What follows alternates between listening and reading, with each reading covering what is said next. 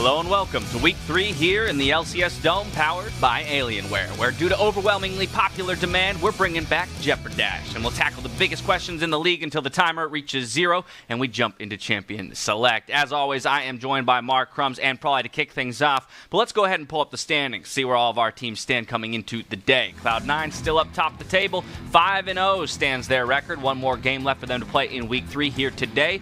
Dignitas, the sole team without a win, as Immortals picked up their first of the split yesterday, 1-4 now for them, and it was the Academy lineup that did it. But let's talk about that C9 squad who continues to impress.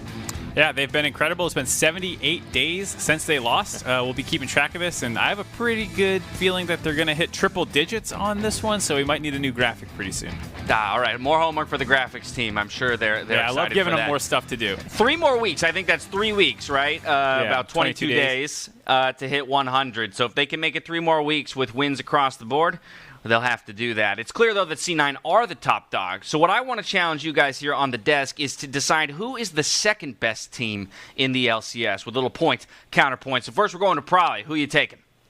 I'm going to go ahead and say EG Evil Geniuses. I think they are the second best team right now. And I think they have, and the reason why is I think they have the highest skill cap outside of C9, and they're the team that's gotten closest to reaching that skill cap. If we remember, they spent the first 4 weeks of spring kind of finding their play, and then in the last half of spring really kind of taking off. And during this time, they're the only team to take a game from C9 in a best of 5. And since spring, coming into summer, they're also the only team to have a perfect game so far. And a big part of EG that was kind of questionable was how Kumo was playing in spring, but in summer his stats have improved. He's the highest in CSD, XP, and gold at 10 minutes above top laners, and I would say EG has probably the best grasp on the meta. They're playing the Volibear, they're playing aggressive junglers, and they're playing range supports. So all this makes me feel like they're reaching that second spot. Yeah, whatever. You forgot 1 point. They lost in the playoffs to my team, FlyQuest, for who I think is the second best team. EG beat FlyQuest 2, by the way, in playoffs. Yeah, but that was, when they're still leveling up with Solo, which is my point. They've been leveling up with Solo for a while now, and now they have one of the best early games. They have a ton of kills and assists at 15. They have the most kills per minute, combined kills per minute, and they have the second lowest major deficit in the league behind only Cloud9. So this is a team that's playing incredibly well, like you're saying, and they're still getting better. The same we talk about Kumo leveling up. They've been integrating with Solo, and they've brought Mash in. So this is a team that doesn't have any weaknesses individually that I can point out. They work well as a team. They've revamped their play style to be more aggressive, and they're doing it while incorporating new talent. Well, strong cases for both of these teams. Crumbs, where do you fall in the argument? I like where Prolly was going for. I thought EG looked good until they got stomped yesterday by TSM, so they're already out of the question. Yeah, don't worry about that. And then I thought FlyQuest, okay, surely they could be the second best placed team, but they haven't faced anybody that's really tough competition. When they faced TSM, they just entered the draft away, so we didn't even get to really see what the TSM that BDG did to FlyQuest if it was an even matchup. So I want to see FlyQuest have a better schedule, and look at that. When they face Team Liquid, when they face CG, if they can beat those 2 opponents, I'll concede. I'll give it to FlyQuest. But until then, it's completely up in the air, and we're overreacting. What do you... Well, someone is the second best team. We might not know No, it. there isn't. Someone has to be the Someone second has best. to be. Yeah. Not yet.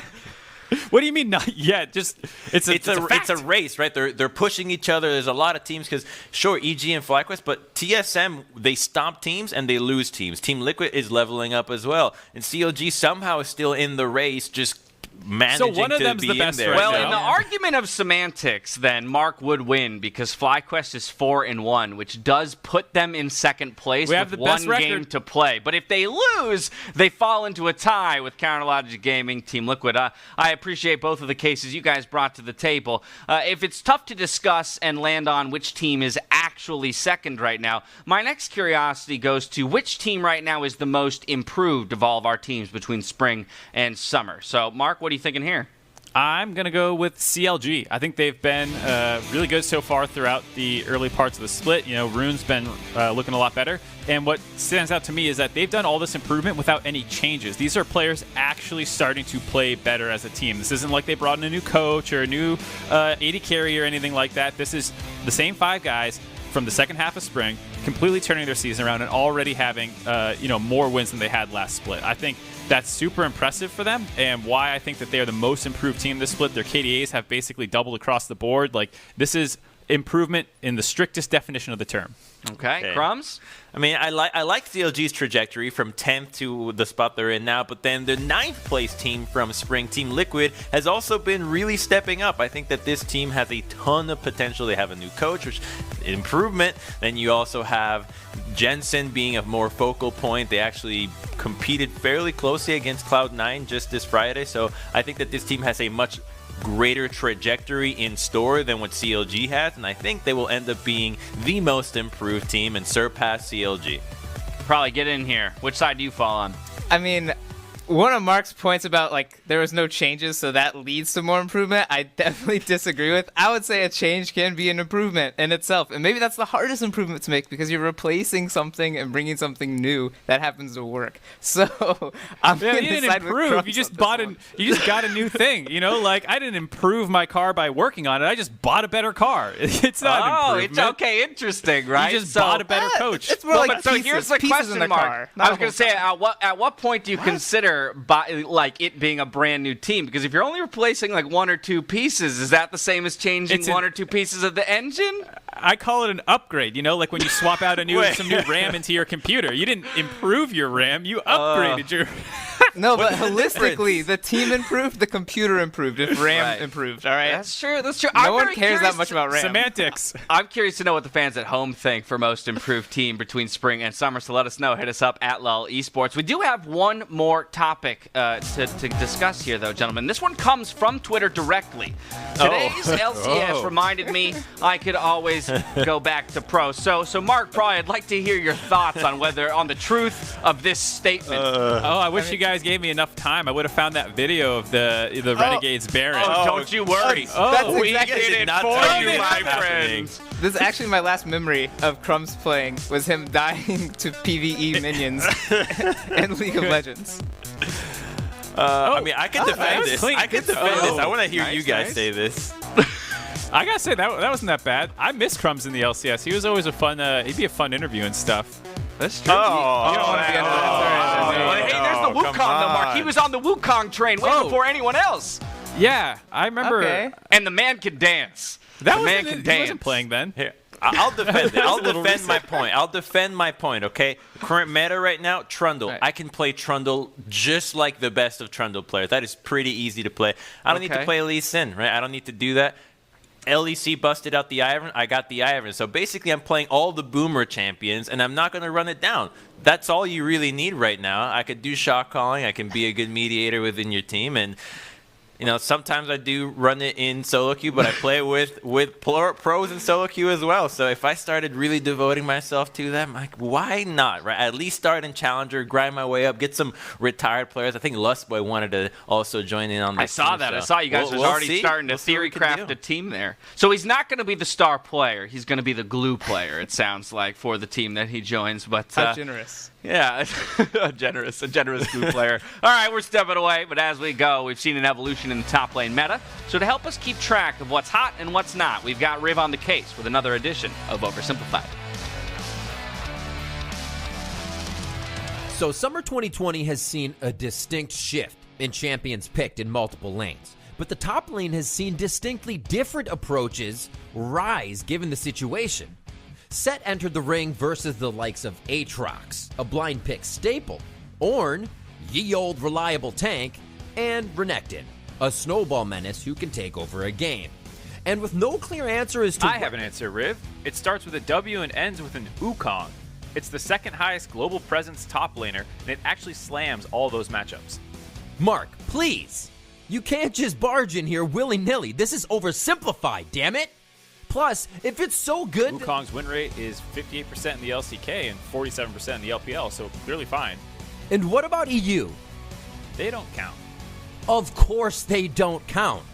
If you don't mind. Next patch, you could see some shakeups with Ornn receiving a nerf to his passive, the Living Forge, where health and mana you get from items you make in lane retain their previous percentage, removing that in-lane boost. That coupled with a nerf to Conqueror Oh, and you Death. know who isn't getting nerfed? Wukong. Wukong didn't get nerfed. You know what? You can use his R twice. You can actually click it a second time. Do you think maybe that's why North America's not playing it? No one's told them yet? Maybe that's the problem. Hey, guys, you can use Wukong's ult the second time. You can reactivate it. I guess this was top lane. Oversimplified.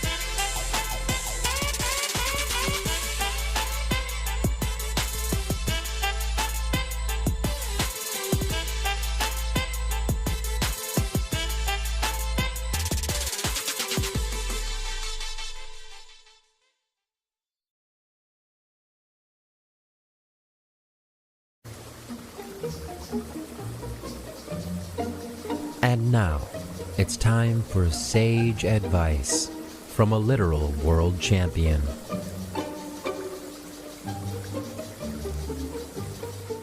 Hey again. Remember to always click the lantern. Seriously, it's not that hard. Just click it. It'll save you. What are you doing? Click the lantern. This has been sage advice from a literal world champion. Welcome back to the LCS, where I'm happy to announce that after a very intense bidding war between both local and international game show networks, the LCS won out in successfully locking down the hottest thing on the market right now, and that would be Jeopardash. That's right, we're back for another episode of everyone's favorite game show, Jeopardash. We got our 3 contestants here. Hope you guys are ready, because we've got a couple really hard questions coming at you. So number 1, what team has the fastest average game time this split? Wow, Crumbs was quick. What's the answer, buddy? Immortals. That is incorrect. Because it doesn't say winning or losing. It doesn't say if they won or lost. That's Yeah, true. he's already said you're wrong. This is just average game time, and you are correct on that. So Mark was the second hand. I got to go to him. I'm still just going to say Cloud9. Wow. Okay, good guess, but it was pretty obvious, Mark. Prolly? Evil Geniuses? There it is. That's the right answer. It's Evil Geniuses. The Wow. bait, of course, being Cloud9 by a slim margin. But Evil Geniuses' average game time is 28:45. Cloud9 is second, Mark, so good guess on that one. 29:18 for their time. That was probably the easiest question we had here for the day, so here we go. How many splits has Xmithy led the league in First Blood K+A? Oh, wow. Probably his hands up. Probably his hand is up. I'm Go just for waiting it, to be Mo. called on. Yeah, get All him, my right. friend. I'm going to go ahead and say 3. 3. Good guess. Not quite. Anyone else? Is there going Hot to or be any cold? hints? Hot or cold? No hints. Can I ask? No can I- hints on this one. No hints on. I will tell you this. Xmithy has had the most first bloods and assists in the LCS all time with 157. So he's the all-time leader to begin with. But how many splits has he led the league in these stats? I mean, he's been playing since season 3, and he hasn't taken a split off. So that's Crumbs has got his hand up. What are I you got thinking? one. I'm going to say 6 because he's got 6 titles. Incorrect. Mark, you get the final guess. 9. Only 2. He's only led in that stat 2 splits out of all of them. So probably you were very close. It was 2015 spring on CLG and then 2017 summer on Immortals. It's good to have him back I was in the pretty lead. close, as though, the huh? You were? Yeah, you were pretty close with 9 there, my I friend. was only Good. more than 4 times too high, but I think I did pretty good. All right, question number 3. A zero-death game is quite rare, and in a loss, it's even more difficult. It's only happened 277 times across 2,289 games. Remember, we're only requiring one player on the losing team to have 0 deaths. Ultimate So KDA which player has the most deathless losses all time? Wow. Reckless. LCS player. Oh, darn it. LCS player, Mark. Reading's- I'm not going to reading's hard. count that It's as okay. a guess, and I'm going to let you try It was again a if you joke, want. yeah. Anyone else? Anyone got a guess? So that's just rolling over and dying, right? Like not doing much. You 0 just- deaths, but still losing the game. Which player has the It's most got to of be those? a marksman Okay, I got one. I or got a one. I will. mid Oh, laner. okay. Somebody's already got it. I saw Prolly's hands up first, so he's got a guess. Let's see what it is. All right. I think it's normally 80 carries, but I'm going to guess Jensen. Not quite. Crumbs, your hand is up. Cody's son. Nope. Mark. Bjergsen. All right, you guys clearly need a hint, so I'm going to give you 2 hints. They It are is a marksman. currently an active. Oh no, we're just going to give you the answer, I guess. It's Mash. All right, it's I would Mash. have never guessed this, though. With so that's fair. 11 deathless losses, most in the LCS all time. There are a couple runners up, and one of you called them out. It was Jensen at 10, only 1 game behind. Definitely as well has 10 deathless losses. Then the next category is Definitely's a good one. Santorin, Lorlo, Cody Sun, and Hakuho all have 9 deathless losses in their career history. We got one more question, the 4th and final one. Cloud9 has had 7 players that started their pro careers in Academy first. Not counting their current Academy roster, how many of these players have made it to the LCS stage? So out of those 7 players that started their pro careers on Cloud9 Academy, how many have made it to the LCS stage? And are they active, or you mean like they How many played at a games? point? They've at least played on the LCS stage once. Okay, so but like- they so had to have Keith would started count. in an academy, so it's not Oh, LCS to academy and back. You had to Oh, have okay. So started Keith your is, career someone in like Keith academy. is out. Exactly. Okay, that's good to know. All right. Wow. All right, Prolly. I'm going 6? Very, very interesting guess. Not quite correct. Mark? 5. Nope. Damn Okay. it. I'm trying to Crumbs. use his hints. So 3. No, we had the closest guess was 6, but 7 is actually 7, I the was correct gonna- answer. Now Crumbs, here's you had the to go thing. the other way. Here's the thing. The 7 that have played a significant number of games are Licorice, Contracts, Zazel, Blabber, Kumo, Diamond, Wiggly. Diamond has subbed in for an LCS match once. That's what I So thought. there you have it. It just goes to show. That's what you thought. Yeah, that's what he thought. I Yeah, that's what he thought, miscalculated but didn't Diamond. guess.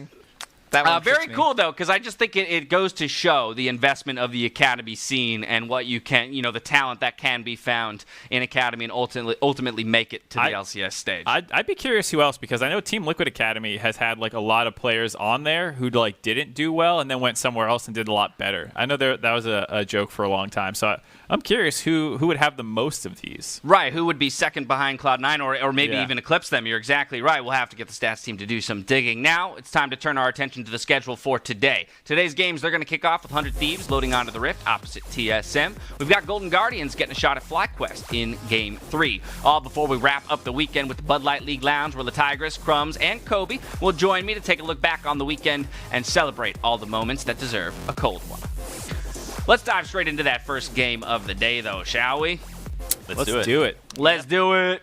TSM versus 100 Thieves. Yesterday, TSM turned in their best game of the split, arguably taking down EG.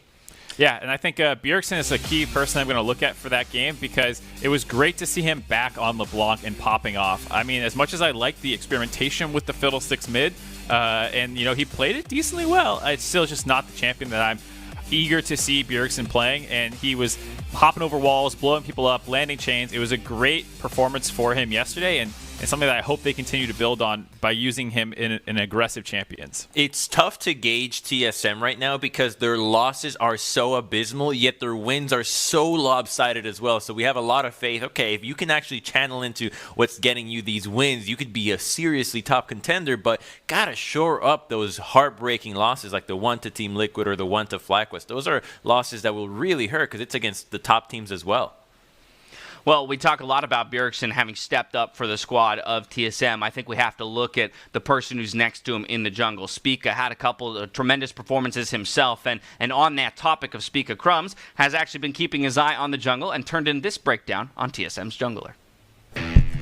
Let's take a look at a set play TSM made Week 2 against IMT. We start things off with a late invade, and both teams ward their enemy blue buffs. The result? Both teams know that junglers are starting on the red side by themselves. Now, since Lee is doing a leashless start, this is going to free up top lane to bully out Soaz. This is the power of Sett being able to be uncontested on the wave, and he's going to use his time to build up a large minion wave. Now in the mid lane, this is the new tank Fiddlesticks. He has a very strong early clear that is hard to contest, so he's going to hard shove the wave as quickly as he can. Now, so when Spica goes for a level 2 invade on the blue buff, he knows that Trundle is not on TSM's blue, and he sees that the blast cone is gone, so he deduces that Potluck must be waiting for him. He bides his time, wards, and then hops over. Now, when Potluck thinks about contesting, Bjergsen's already shoved the wave, and he's well on his way, so Potluck is forced to run with his tail between his legs, and will be relegated to just doing his wolf camp and going to the other side of the map. Now Bjergsen will return to the mid lane and crash the second wave while Spica hits level 3 after finishing the Gromp. Now watch the timing on this. As soon as Spica shows up here, the wave top has crashed and Bjergsen is teleporting over. This is a really good 3-on-1 dive. There is no one coming to help Soaz. They kill him, but they know he's got teleport. He wouldn't miss a whole lot if he just TPs back and catches the whole wave. So they wait around for him and they go to kill him again. Now this dive is not going to be as clean as the first one, but they still get to take out Soaz. And despite Spica dying, this is exactly the kind of play we want to see our best teams make if they're to compete against Cloud9 and the best teams in the world.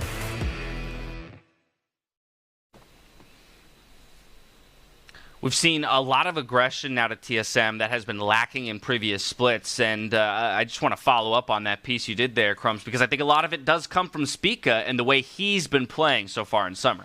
Absolutely. His champion pool, I think, is really fitting to what is powerful right now, and the team is rallying around him. That play just highlights that the solo lanes are very involved in letting him go for that kind of play. So it's a TSM recognizing we need to change the way we view the jungle and make sure that we stay on top of what is the optimal way of playing. So it's exciting to see that they're breaking out of the mold that has hurt them for so long.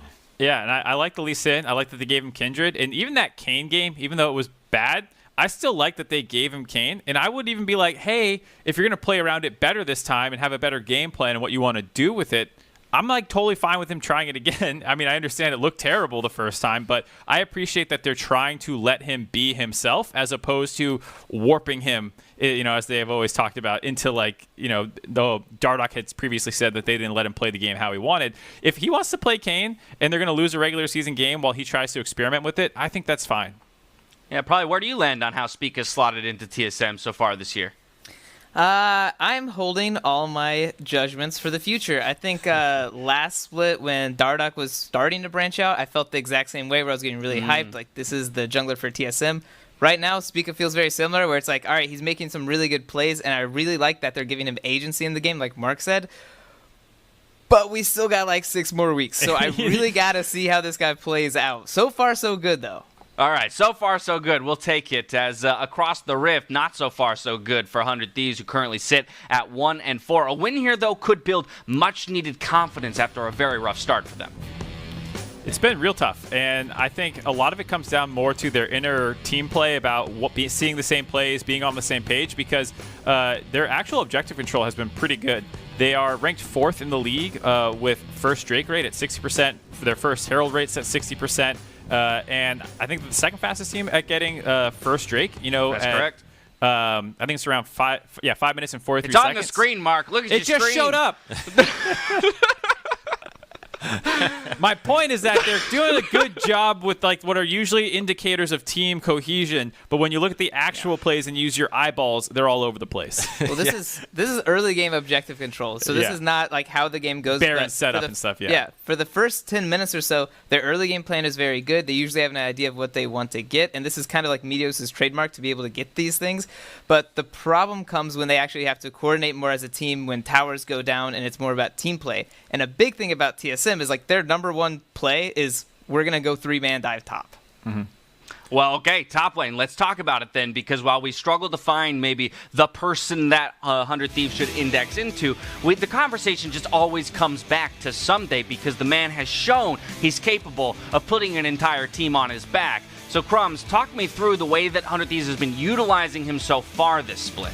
I mean, he's super talented, and so far he's been playing 2 games of Ornn and actually found a pretty solid win on Renekton. So they're just trying to give him a solid pick for the meta right now, and then just hoping that he can win his lane and snowball that way. There's not a lot of resources being sent to his side. He's playing a lot more weak side, and I think that's because the team is still trying to figure out how do we make our 2v2 mid work. So if they want to get some more wins, I think they'll continue to look towards Ssumday and maybe give him some more agency with his picks. Yeah, so Mark, help me out on that, because I just heard, carry champion like Renekton, but now he's playing weak side, so I'm a little confused. I think that's the general thing with a lot of this stuff is they always seem to be focused on having a lot of game plan around mid lane, like he's saying. They're playing a lot of these resource-hungry mid laners.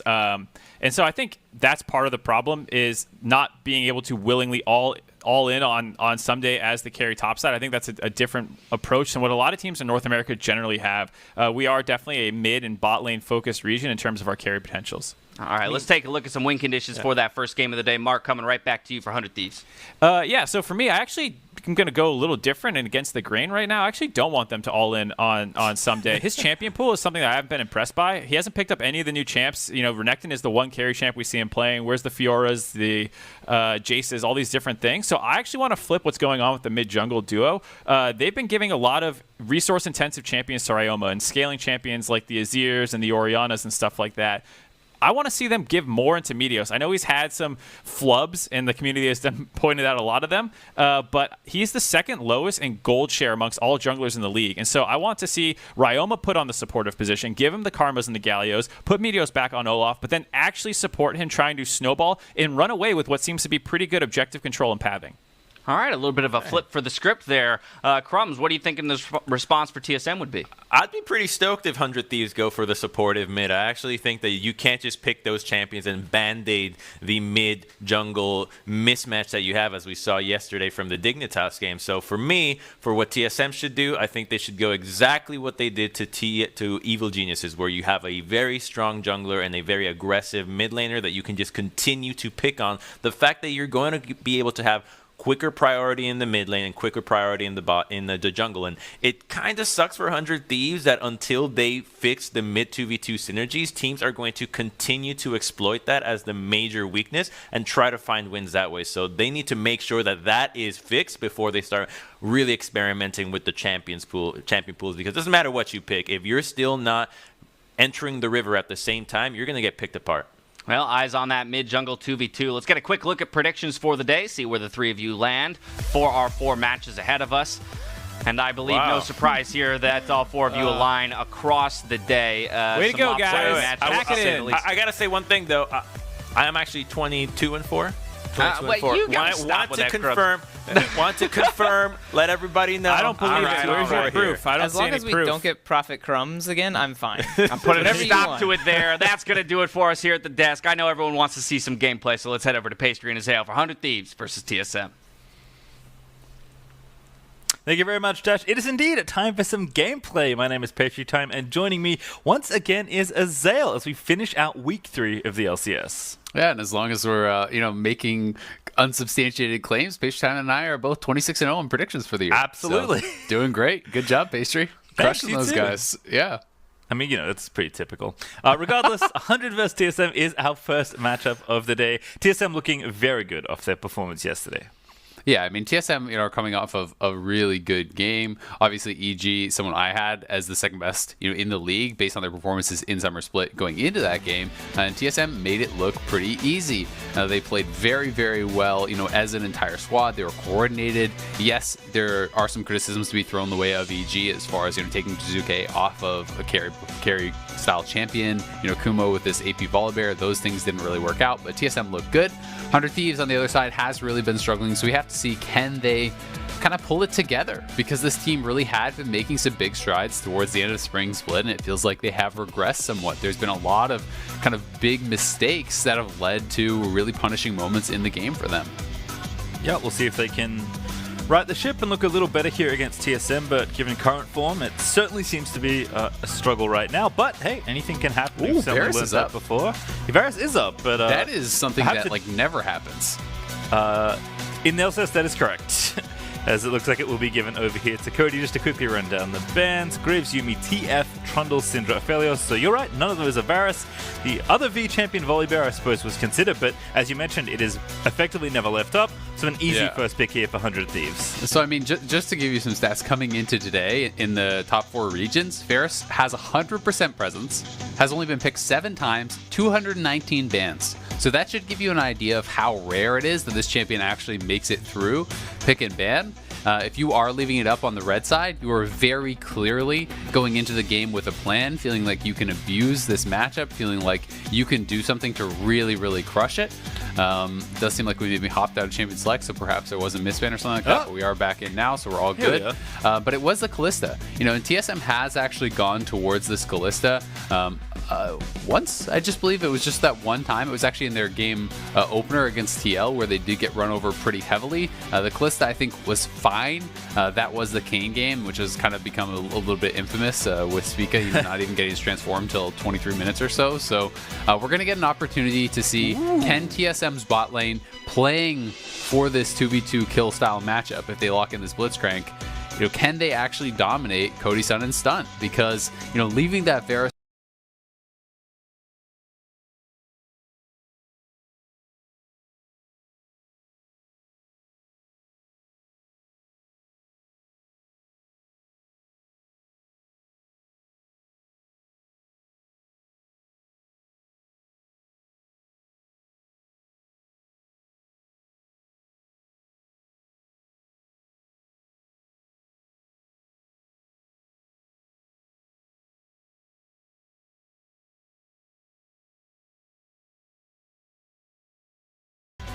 But very curious 2v2 developing here, especially given, like you said, TSM did something that is so rare, which is leave the Varus open. Yeah, and I do think with Blitzcrank, there is the ability to actually hook the Thresh or the Varus. Varus obviously is more about the poke, the sustained DPS, in these extended fights is going to be lower. If you can get an early hook even onto that Thresh, you do have the ability to perhaps, just run him down. I'm assuming Bifrost is going to go Ignite. You stack up those spears, you can look for those 2v2 kills. We obviously have Volibear already locked in. That could be jungle, that could be top. I like taking Volibear first round like this on the red side because it does make it a little bit more difficult to draft against. Some more bans thrown Bjergsen's way here. 3 bans obviously been thrown his way from 100 Thieves. Zillion has been getting banned against him a lot. LeBlanc, he performed on very well yesterday, so that was taken off the table. And they have grabbed that Orianna, so this could be a counter pick for Broken Blade up in the top lane. It could also be something for Spica. If the draft really fits it, maybe Spica's going to have a nice pick here as far as that last pick on red side, and then they could just put Volibear up in the top lane. So it will be pretty interesting. Aatrox is going to be what they're going up against, and Qiyana also theoretically is a flex. I don't really expect them to go for it though. I believe the only player I can remember playing Qiyana top is actually Broken Blade, but yeah, I think something like GP would make sense. I do like that Bjergsen's just willing to take a very safe blind after all the mid bans and just say, we're probably going to devolve into some sort of farm-heavy matchup, as here, pretty obvious on the Royama side, but just maintaining the flexibility of the Vol you drafted, giving Broken Blade counterpick here against the Aatrox, so will be the Gangplank as you suspected. Yeah, and I think the GP, it just makes sense with what they're trying to do in this draft, right? When you're going for Kalista Blitz as your bottom lane duo, you want to be playing to that side. This is not something that you want to just have them AFKing under the turret, sitting back, getting poked out by the Varus. Allowing that Varus to be able to be in a comfort zone, I think is incredibly dangerous. So when you go for something like the GP, you don't necessarily have to play to that side of the map. GP can farm it out. You can be ulting towards bot lane, looking for plays down on that bottom side, bring down the Volibear, look for dives, turn off the turret, drop the GP ult, fly in there with the Blitzcrank and Kalista, and look to try to really punish this Varus. And I do think that so much of the game is just going to be based around this bottom lane. People are going to be hyper focused on this as a pick because TSM very conspicuously left that Varus up. It's almost never happened in the LCS so far this split. If it's not the first pick, it's one of the first picks. So, it's really going to come down to that. Yeah, I like it a lot. I think GP he's good for a lot of different reasons, but I think what you were alluding to there with the ulti just being like such a nuisance for especially immobile ADs to deal with. You just get GP ulted and you're like walking through mud trying to do anything in a team fight, and with Blitzcrank there as well to potentially hook you. I do like what TSM have put together. This does take some emphasis away there from the top side of the map, which has been, I think, more of the focus for TSM. I think for the most part, Doublelift and Bio were just happy to play a winning 2v2 and try and get an edge on their own, which they should be very good at. But we'll see how it all shakes out. Broken Blade tends to get a lot of attention in the top lane, but as you said, I think this is certainly more about the Varus pick, which, as you said, TSM decided to make the draft all about it, and you should not do that without a plan. Yeah, and they have a clear plan, and now it's just being able to execute on it, right? I do think that you can still go up to the top lane. It's not that you can never go up there, never do things up there, but clearly the plan is draft around this bot lane, this 2v2 that you have gone for with the Blitz, with the Kalista. Another thing kind of working in favor of the GP is that when you have physical damage top laner plus a physical damage jungler, it is that Aatrox plus the Olaf. Yes, those are strong early champions, but you can go towards things like the Tabbies if you are really worried, even early Joram's Fist. We have seen people go relatively defensive like that, especially when it is kind of that one damage type up on that top side of the map and be pretty effective. It does, push your Triforce completion back, but if you're going to be playing weak side, that's sometimes a sacrifice that you have to be willing to make to just survive and withstand the onslaught early on, get the farm that you can, stay healthy as you can, and just try to look for assists and, helping your team on the bottom side of the map with that ultimate. Yeah, and it does feel like the 100 Thieves game plan falls into very much the same camp then. Like, Cody's been given a lot of power with this pick. Every team in the world would first pick Varus pretty much when they're allowed to, so the reason it's never let through is because of how powerful it is, so they need to be taking advantage of what that 2v2 can offer. But here we are out onto Summoner's Rifts for the first game of Sunday. 4 to go before week 3 is over. TSM looking for a 2-0 weekend. 100 Thieves looking for a big win for them in terms of momentum, given the early start they've had to their season. So it is Hail of Blades Kalista, and Doublelift is going to go with the cleanse. Makes a lot of sense, being able to cleanse the Varus ultimate, the hook, obviously, as well. two pretty key lockdowns, and when Kalista is actually locked down, it's so much of the power that is being taken away because you obviously are doing those move hops with the auto attacks. So keeping that freedom is going to be pretty important. Also worth noting that the Volibear, is going to be PTA. We have talked about some of the other rune choices. Sometimes people go Predator, sometimes there is even Phase Rush, Conqueror. There are some various options, but PTA is definitely the standard coming out of the jungle. And Volibear can actually duel fairly well against the Olaf. You can trade okay. If you cannot actually burst down that Olaf, though, the extended trades are going to go more and more in the favor of that Olaf. So you can look for 2v2s, but the extended 1v1 is going to be more dangerous if you don't have quite enough damage to actually knock him down. So we'll see exactly how they want to start this off, as Meteos is going to be spotted going in, and he's actually going to be starting off on TSM's Raptors. So this should just go into vertical jungling, I would expect. First Pika to just go towards the enemy red buff right after this, and then it kind of becomes a question of how do these two teams respond? Does anyone want to actually try to collapse and stop the jungler? Is it just a handshake on, okay, you go there, we'll go here? But this is going to be something that kind of lends itself to Meteos playing towards the top side, trying to really punish this GP, trying to keep him down if he's going into the vertical jungling, and it's going to make Broken Blade's job that much harder. But TSM may be okay with that handshake, given that they want to play towards bot.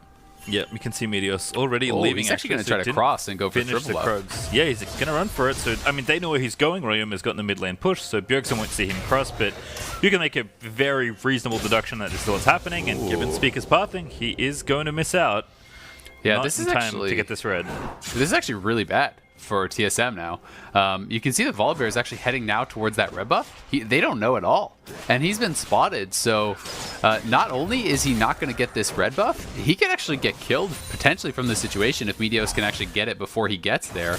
We'll have to see if he can finish it off. We're not actually getting a view of that right now. But back here on this top side, Broken Blade is going to be trading, and at the very least they do know that Olaf is down there. Yeah, Speaker was level 3. Did he steal it? I'm not actually sure. No. We'll find out in a moment. No, Speaker didn't get it because he's at 12 CS, so he did that full blue quadrant clear. So Meteos did get it, and Meteos will get the triple buff. Speaker now is going to be left with not a lot. He can do this bottom side scuttle, but there's only one of the mini raptors left for him up on his top side, and then the Krugs. So there's just going to be a lot less camps for him to farm. Meteos took 2 full camps essentially away from his opponent, and Speaker wasn't able to really get anything. So this is going to put TSM behind. This is going to put Meteos in an advantageous position, and we'll see if he can really get anything more from this. Broken Blade is in a pretty awkward spot, but I do think that Olaf was spotted, and Someday is getting very far ahead of himself, taking a lot of minion damage there without Meteos around to help. Yeah, it a barrel to the face as well that Broken Blade was able to pop with a parlay, so looks like the top laners will just retreat. Broken Blade going to go back and TP back to lane as well. We'll see what he does on a purchase. Doran's and a control ward, plus the biscuit that just came in from his rune, so not a whole lot. No, but he needed to reset the wave is really the problem. And he was just kind of backing off from Someday, even though he could have won that 1v1 potentially, because he didn't know exactly where Olaf was. He assumed that he would be committing, and you're kind of forced to TP back to lane in that spot. They need to get the wave to the turret. They need to reset that. That's why Spica is up here trying to shadow just in case the Olaf was to come up and he could be around to help him out. But either way, 100 Thieves is going to be pretty happy with the early start.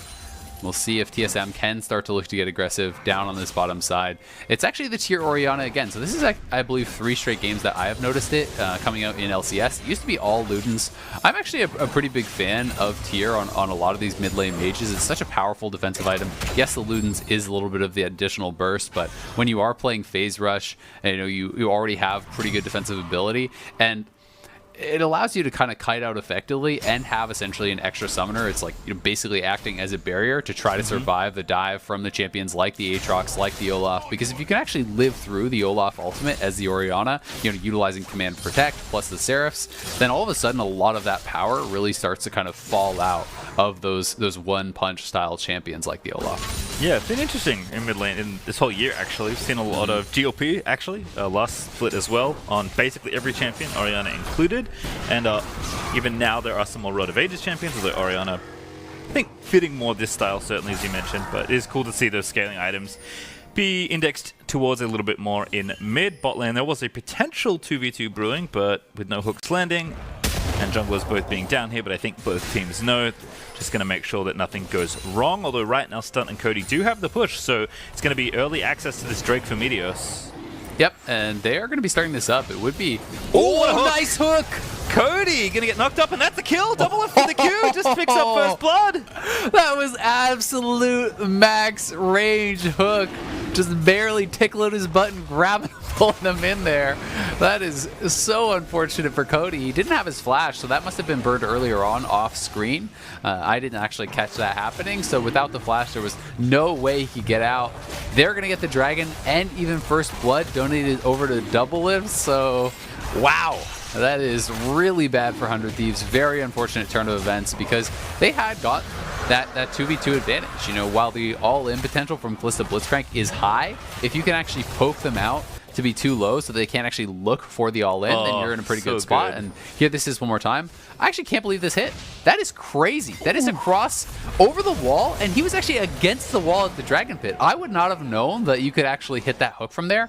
A number of patches ago, I know they did increase the Blitzcrank hook range, so that is those buffs in action right there, and credit to Biofrost, knowing his limits. You know, they had that ward, and he knew he could actually hit the hook.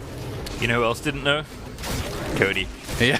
So almost no way you would think that would hit. So unfortunately for him, he does fall prey to Biofrost's first hook, and could not have gone worse, honestly, getting the Drake as well for TSM. Yeah, I mean, that is a value hook if I've ever seen one. That hook stole the dragon and gave them first blood with one spell. Not bad. Pretty good ability. Yeah, Meteos, pretty good. So continuing his rampaging counter jungling, he's going to take these Krugs away as well.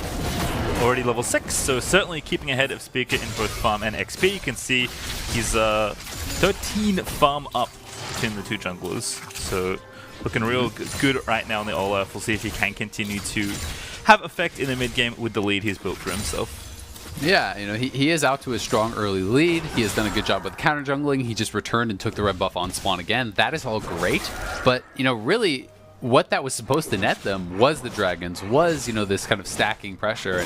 And if he just stays like 10, 12, whatever farm ahead, but isn't able to execute on kills, isn't able to take objectives as a result, then it's not going to amount to much. You can see he's moving up towards the Rift Herald. Blitz and Volley are both bot side. Orianna's basing, so this should be an uncontested Rift. But it does mean that Cody-san's got to be really, really careful. He's going to have to back off this wave. You're going to lose turret plates potentially here too. So, you know, if it's even worth the trade is kind of questionable. It's just going to depend how much do you actually get out of this Rift Herald, because it's going to be 2 plates already gone. This is going to be Cody-san missing at least a couple CS. I didn't see exactly how many went down, but I mean, he is down a good 10 farm. Yeah, level 7 here as well for Double Lift, so feeling good in the 2v2. Flash hook hits Cody again! He does have flash this time, and he's out with the Lantern. Kalista ulti not able to quite clip him, but I like the aggression there from the TSM duo lane, getting another plate as well. That is a good trade. Broken Blade here. No ulti. You need to leave Broken Blade, but I think it's going to be too late for that. Yep, there's Bjergsen. Have to think a TP is coming in. Meteos actually very low. Shockwave is ready. Does clip Someday, just barely doesn't pull him back though. Only a mini stun really against the terrain. So Meteos and Someday will both escape. Someday even turning back around to duel Broken Blade, but good coverage there for Bjergsen, but really gets nothing but making sure Broken Blade doesn't die. Yeah, I mean, it's a good TP. It does protect him, you know, keeps him alive there and stops that dive from happening. But Meteos, this is actually really smart. Just going to run straight to mid lane, drop it down here, you know, because Bjergsen already is going to have lost 2 plates on the roam. Someday coming down also. So this is actually a really smart move from 100 Thieves. They threaten topside, get the TP. Yes, that does not happen. That dive doesn't go down, but they get almost every turret plate off of this mid lane turret. They get the TP. Broken Blade may be able to trade back like 1 plate on top side, but this is really nicely done by 100 Thieves. Yeah, good bit of maneuvering there from Meteos. Getting almost the mid tower down, but certainly collecting a ton of plates off that first Herald. So pretty successful with the use of the objective that they had kind of traded for, which did unfortunately cost Cody his flash again. We'll see if they do revisit the lane, or even just able to find another hook in the 2v2 to give Double Lift even more kills. Someday and Broken Blade though continuing to battle. Someday up nicely in the 1v1 right now. Part of that is due to some of the pressure Meteos has been putting out. But 20 farm ahead is nice for the Aatrox. It is very nice, and a lot of it, yeah, is really to do with that split map jungling kind of thing that we saw, that Meteos actually took control of the top side. It meant that Broken Blade had to play very defensively, you know, backing off the wave at times, you know, and it's hard without just watching that one lane matchup to tell exactly how much was lost to that and how much was just, you know, missed farm or misplays, but you can assume that quite a bit was due to that pressure. And nice little roam here from Bjergsen, nets them another plate, another couple CS denied there as well.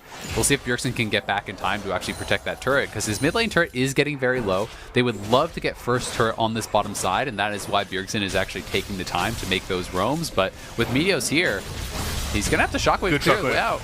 Yep, I like it. Just get a bit of pressure. Tower hits Ryoma. They're trying to win this race here, as you mentioned. Doublelift and Bifrost fishing for a kill. Cody is very bold to be staying at this point. The hook, just barely doesn't connect, but here you go. Fate Skull, they're just going to dive it. That's the easy setup there. The Blitz silence is good enough, and Doublelift snags kill number 2. Bifrost will live, and we'll see if they can win the race for the tower. I think they can at this point. Olaf has got to get down here ASAP, but Volibear could cover, and then they could just finish it off. It looks like Olaf is not going to come down, so they are just going to cede first turret.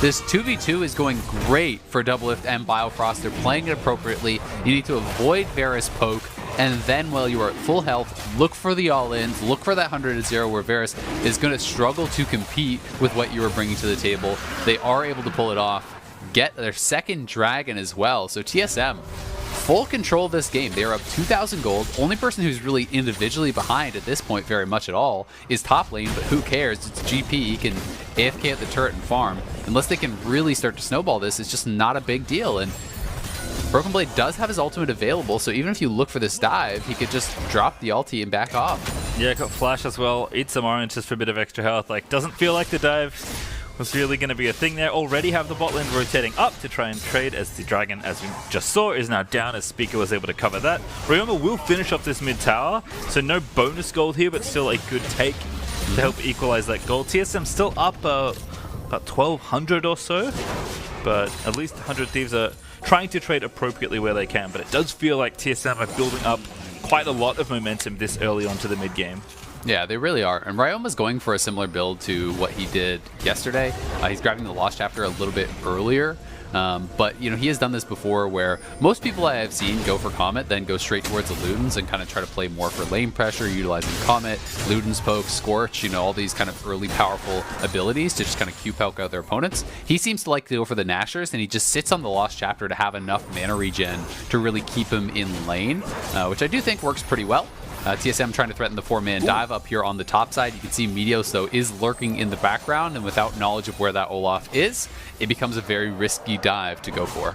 Yeah, Stunt does not get hit by that hook, but it certainly looked close. Bifrost not quite able to find the range this time around. Still continuing that pressure, gonna ride waves into this tower. 15 seconds left to take plates off, so it doesn't look like anyone else will be cashing in any longer. But again, next Drake's not up for 3 minutes, so no reason for Doublelift and Bifrost to do much else. And Speaker is still suspecting that Meteos is going to be around here potentially. We know he's on the bottom side right now taking his red, but I'm curious to see if there's maybe a dive brewing in top lane, although it looks like Speaker's going to back off and just let Double and Bio continue their 2v2 pressure, which again, it feels like they effectively traded Broken Blade's deficit for Doublelift's advantage. And given what I'm seeing on my scoreboard, that's a very worthwhile trade for the Kalista. Yeah, I mean, it's a much bigger lead on the bottom side than there is a deficit on the top side for TSM. And given that GP scales very well, you know, and I talked about the ability to rush for tabbies and go these defensive builds for like Jorum's Fist and just try to survive. He didn't even need to do that. He actually got Sheen, you know, right after the Doran's played. So yeah, Doran's for a little bit of that early laning power, but he's going quickly towards the Triforce. And it is going to be a potential 100 Thieves dive down here on that bottom side. That is what is brewing. But Broken Blade, he's sniffed this out. He knows no one on his team is on this side of the map. There's no vision, so he's going to have to back it up. Flash hook, finds one. That's going to be Stunt, forced to flash away, puts the box up. Stormbringer in, can't stop the Volibear. And that's going to be a kill for Speaker as the lightning comes down. Yeah, dropping the thunder there as Broken Blade on the bottom side just ults the wave, so they're able to delay that, get a kill on the top side. The GP is really frustrating to deal with when he does have that ultimate up in these situations, and now they can, at the very worst, trade towers here, top for bot. They can donate the gold into Doublelift's hands. He is already very, very strong, working towards what looks like a second item, Rage Blade, and so much of the game I do think is going to come down to this next potential dragon fight. Very few teams are willing to give up 3 straight dragons and put their opponents at soul point this early on, so I do think that 100 Thieves will fight for it.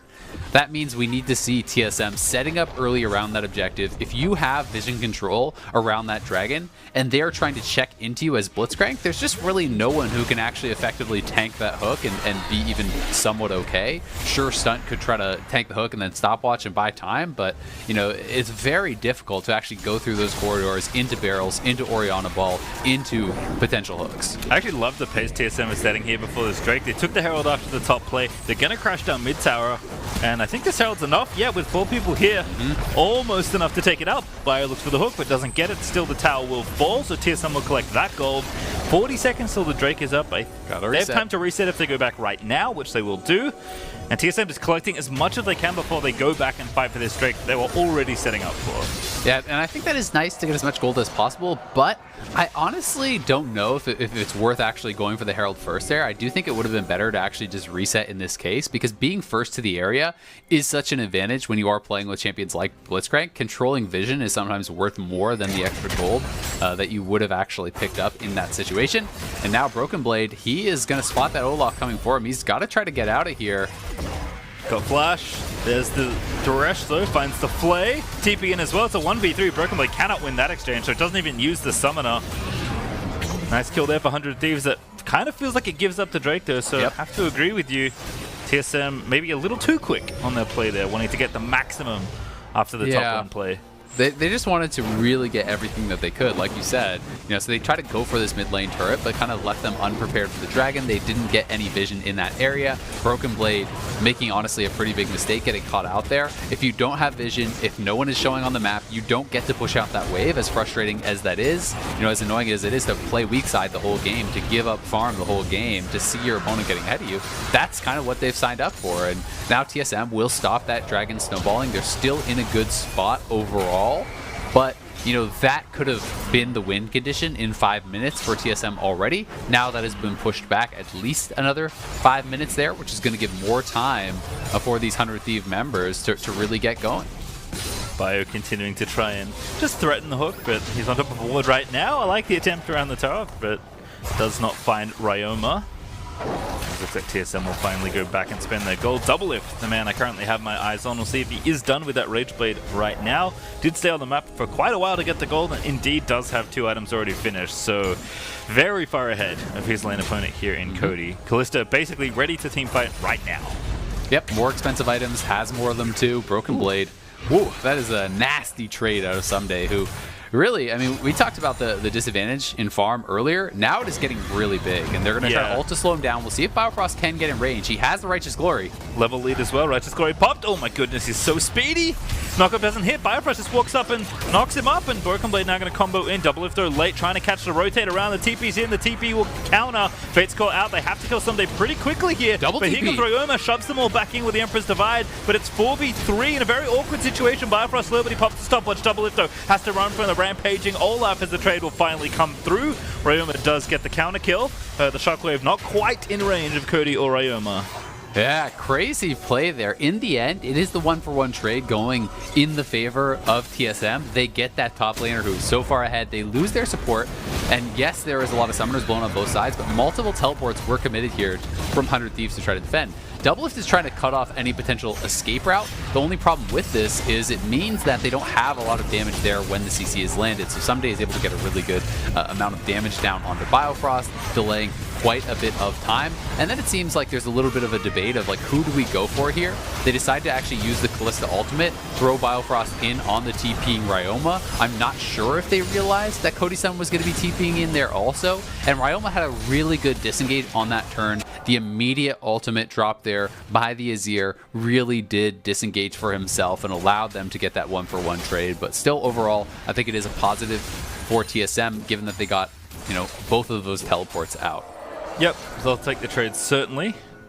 As Broken Blade still trying to get that farm to work on the Triforce. Can't be too far away at this juncture, but like you said, it's certainly feeling the frustration of having to just, take what's given to him rather than get ahead and be greedy, which any pirate wants to do.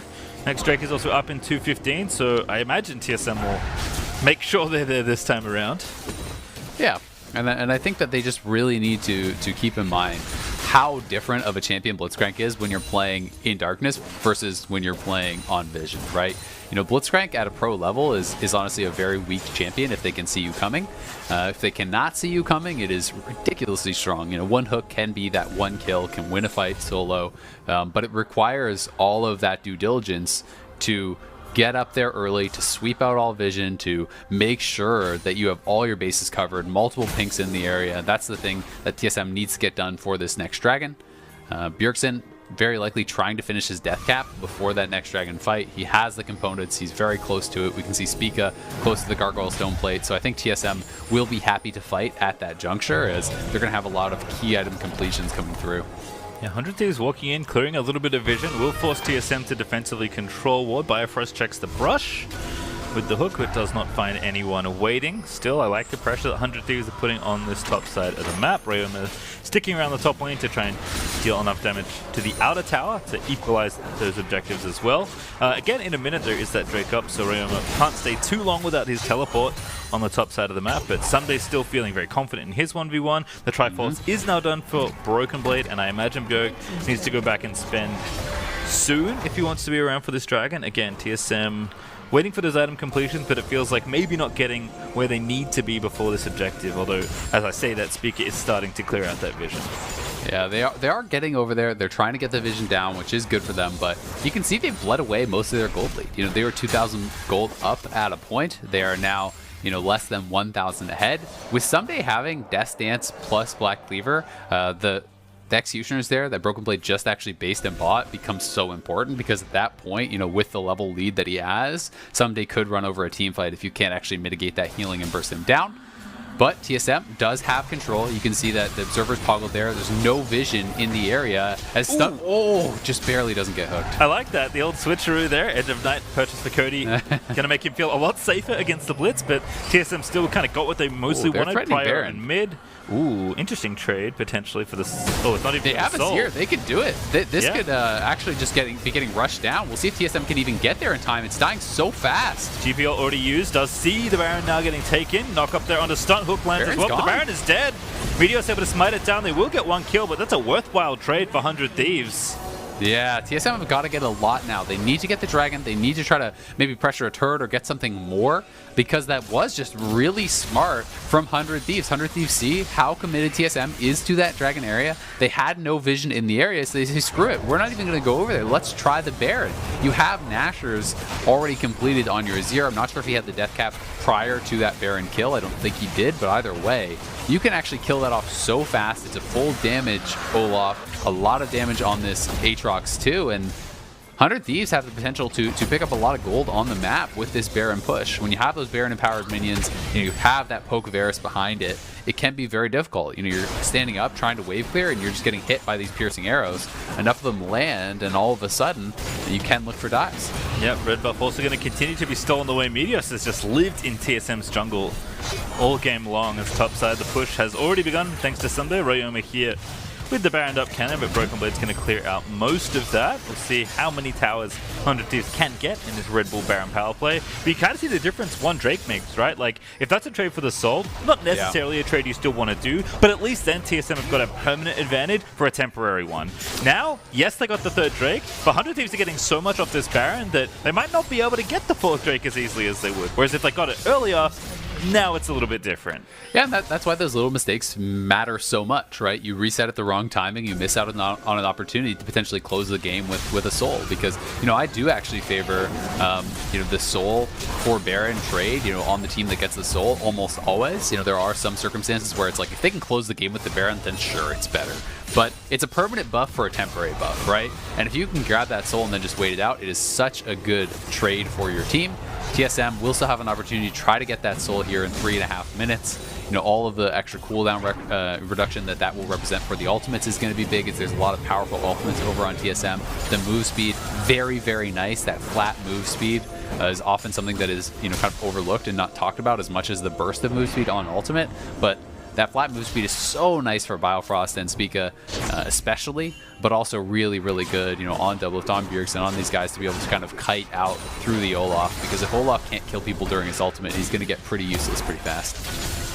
Doublelift getting things pushed in towards this mid-tier 2. Baron is off in 30 seconds, and 100 Thieves only got like a tower, actually, out of the deal. So TSM have done a good job containing the advantage that Baron gave them. Again, now it's about what can they do before this next objective fight, which will be a big one, as TSM this time will have the Cloud Soul to play for. And Doublelift is ridiculously strong. He is 4-0. He is up 53 farm over Cody-san right now. He's got 3 items.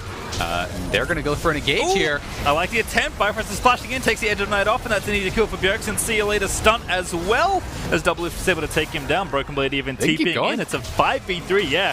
TSM just going to push through. This should honestly be an inhibitor. I think at the very least, Biofrost and Spica just need to run at Ryoma, make sure he has to back up and can't clear that wave, and that's exactly what they are going to do. Nice hook!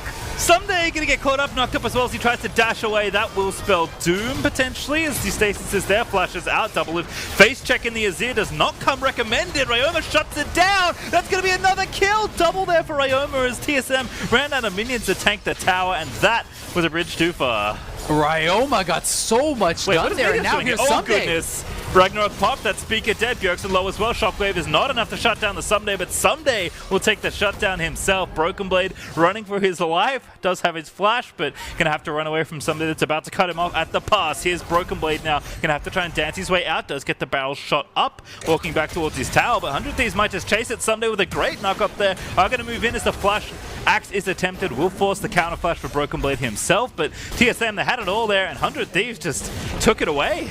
They just way overcommitted. It felt like on that dive, when Someday actually went into the stopwatch, I think they just kind of lost track of how strong Ryoma really is. They could have, after the stopwatch is committed, just backed up, taken the tower, taken the inhibitor, gotten that for free and reset. Instead, they try to commit for this dive. Doublelift staying a little bit too long, to be honest, trying to finish off Someday, and Ryoma absolutely shred him. He is very, very strong on this Azir, now on 3.5 items, has the stopwatch, has the sword boot, so you've got to respect the range and the damage of the Azir at this point. TSM did not do so, and as a result, loses almost everyone and a lot of the pressure that they had actually gained off of what was a great pick mid lane. Yep, I mean, the 2 kills they got in mid, the hit they could have pressured for, all would have made this dragon a lot easier to take. But now they'll have to have a much more contested fight here in 25 seconds. And honestly, that misstep did more damage than that Baron did. 100 Thieves now firmly in the lead, contesting for these Drakes. Hook lands on the stunt. Chain CC is there. Good stasis though, and now 100 Thieves can move in to protect their support. Shockwave though finds 2. Bjergsen able to line it up, but that's the kill over onto Spica. No jungler when the Soul Dragon's up. That's not it. As GPO's going to try and find another hook, Biofrost that can't find the angle. Spica is just way too far forward. He wasn't contributing any damage to that fight. He was actually moving forward. I know he wanted to be there to finish off stunt, but he's not even in range to deal damage. It was just Bjergsen that was actually going to get that kill. So Spica's just tanking all the Azir damage, does end up going down. It's another dragon going the way of 100 Thieves, and Ryoma at this point is just getting out of control on this Azir. Last time he did play earlier this week, he was having a great game, but he kept getting picked off. This time he has not been whatsoever. And if you can't get to the Azir, he can just run over this game and solo carry it 400 Thieves, because TSM's front line is non-existent at this point. The Azir is just absolutely shredding everyone. Yep, and again on the other side, Someday Meteos more than up to the task of running into the backline and tanking as much damage as they can. Yeah, it's certainly more like bruises at this point with the builds that they've gone, but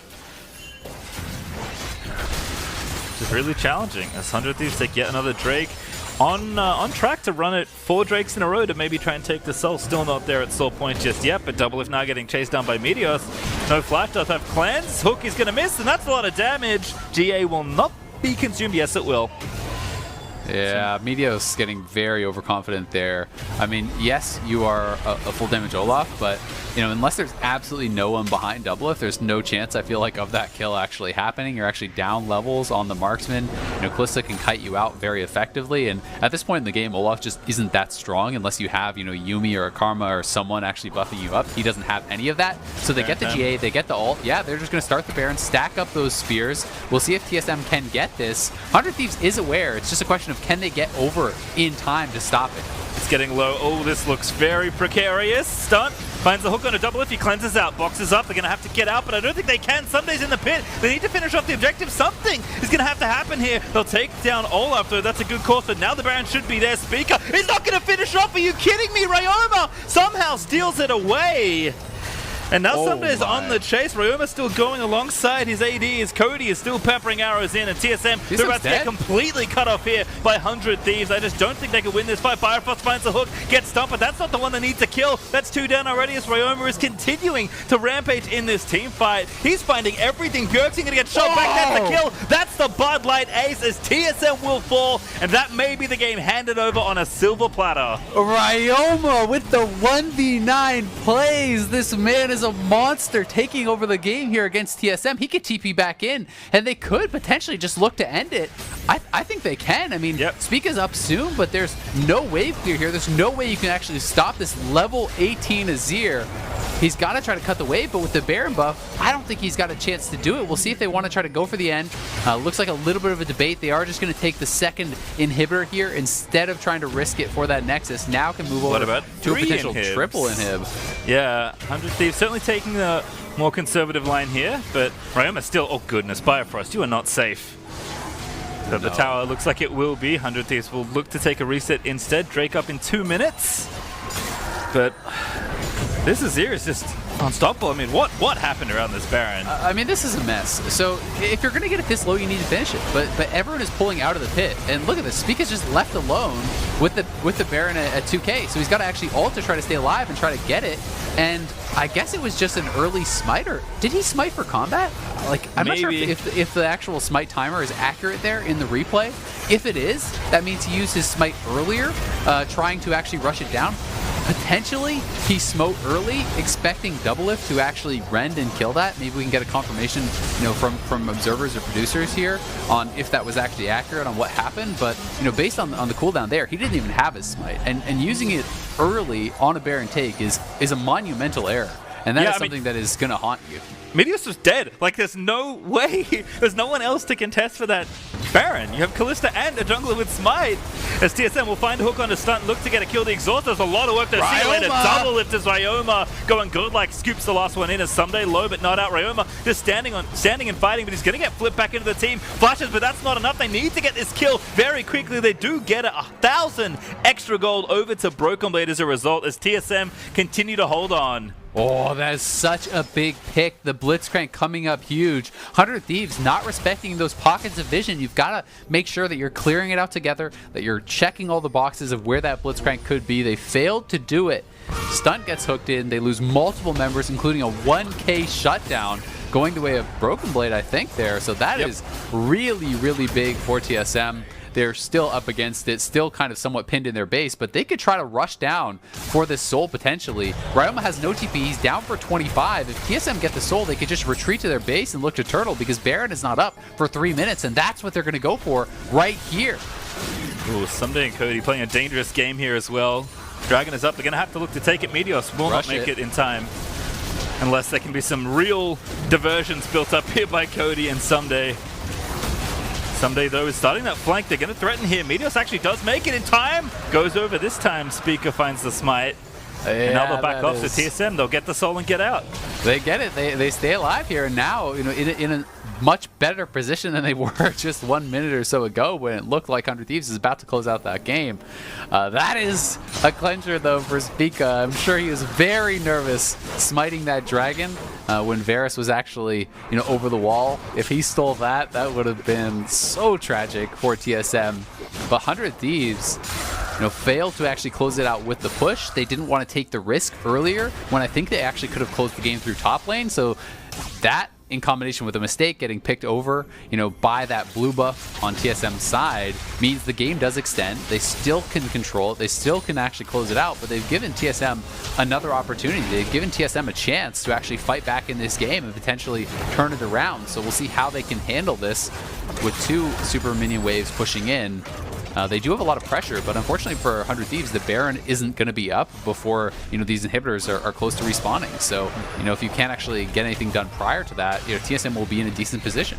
Yeah, I mean, the game is being delayed significantly on both sides here. Hard to say who has the scaling advantage. I think you could make arguments on either side. Obviously, Ryoma very strong on this Azir, so if he's left unchecked, he will take over a team fight regardless of the situation, but does feel like execution is, as it often is, going to be the big deal here if Bio can continue to find those hooks, if there's a shockwave that lines them up, but TSM don't have the pressure right now that is 100 Thieves still with the supers, forcing them to be a little bit divided, but Biofrost always ready with one more hook. Yeah, he's got to always be threatening the hook. I mean, I think in just like a straight up, you both walk at each other and fight front to back type fight, I think 100 Thieves is going to win that, fairly easily because Ryoma is just so ridiculously strong. That being said, when you have Blitzcrank, when you have the Orianna Shockwave, if you can actually catch some of those carries with that, either with hook or with a Shockwave, that can change, the game completely, right? And that is what it's really going to be all about. That is what TSM have kind of drafted for here. They don't have the best ball delivery systems, but you can jump the bear into the back line with a ball on his head and try to get a shockwave that way. If they can pull that off, that could really be good for TSM, but so much of it is just coming down to Ryoma at this point. I mean, he's been level 18 for quite a while. He's almost completely full build. They're trying to flank him here, and Someday is separated from the rest of the team, so will TSM commit? Yeah, TSM know they have to make a play because they don't really have any other way to get to They're this gonna lose their Baron. base. Yeah, they just got cut off from their own base, though. So TSM a little too bold to get territory there, so they're going to lose these inhibs again by the looks of things. Someday even going to work on the bottom lane as well. So Ryoma in quickly, he'll easily finish this off without any assistance. Yeah. So make it 1. TSM still trying to fight. Someday going to be threatened by Bjergsen, but not that much of a threat. And now 100 Thieves can just walk away back to Baron. Yeah, that was pretty bad from TSM. I mean, if you're going to look for a play, it's not as though they didn't know Someday was pushing. He was sitting in that bottom lane killing off minions. You know that he is there. So you either have to base early, take control of mid lane, send someone to answer him, send the GP over to answer him and wave clear, or you hard commit mid lane or hard commit to the Baron and try to bring him to you. They basically did neither. They kind of went mid lane, decided, no, we don't really want to engage. Okay, let's get out of here. And that just means that you lose on both sides, right? You lose the mid lane inhibitor, you lose the bottom turret, you don't get anything around Baron, and you allow 100 Thieves to regain control here a bit. They're just starting up this Baron 2-man once again. I don't know if TSM are really even fully aware of it. They're trying to move over towards the Baron to get vision. Well, I know that Broken Blade cannot win this 1v1, so he's going to be forced away. Baron is low. Oh, goodness, that looks close. Speaker dives in with the ulti, but he's got no is not flash in time to smite. Yeah, now he's just kind of trapped. He's got the ball on top of him. They don't have Someday for a brief amount of time, but the GPL is going to try and slow down Meteor's. Lantern is good, though. And Doublelift gets rooted up by the Varus ulti, so Biofrost can't follow up despite throwing him in with the Fate's Call. TSM get nothing, and 100 Thieves take the Baron. Yeah, TSM too slow again. They're just not able to get over there in time, not able to really keep track of everything. And this is just a continuation of the previous mistake where they lost control over mid lane. They had to base late. They lose the inhibitor. They lose the inhibitor tower. That means they're not out on the map to actually maintain vision control around that Baron. So TSM, again, has just got to keep looking for these picks. Biofrost needs to find a hook. But there's even a Banshee's Veil now on Ryoma. It means there's Banshee's Veil on him, an Edge of Night on the Varus. It's so hard now to actually find a good hook target, right? You've got to try to poke those off, then find a hook, which is very difficult, honestly.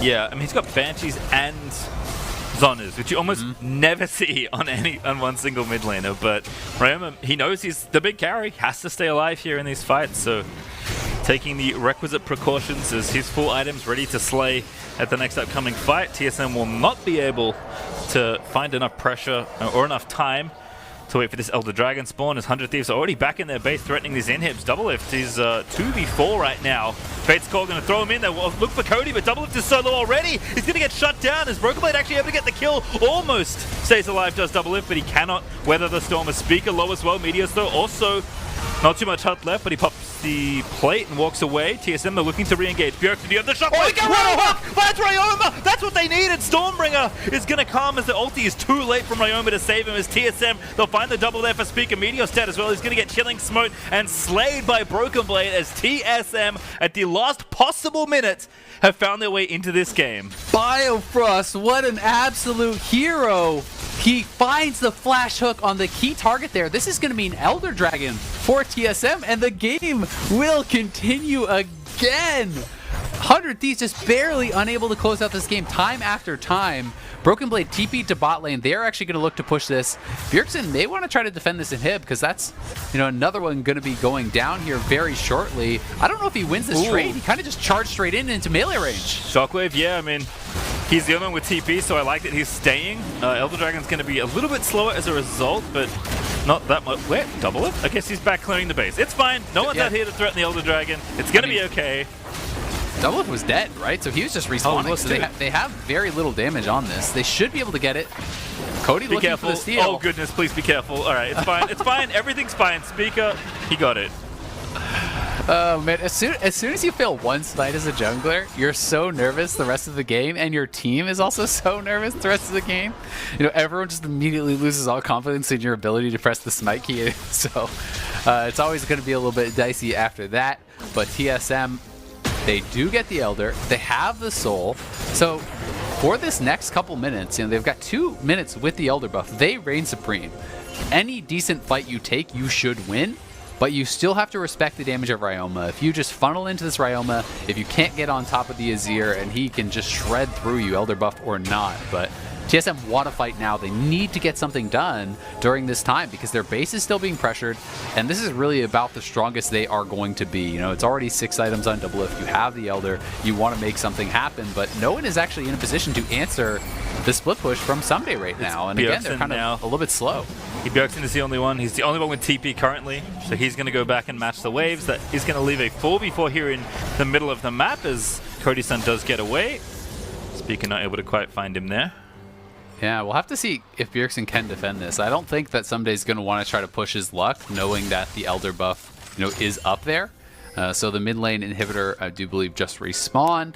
TSM still setting up. They're just struggling to actually get in range. That is really the big problem, is that you want to fight, you want to try to utilize this Elder, but Cody-san is going to be poking you out from really far away. He's way behind Doublelift, but he's still almost fully completed his items. He has all his lethality online, and you can see down in the bottom lane, Meteos is actually over there with Someday, so they're hoping that Bjergsen will come out and say, all right, let's fight, I have Elder. And if you get that 2v1 kill on Bjergsen, that could be the game ending, because you can actually go into the base at that point.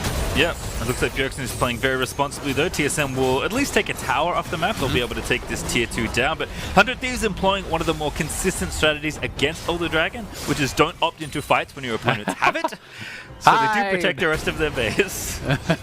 It is a very good strategy against Elder. Just run away and don't even go near them for those couple minutes, and they are going to successfully be able to do that. TSM doesn't really have the long-range poke to utilize it. They didn't really have the ability to get a hard engage without finding some sort of a hook, and 100 Thieves played very respectfully during it. So again, we're kind of back to this relatively even state here. Biofrost just kind of wandering through mid lane there. Does take a bit of damage, but not too concerning, and it's going to be about the Baron, which 100 Thieves has had a lot of success around. We know how quickly they can kill it with Ryoma in that area, so TSM has got to respect that. They've got to find ways to get vision at least in their jungle so they have a good avenue to actually consistently check on that Baron pit anytime Azir is missing. Sun Tower here as well, which is actually surprisingly tricky for TSM to kill. Like you said, no real poke, not a lot of long range going on in this team comp. There's the double spell shields basically here. Different items, same buff for Ryoma and Cody. Makes Biofrost's job of hooking a carry that much more difficult. And Baron is up right now, so we'll see how 100 Thieves want to play. They do have mid priority already. Yeah, the Azir turret being down is honestly really nice. Kind of gives them this little bastion of safety. Someday is pushing down on that bottom side. Broken Blade is level 18 as well, though. He is really mostly caught up in items. It's just the Kindle Gem to the Ruby Crystal, so both these guys working on their 6th item. And we'll see if TSM can kind of reestablish some vision in their own jungle. That is the first step to really denying 100 Thieves access to the Baron Pit. Because if you don't have vision in your jungle, you have to check so slowly through there that you end up in this spot where 100 Thieves are just rushing down the Baron as you're trying to check brush to brush, and you can often get there too late, which is kind of what happened a couple times this game already. Also, triple blue trinket for TSM, so have a number of ways to check the Baron safely, but there's of course a control ward in the pit, so they only get temporary vision whenever they want to check it. It's kind of like the old clairvoyance, if anyone has been playing since that long ago. Broken Blade trying to chase down Someday, but it's mostly about pushing the wave back here and trying to make some space. Top inhib also likely respawning soon, but this next Baron is going to be a big one. It really 100 is. Thieves are slowly clearing out all this vision, just kind of daring TSM to come and fight them. I mean, this game has gone on much longer than I expected. Oh, I goodness, do think yes. that both teams have made errors when they could have potentially closed the game or at least gotten to, kind of game-ending lead.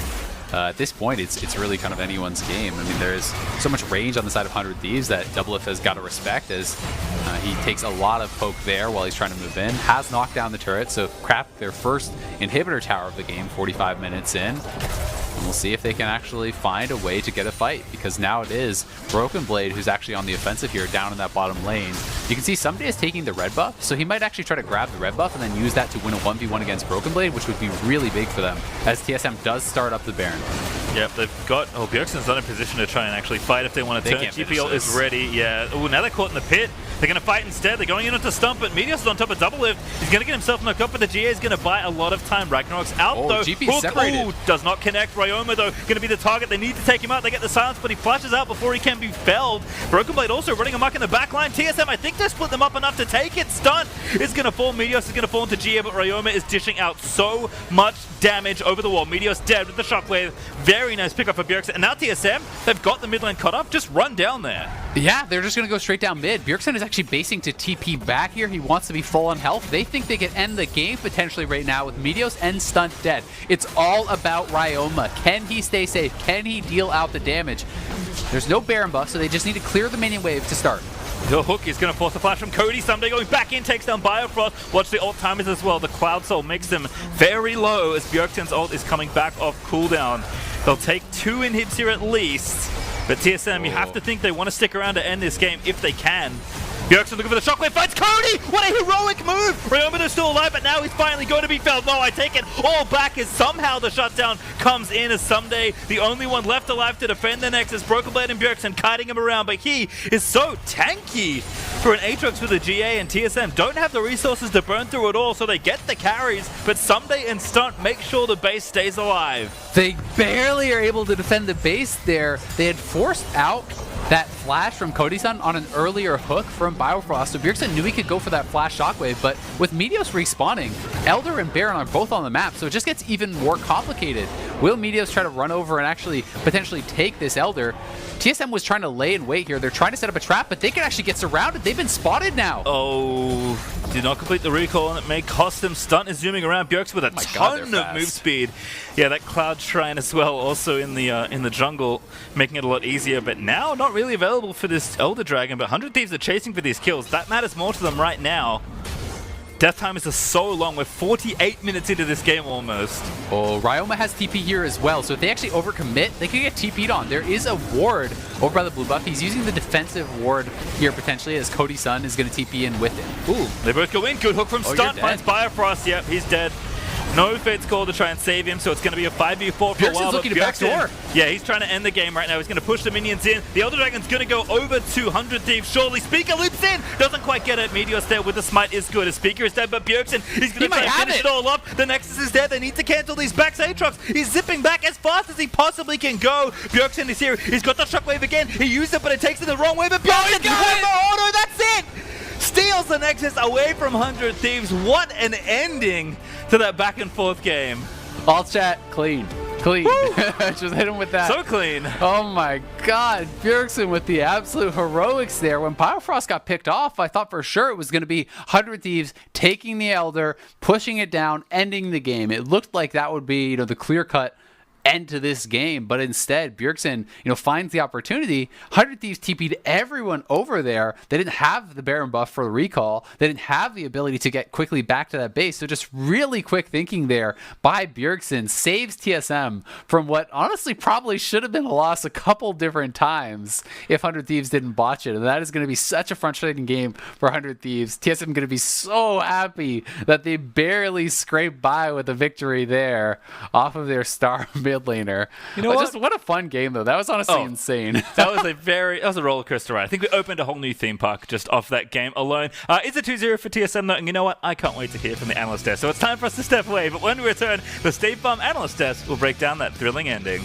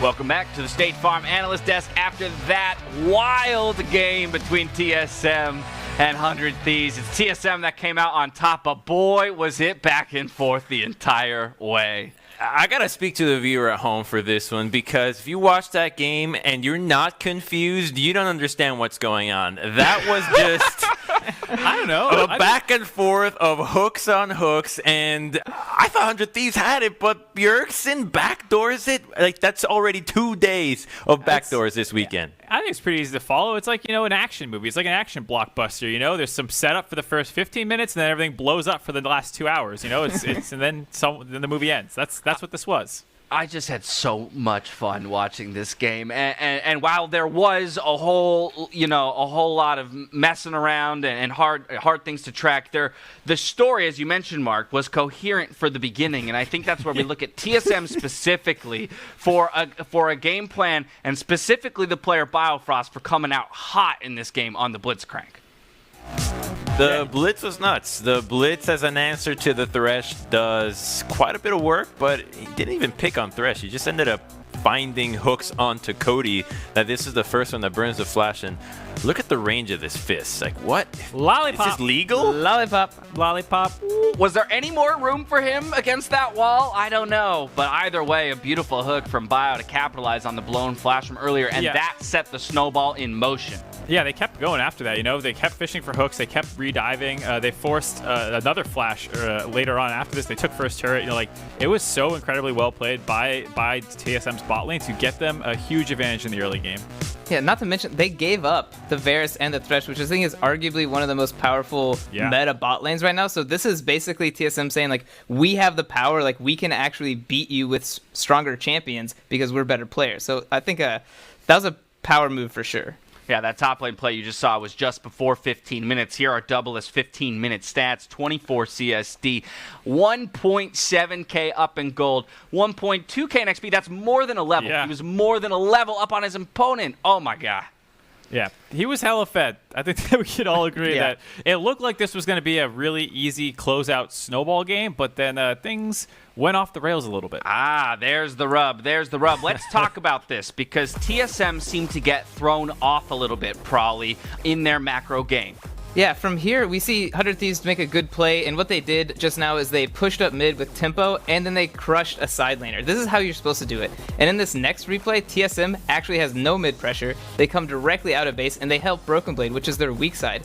And if you just saw what they did, is they took complete control of the top side and then reset and walked bot. And what this does is it gives 100 Thieves a chance to come back in the game by TPing, by bringing their mid pressure down to bot. If you see here, Volibear still can't rotate to this bot fight, while 100 Thieves is already there. So this is one of the moments where TSM has an advantage and they're pressuring it on their strong side, but they use that advantage to just give straight back to their weak side without setting up the map. And then after this, 100 Thieves has full control of the top mid quadrant of the whole jungle when they're behind 2,000 in gold, and this eventually leads them to sneaking a Nashor against TSM. So this is the kind of volatile stuff TSM will do, is not proper map setups and huge risky plays, and they throw these leads. So it's hard to always predict that they can win these matchups. 100 Thieves did do something really good that was different from their last losses, which is that they TP'd their lanes. Everybody's just trying to pile in on the same play, so they're learning quickly that they need to support their strong members, which was Aatrox in this case. It's that coordination that Mark had been wanting to see out of 100 Thieves in the past, but of course the game did not, and that's only the 18-minute mark that we've gotten up to. Got it 40 then more, devolved into that action movie that Mark was talking about for 30 minutes, and 30 minutes later, you get this. And I don't know what's happening with NA, but all these games have crazy back and forths, multiple inhibs on both sides going down. And then yesterday we saw, just random backdoor in the Team Liquid Dignitas game. And then Bjergsen's like, hey, that looked pretty good. I'm going to go do that too. And we don't get any big climactic fight. This plot arc does not resolve nicely. It just ends with, they got the Elder, and then the game ended because Bjergsen backdoored. The end. The end. That's a good story. Yeah. That fun story. That's the best seller right there. Good story. HBO, hire me. More details. You had me there till the end. I mean, again, it's a brilliant heads-up play, right? It's a brilliant heads-up play from one of the most veteran players on the stage to recognize that he had the inside track to the Nexus, and he had the amount of power in the auto attacks to actually get it done, because you were sacrificing the Elder Drake to do it.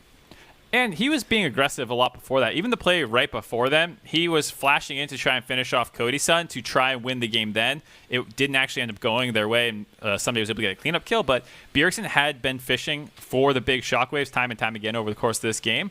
And so, it's no surprise that he's the one who leaks out to go get that back door.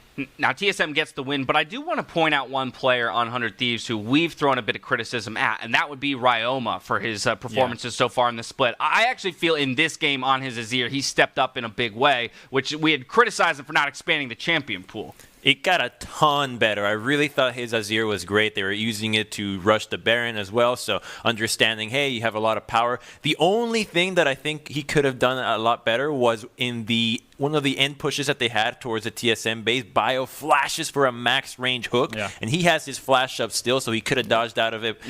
Just a minor thing there, but he eventually just gets a Banshee, so it doesn't happen again. Yeah, and those minor things... These are the 100 whoopsies I'm talking about. Like, Ryoma played really well yesterday, aside from his, deep TP and stuff like that, because his actual damage output on Azir is great. Today, he showed it again with a lot less whoopsies, other than the one Crumbs you just mentioned. So this is where, this player's close to being able to have a strong performance consistently, because I think he has some of the talent. Incremental improvement for 100 Thieves, but it's TSM who gets the W. On the other side of this break, we're going to take a look at Cloud9's dominance as they look towards Game 2 versus Immortals. So don't go anywhere. And they are going to be starting this up. It would be... Oh, what a hook. Nice hook! Cody going to get knocked up, and that's the kill. Double F for the Q. Just picks up first blood. Cody is very bold to be staying at this point. The hook, just barely doesn't connect, but here you go. Fate's that's going to dive it. That's the easy setup there. The Blitz silence is good enough, and Double F snags kill number 2. Knock up there onto stunt hook lands as well. The Baron is dead.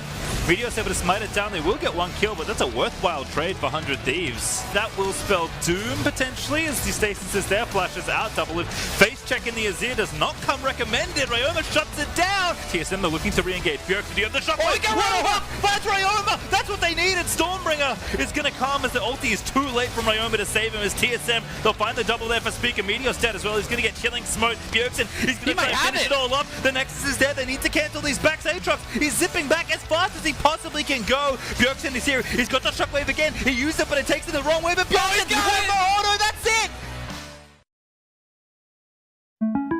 Yeah, I'm married. Doesn't matter. You do that for me? Really? Yeah, I'd like that. Who are you talking to? It's Jake from State Farm. Sounds like a really good deal. Jake from State Farm at 3 in the morning? Who is this? It's Jake from State Farm. What are you wearing, Jake from State Farm? Khakis? Hey, do they ever ask you what you're wearing? Yeah. Red sweater, button-down shirt. Like a good neighbor, State Farm is there.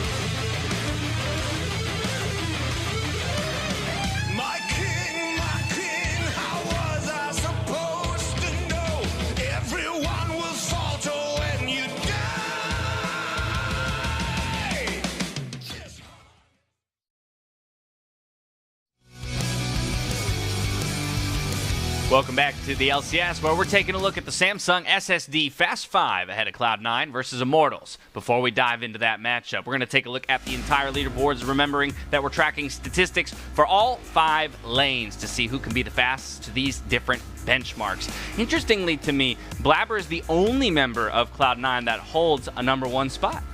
Yeah. He is kind of the big resource dump for the team, which he uses very well. He is the best jungler in the league, maybe the best player, he's a reigning MVP. But, Vulcan's up there as well with the transformation time on his support item. I think Blabber is just being able to play Olaf at a level that no one is quite reaching. Partially it is the team, but the way that he's just greeting for himself and simultaneously finding plays is what lets his time be so outrageously faster than anybody else. About a whole minute. Just look at the discrepancies between everybody else and all the other categories. It's not much, whereas in jungle time, this is honestly disgusting. A minute faster. If you have a minute of ultimate over your opponent, that's enough of a window for you to just win the game flat out if you know how to pressure well. Absolutely, it's huge.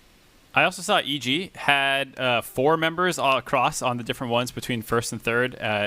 Dignitas had 3, I think. So there are other teams with a couple other standout performers, so to say.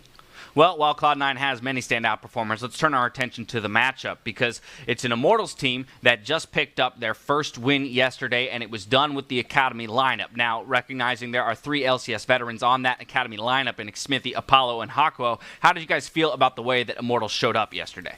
No, I thought the rookies, I think, did a really good job. They actually held their owns pretty well in the lane. I know that the top lane matchup was a little bit skewed because Haunter took the wrong runes, but especially the way Insanity played against Damonte, which was a really important matchup because we always sing Damonte's praises, and Insanity did a really great job. He was in an advantageous matchup, but he took advantage of that, was ahead in CS, was forcing flashes by himself, so I was really happy with the way the rookies on the Immortals roster actually performed.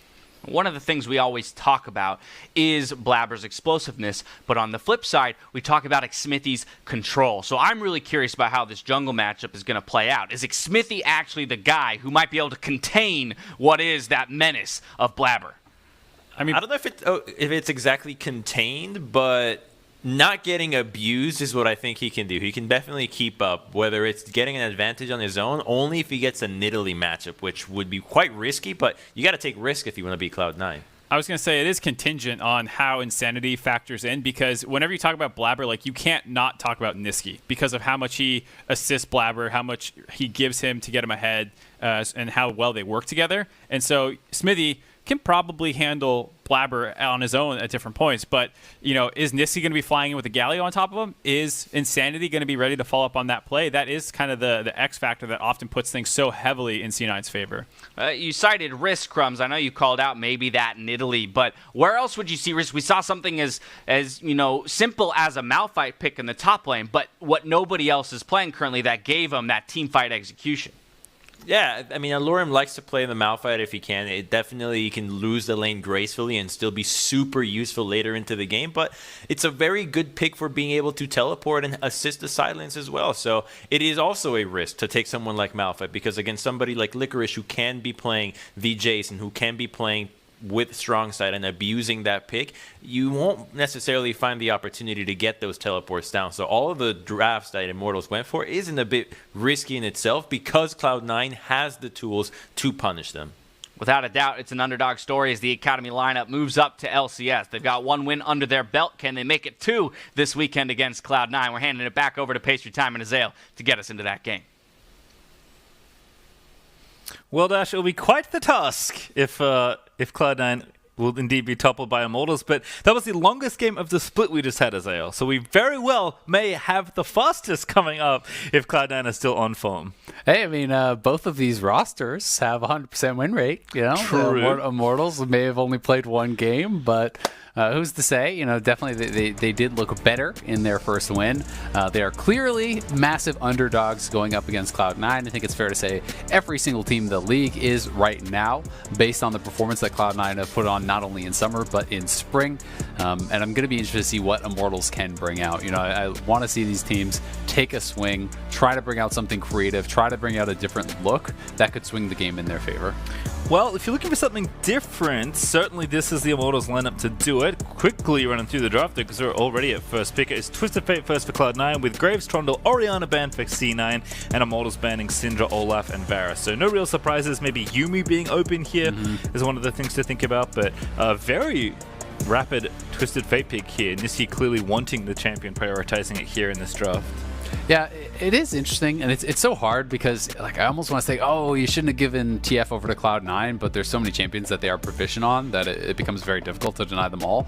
My issue with giving a champion like TF to Cloud9 is that it's literally exactly how Nisqy wants to play. He wants to push his wave, he wants to be able to ult into the jungle to assist Blabber with his aggressive play, he wants to go to the side lanes and snowball the side lanes, and this champion does that. That is exactly what this champion is made for. So you have really given Nisqy the champion that I think fits his playstyle pretty much perfectly here. They are very obviously leaving up the Ezreal and the Zoe, so poke comp being built over on the Immortals side. That being said, Yuumi doesn't really pair well with the Kalista, generally speaking, because you can't really throw in the Yuumi, you're attached. So, Immortals feels comfortable to actually, skip over the Yuumi, thinking, hey, we can still get it third if you want. And if they do grab that, then Immortals basically has that ideal 3 champions that creates the core of most of the most successful poke-style compositions. You have the Ezreal Yuumi bot lane, you have the Zoe in the mid lane. If you really want to over-index on poke, you can even go for Jace or something like that. But I am expecting them to just grab Yuumi here. Oh, goodness. Ivern, interesting. Okay, so I know Ivern has started to come out a little bit in pro play. This champion to me is just like Jungle Janna. This is like as supportive as you can get coming out of the jungle. The clear is something that I do think you've got to put a little bit of time into, like understanding how to play it, because it is not like any other jungle champion. You've got to know the proper routes. You've got to know how low you can get, when and where to smite to actually, do the optimal style of clearing. I would say generally speaking, pre-6, he is pretty terrible in any sort of skirmish involving Lee Sin, but post-6, you actually get pretty disruptive. Between Daisy and the spam shields and the roots, the knockups that can come out from Daisy when it does stack up, it can become pretty effective. And it is also a champion that when paired alongside poke style champions like this, you can be dropping brushes from them to poke from. You can have Ezreal standing in a brush in mid lane shooting mystic shots out at you. That can be pretty annoying. It blocks off vision and creates these areas that can be pretty difficult to actually engage into. So I think it's worth taking a shot on something different like this when you're going up against Cloud9. Well, I like these last 4 bans. GP Jace for top lane there. Alorum also getting respect and having the Urgot taken away, but Yuumi, understandably, is going to be removed. Cloud9 don't want to deal with Ezreal, Zoe, Yuumi, let alone the Ivern that's also been selected here, but bold to take Ivern against the most aggressive jungler in the league, but Xmithie certainly with the experience to handle it. We'll see how it shakes out as IMT lineup a pick. It's nice and safe here. Gonna kind of pick a mid lane by the looks of things, as that is Aatrox. Yeah, the one thing I will say is if they had wanted Yuumi, I don't think that Ivern was about to be banned in Phase 2, right? So if you wanted Yuumi, maybe they didn't want Yuumi at all, and then it's like, okay, well, that's just fine. If you think that a different support would actually fit better, and they are saving their support pick for last on the side of Immortals, so it does tell me that they have something kind of interesting to potentially come out, something conditional perhaps to come out. It's going to be Wukong here for Licorice top, and Alorum was always known as the Wukong guy. Yep. So Licorice is picking Wukong against Wukong. And finally, Mark Z can rest with his Wukong crusade. He's invading over Simplified, even stealing content from Riv, trying to get this champion picked. And Licorice must have got the memo. He knows about the 2 ultimate charges that Wukong has. The rest of the LCS may learn if we can see this going well for them. It's also interesting because we had Alorum on Analyst Desk just recently, and he was actually talking about Wukong. And one of the things he feels is that Wukong oftentimes actually has to play weak side of the map that doesn't have the strongest laning phase, but we know how damn good the team fighting can be. And it is someone that is very, very explosive in those 5v5s. Hako going to grab Nautilus for that last pick, so a little bit of hard engage to be grabbed here for the Immortal side. It does give them that point and click ultimate to be able to lock down Kalista, who can be pretty pesky to lock in place, so I think that makes some sense, but they are going to have to be fairly careful in that bottom lane 2v2, and I think that Xmithie's going to have to be really careful about running into Blabber. So my concern for Immortals is mostly them kind of getting run over early. You know, if they can hold even, if they can establish themselves in the mid game, maybe they can make something happen, you know, poke people out around objectives and try to, you know, win through that kind of a style. Yeah, we did see it earlier from the analyst desk. You know, we did want to see the Samsung Fast 5 because it does feel like Cloud9 at this point are just trying to break their own records. Like, can they do better than Spring as far as win rate goes? Well, that will be pretty tough to top, given that they only picked up 1 loss in the regular season. But hey, certainly on the table if they can stay undefeated here through week 3. We just had the longest game of the split, as I mentioned, but the fastest game was CLG versus EG, 24 minutes and 9 seconds. Ooh, that was the perfect game, huh? Yeah, if we're trying to track some fun stuff, that is the current record to beat. Also, Blabber's trying to beat his own level 6 time. Lee Sin versus Ivan, 5 minutes 36, the one to beat. We'll see if C9 have the speed run ready to go, or if Immortals, with something a bit different here in the jungle, can contend with a brand new roster. Yeah, it's definitely going to be an exciting one. I don't think Blabber has much chance of beating his own record, as he was playing Olaf on it, and Olaf is basically cheating. You know, compared to the Lee Sin power clear, no one could really keep up with the Olaf, so that'll be a tough one to beat. But yeah, I mean, Cloud9 always does feel like they're speed running it. You know, they are such a quick team. You know, so far, I know going into this week, and stats may have changed a bit, obviously, with this super long game and everything, but the average game time in an A was down 3 minutes in the first couple weeks of the split compared to last split. So, you know, the games are getting faster in general. I do think that a lot of teams are kind of taking a page out of Cloud9's book. And, you know, this is a trend that I see really everywhere in the world, where whoever is the best team in your league, that is who people look to try to learn from, right? And in the past, we have had a lot of teams that were more kind of the slower scaling style teams like TSM and TL, who like to play for team fighting late game, who were very proficient about playing this slower macro style game. And that is what teams are trying to emulate. And then we have had, you know, and SKT falls in that bucket too. And then we've had teams like FPX and IG and G2 and now, you know, Cloud9 and all these teams that are playing very aggressively and more loose and fast and aggressive. And people are saying this is an extremely successful way to play League of Legends. And that is making other teams try to learn and emulate the style, which I think is making the games more exciting. Absolutely, and certainly had a lot of drama today already. We'll see what happens here in this game as we come up on it shortly. I think, though, for me, like, the most impressive thing about Cloud9 is that they continue to push themselves, even when they're dominating the league. They're clearly the best team. They haven't lost a game yet still. You know, they're willing to pick new champions. They're continuing to push themselves on how aggressive they can make on plays. They want to get those times down and have the games be even faster and cleaner. Like, it's hard enough to keep up with Cloud9 given their current skill level, but they continue to push themselves and the rest of the league with how they play. And to me, that's the most fun thing about watching Cloud9. It's not just that they're good, they're the best, and they keep getting better, which is a very challenging thing to do when you're at the top. Yeah, and I mean, you've got to be very introspective to improve when you are not losing, right? When you are losing, teams are showing you your mistakes. It's much more obvious. When you are never losing and it's like, well, I do this and I win, and I do that and I win, well, okay, I guess I'm the best, right? It becomes much more difficult. You have to look more closely at the games, look for these smaller adjustments and improvements that could have made the game even cleaner, that could have allowed you to dominate even harder, that could have allowed you to avoid that death. And that is something that I think that they have done well thus far. And, you know, they want to continue to push that if they want to maintain this level. You know, people also talk a lot about how teams very frequently have a fall off after, you know, reaching kind of a pinnacle, after, you know, getting to the top and winning. It's very easy to just get cocky and say, well, we slammed spring, of course we're going to win in summer. You know, maybe we don't need to play as much solo queue. Maybe we don't need to practice as hard or try as hard. And if you fall into that trap, teams can, you know, catch up to you and surpass you very easily. So it's been interesting to watch Cloud9 in summer. You know, I know a lot of people in North America are excited to see them internationally because we didn't get to see that at MSI, and people were worried, oh, well, are they going to fall off in summer? So far, not yet. Yeah, and, you know, that's nice for Cloud9 and all, being as good as they are still and continuing to push that envelope.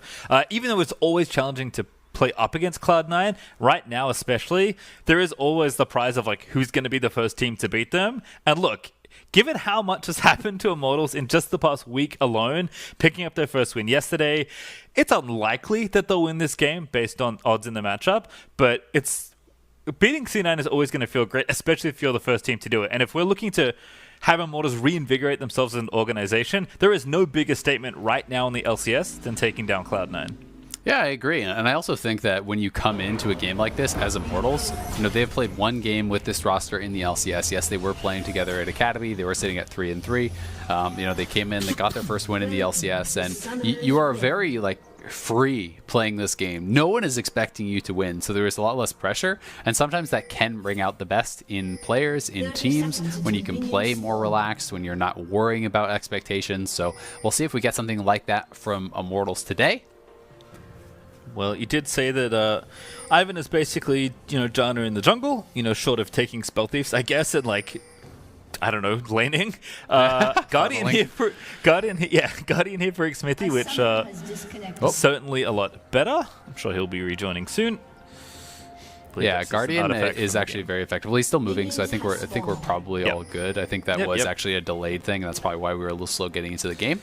But Cloud9 looking for the invade here. They want to be able to stop this early Ivern clear. They're trying to look to actually fight and steal away potentially on this blue buff. Paulo can be annoying here and look to poke, but you've got to be very careful about actually getting caught with a hook or anything like that. So you can also see Licorice is warding their own blue buff. So they actually want to fight for this. This is interesting. They are going to try to look to channel. Anytime you hit him, that will cancel the channeling, but Vulcan is taking a lot of damage, so... Yeah, getting some poke back, but Aftershock already proc, the buff goes over, and now Blabber's just in there. He's level 2, he's getting exhausted. Gonna dance back to his teammates, but he gets hooked. Blabber getting a little bit lower, but Vulcan with another good flay gets rooted down the other side, and that looks like first blood served up. Not yet. IMT flashing in. There's Blabber going back in, but that's already a kill, and now Blabber's gonna be caught out of position in a 2v4 now for Cloud9. Good flash there from the Lee Sin as Blabber... He can flash for the root. He's going to go in again. Oh, good flash order there from Hako. Root lands again. The ward back up for Blabber means he can dance back towards the tower. I mean, he's level 2, but he gets hooked again. Now they go in for it. The first blood, they want it if they can get it, but Apollo does find the snipe. Will be traded out though to Sven as he gets the blue buff at the end of it all. Chucks up the thumbs up, and goodness gracious, 3 kills in 2.5 minutes. Oh my god. Apollo starts 0 CS, but 2 champion kills. Not bad. That was actually an insane chase down. I don't think Cloud9 would have expected them to be able to actually pull that off. There was not really any chance, I think, of Xmithie ever actually being able to get this, because you've got to get the full channel to actually, be able to have that instant smite and grab the blue buff. And that's what Xmithie was going to try to do. But Apollo with the hook, you have the passive roots from the Nautilus, non-stop Qs coming out here, from the Ezreal poking them down, and Xmithie was going to have his root caller as well to continually land those roots. And this was honestly just a pretty decent punish here from Immortals, but it's going to put us into such a weird position where, people are going to be way down in the experience. People are going to be set very far behind the curve. I do think if you can actually trade, that was a cancel auto. I'm not sure if it actually would have mattered because I don't think he actually get out there by Apollo, but if you could put both the Lee Sin and the Ivern behind, I think as Immortals you are happier with that. We'll have to see how it does pan out though, as Blabber was quickly back out onto the map, has already gotten his level 3. Xmithie has only taken 1 camp still. Yeah, took his own blue as well, I guess. That's the whole initial point of the invade, is to take a camp away from Ivern, which has been successful. Blabber on the left-hand side of the map there. That does mean Xmithie will go ahead and take down the crab. Does smite it to take it down instantly. Still the red buff available for Blabber, but I imagine at this juncture he is going to get it. So Xmithie will indeed be 3-buffed. Yeah, and Blabber went to the blue buff, I think, just in case Xmithie was going to try to steal that away. He assumed that would be the camp that he would go to. But Xmithie here with a decent clear, he drops actually the marks down on, he had them on the Wolves, on the Gromp, on the Raptors, and then went down and actually used his smite over on that Scuttle. So he has now picked up, a number of camps, going to be working up towards that top side and kind of caught up as far as the clear is concerned to Blabber. Obviously, if Blabber does full clear and not look for ganks, he will be camps ahead because he did take that blue buff. But we're put into a pretty interesting situation, and even Sven with that trade kill back will have been able to have a very nice early buy. He's on a really strong set of items despite only having the 1 kill to the 2. He had a better chunk of gold to actually buy when he went home, so he gets the Cull and the Longsword, which is going to have a lot more combat power than that of just the Sapphire Crystal plus boots. Yeah, pretty even across the board though, as kind of everything settles down. Junglers are staying close in XP and farm. A little advantage here for mid lane, current advantage here for Sven, but again, as Apollo catches these waves, he'll catch up. It is actually Licorice with the counter pick after Alorum took the Aatrox blind, where he's currently doing well in the 1v1. Yeah, we'll have to see how much of that farm is available for Alorum to grab, as it looked like a big wave was pushing towards him. So not actually sure exactly how far ahead he is, but Cloud9 double culls early on, going to be stacking that up, can pay off. you know, in a couple minutes down the road, you know, that can start to look pretty nice. Obviously going to take them, you know, their 8 or so minutes to actually cash that out, but that's something that they can look forward to as a little bit of an injection in gold.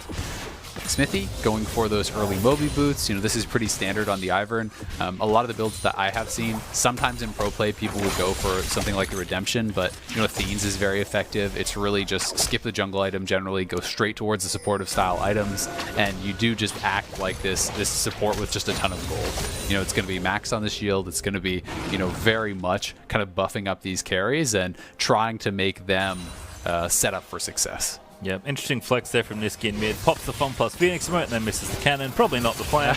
But I do appreciate that Nisqy has been very consistent in laning and managing to emote while weaving in the autos.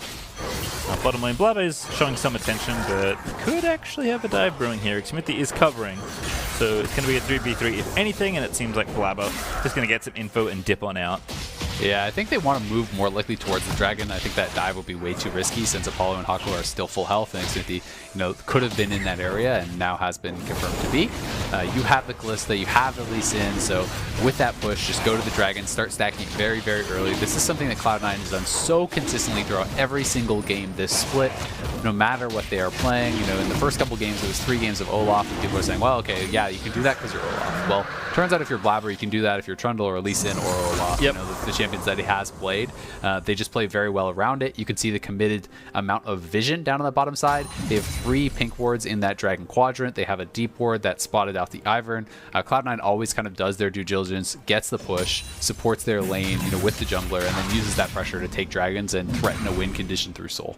Yep, without looking it up, I would be willing to bet that Cloud9 have got every single first dragon in their game so far this split.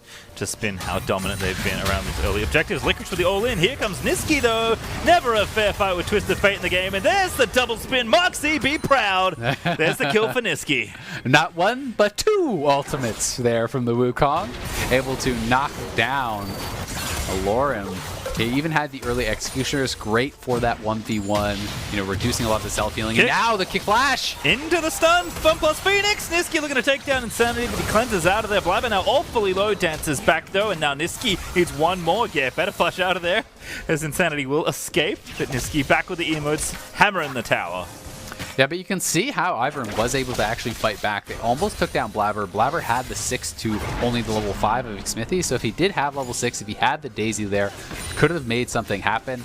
You know, the damage that actually comes out from the shield can be a little bit surprising. You know, that pop of damage, they have buffed the auto attack range from Ivern quite a while ago now, but it used to be in the past that you only got the bonus auto attack range if you were in a brush. Now you just have that passively, and it does more damage if you're in the brush, but you can still have that range. It makes it more easy for you to skirmish, makes it more easy for you to have just kind of a higher baseline of success in these fights, and you still do have the buff donation. So it's actually going to be a red buff on Insanity. That can be pretty annoying to deal with, not only because of the true damage burn and the slow, but also because of the HP regen. So it can allow you to trade more aggressively in this 1v1 mid lane and look to try to be really annoying. Yep, Nisqy gets the blue buff though. No extra buff on the non-Ivern team, but Nisqy will happily clear these waves out and perhaps look to ulti away once again, although it's not back up cooldown just yet. Very long cooldown on the rank 1 ulti, and rightly so. Looks like just some farming as we see when the next room does continue. Checking back in with the numbers. There's a decent lead, about 10 for both Licorice and Sven right now. Good dodge of the bubble there from Nisqy. Insanity feeling a bit more aggressive, given that he's found a cleanse out of a balloon. Yeah, he has get the knocked cleanse. up and use it. And he can trade health, you know, because he has that red buff. He knows he's going to regen a lot of that up. Vulcan suspecting a roam here as Hakuo, you know, was missing, and so he looks to actually match that roam. You can see it's actually tabbies here from Hakuo, so going a more defensive route. There is a heavy amount of AD damage, you know, with the Lee Sin, Wukong, Kalista, and even Thresh. But it is going to be this move towards Rifthold. Has been spotted here by Immortals. Question is, are you willing to actually take the team fight? Flash Ultimate is available for Licorice, and it would be tough to actually make the move over into it. Ooh, Sleepy Blabber might actually just get the steal here. Gonna get the damage down though. Ooh, True Shot Barrage also making Blabber's health very unsettling, but the Rift Herald goes over and it is stolen by Alorum. He actually snags the eye as well, but he's gonna have to flash out of there. Does get stunned, but he'll make it out safely. Blabber wants to punish, but cannot find him, and that pressure onto Blabber did force the early smite, hence the steal for Immortals. Hey, really nicely done actually by Immortals. Yes, Smithy does die. He uses his flash, uses ulti, goes down anyway, but I think you're pretty happy about that. You're willing to give over your jungler for that Rift Herald kill and the Rift Herald take. You know, they grabbed the eye in that situation because it was looking like it was going to be Cloud9 winning the fight and getting the Herald, so they make the best of a bad situation there, and they will walk away with something, but I mean, this is kind of the magic of Cloud9. They're already up 2,000 gold, and it feels like, you know, not that much has really happened. You know, 2 kills went the way of Apollo at level 1, including the first blood, and you're still up this much with the dragon to your name this early. They just seem to always be able to get farm advantages to create plays and take. Kind of baited by his own emote as Insanity throws up thumbs up. Nisqy just walking over the edge of that bubble to take himself a not good trade. He's okay. He's probably going to base here anyway, it looks like, and he's going towards the Roa first item.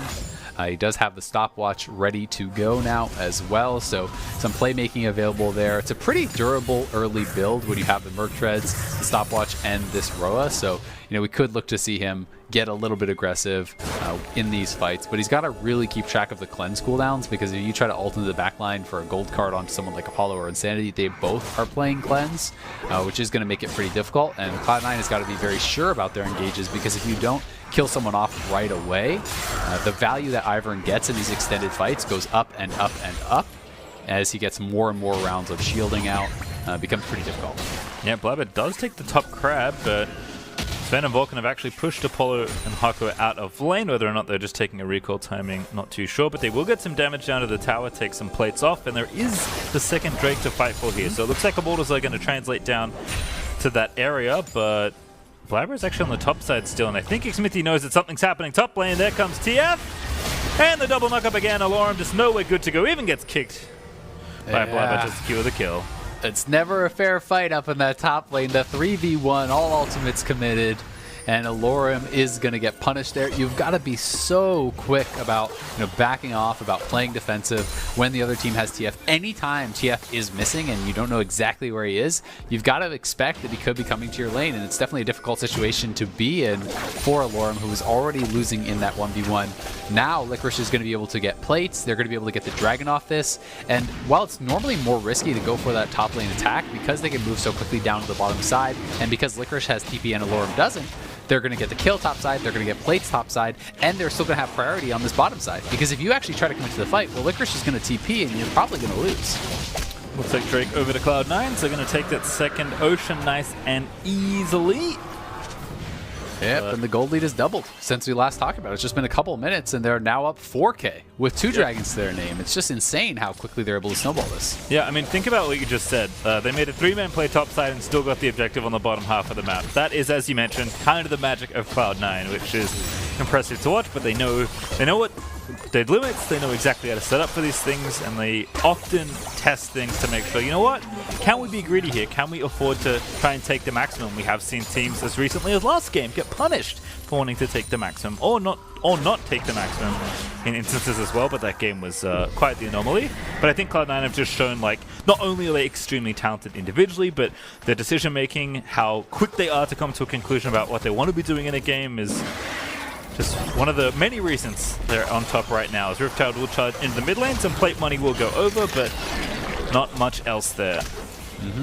And I mean, this is something that sounds really simple, but I mean, even just so we'll watch Haku. He's fine. Seems like he's fine, but it's something that sounds very simple. But I mean, when you watch a lot of TF players around the world, they'll take so long to get their first ultimate out, and just the fact that Nisqy is so proactive. When the ultimate comes back up, the teammates are already setting up for the play. They have already cleared vision on his path towards where he wants to go. They have the lane in a proper spot.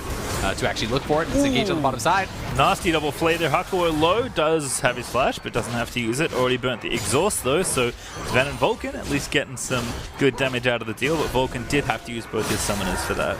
Yeah, they did get the flash off Apollo though and the exhaust off Hakuo, so going to be feeling pretty good about that because it's also going to mean the tower is likely going down. Xmithie though trying to move down here to prevent that. Sven just letting it rip onto Apollo.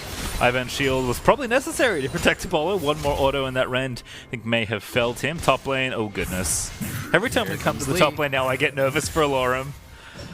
Yeah, I think every time Alorum comes to the top lane, he gets nervous for Alorum. So oh, there he is. We go Look, again.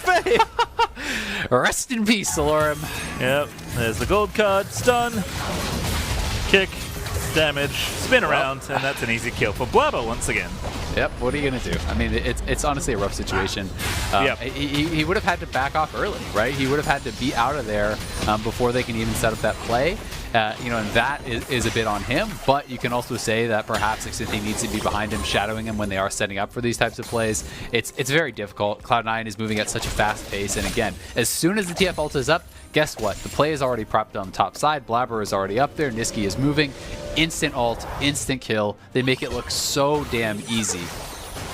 Yeah, when I said I was worried for Alorum, he was actually hitting the tower in mid lane, so took not much time at all to translate to that top dive, and just continued snowball here for Cloud9 as Insanity does hit a very nice bubble plus paddle start combo, but not enough to knock down the 6,000 gold lead. That is absurd for Cloud9 here 16 minutes in. Just a casual 6K.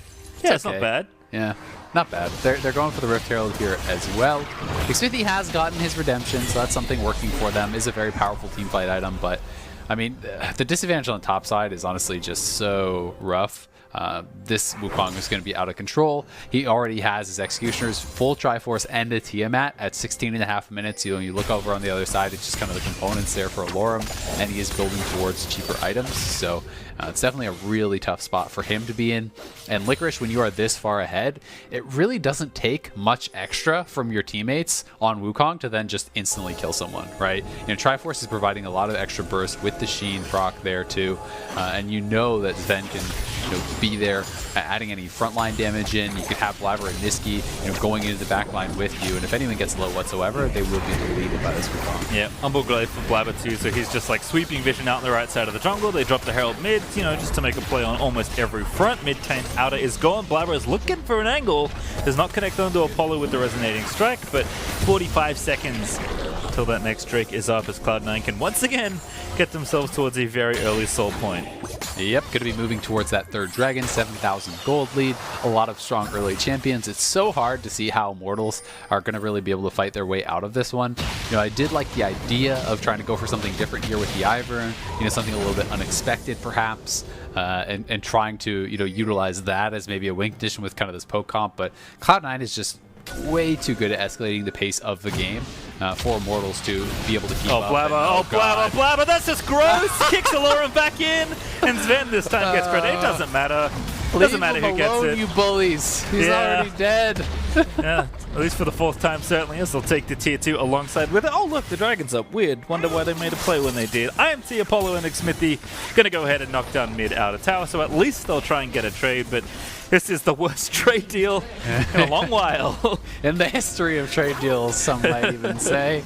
Poor Alorum, man, coming up to the LCS, he has a pretty decent Malphite game in his first game, and then you're up against Cloud9, you're up against the Wukong that you're known for. The memes are going to be never ending here, as he is just getting picked on non-stop by Nisqy and Blabber.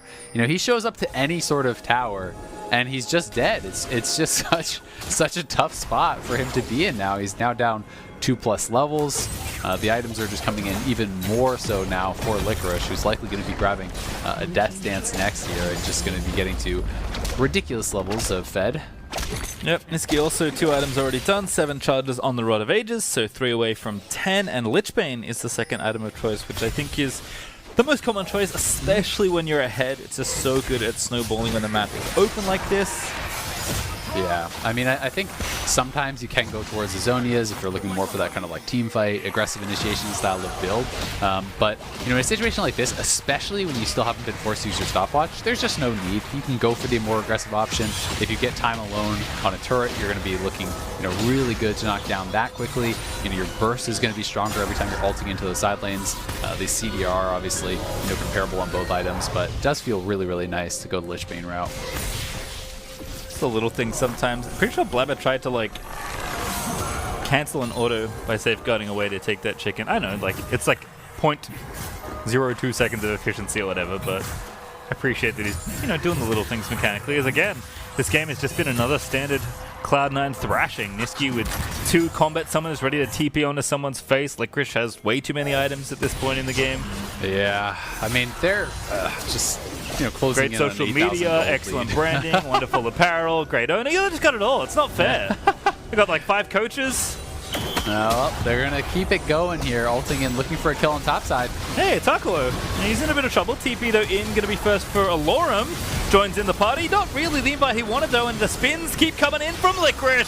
Sven able to take down Ezreal on the rotate. Insanity going to fall as well. Stun lands in for Niski's Hakuo under the tower, low, but not out just yet. Xmithie instead will be collateral. And the wild cards are not enough because Blabber's there first. The thumbs down from Niski as his jungler steals his kill. But hey, look, the Bud Light Ace there for Cloud9 as they take all 5 of Immortals down. And what a coincidence. The Baron has spawned. It's 20 minutes. How about we'll grab that too? That sounds nice. Cloud9 going to grab that on the back end of that clean ace up on that top side. They already have the Rageblade Blade of Rune King. This die is just so ridiculously fast. Very easy 20-minute Baron. And you were talking about the speed run. Could they actually beat that earlier time set by EG against CLG, that perfect game? This is not a perfect game, but it might end up being even faster as they're willing to go very deep here. Niski knows he's safe to ult in aggressively because he's chosen to support. He's not ulting into a bunch of damage dealers, so his team can actually catch up here. Sven winning out this duel on the bottom side here against Apollo, pulls Vulcan back to him, easily winning that 2v2 down on that bottom side. And up on the top side, it's just not even close. They continue the dive past the tower, getting the final kill there onto Hakuo, and this is just an absolute shellacking at this point from Cloud9. Rewatching that team fight and looking at Licorice, it was like the ending of Inception. It just doesn't stop spinning that whole fight. It ain't close, Pasty Time, I'll tell you that much. All right, well, at least while we're tracking things here, 24 minutes and 9 seconds is the record to beat for fastest game so far this split. Not a lot of time for Cloud9 to do it, but if they can do it within this Red Bull Baron power play, then hey, certainly I think there's a chance. Man. They're so fed and they have strong dives, so it just depends. Do they see the opportunity? Do they want to play it out more slowly? You know, they don't want to risk over diving and, you know, giving over a bunch of shutdowns. Then maybe there's some slight way back in for Immortals, but I do think that there's a very high chance that Cloud9 can spread them out, make people answer multiple waves, find their window to actually look for a dive and potentially close the game. On pace. We'll see if they can break it here. Pushing all 3 lanes right now. Hook lands in onto Sven. The lantern is there, but he's got nowhere to click it. Oh, he flashes out just barely in the nick of time. The Fate's call for Vulcan is enough to save him as Niski dives in, and oh goodness, Licorice back to spinning in the backlines again. There's the second as he gets kicked into the other knockup. Hakuo, see you later. As Insanity and Apollo are chasing back in, and we may well be on as Apollo is kiting back trying to cut some waves here and there, but Cloud9 are going to hunt him down by the looks of things. It's just not want fair. The Nexus. They just want the kills. Oh, Blabber nails it as well. The resonating strike dominating for Blabber as he takes down Apollo. Only Insanity left to defend the Nexus. Less than a minute to go. Cloud9. We'll see how quickly they can end this game, because it certainly looks like they're trying to. Yeah, they're going for triple inhib, so I think they might not actually try to go for the end, or they want triple inhib and then the opportunity to back up if they don't think they can end it. But waves coming in from all sides. Blabber goes in with no help. Oh, Blabber, okay. You know what? His coach told him about finding exit strategies, had none for that, so he will give his life away, and I think that does mean we are now off record pace. Insanity and the rest of Immortals will hold on for now, but that gold lead is not reasonable at all. No, and they're looking for Soul right now. They're already on that Soul, so that's always nice too. And Blabber just looking for the quick recall, I'm sure. You know, wanted to get back to base, spend that gold, so going to allow his second jungler here, Sven, to pick it up with the Ren. Does get it. Good smite there from Sven, making sure the Ren was ready to go. almost a death cap dump for Niski as well. I mean, yeah, the advantage is just as we said, unreasonable. We're out of hyperbole to describe how far ahead Cloud9 are in this game. Yeah, I mean, it's 15,000 gold lead at 24 minutes. Triple inhib down. You have Soul. Like, there's actually no chance, right? You know, this is pretty much as insurmountable as you can get. It would take an absolute comedy of errors for Cloud9 not to be able to even close this out in the next couple minutes here.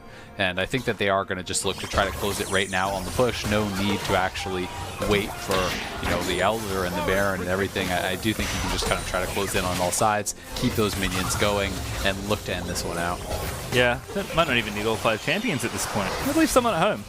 Maybe let Blabber hang out in the fountain. Send her to go relax for a bit. It's done a lot of work already in this game. Take a break. IMT, oh goodness, that's way too many super minions. The Horde has arrived. IMT are busy clearing out the PvE portion of the game, let alone the PvP that Cloud9 are about to inflict upon them. Hakuo gets stunned up in the front lines. The Sad B is out. The next turrets are gone, and it's the last stand here from Mortals. Double play there for Vulcan into the box, and the spins happen once more as Liquid Beyblades into the back line. And that's going to be the front side dead. Apollo and Senator the only ones left alive, and Aloy can expose Nexus as another win for Cloud9 is now upon us. And how much of the fountain will they dive for KDA purposes? You got to pad the DPM as Cloud9 will take victory number 6. Now, very well done. Clean 6-0 on the season. There was no doubt about this one. Let's be honest. Cloud9 just absolutely blasting Immortals. Interesting level 1 to be sure.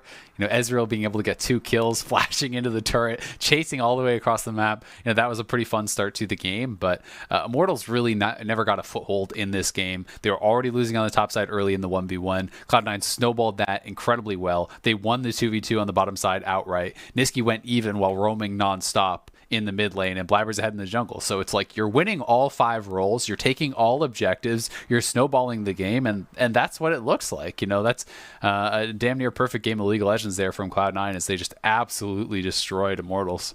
Yeah, it was actually that level 1. That's the only reason it wasn't a perfect game. It felt like it. Another dominating performance there, as you will be stepping away. But on the other side, Latigris is going to hear from the top laner of Cloud9 in the Verizon post-game interview.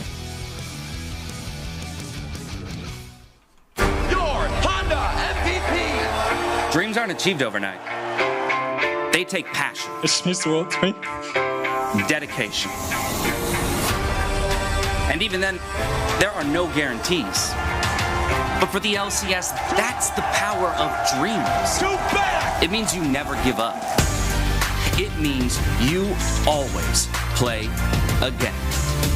Honda, proud automotive partner of the LCS.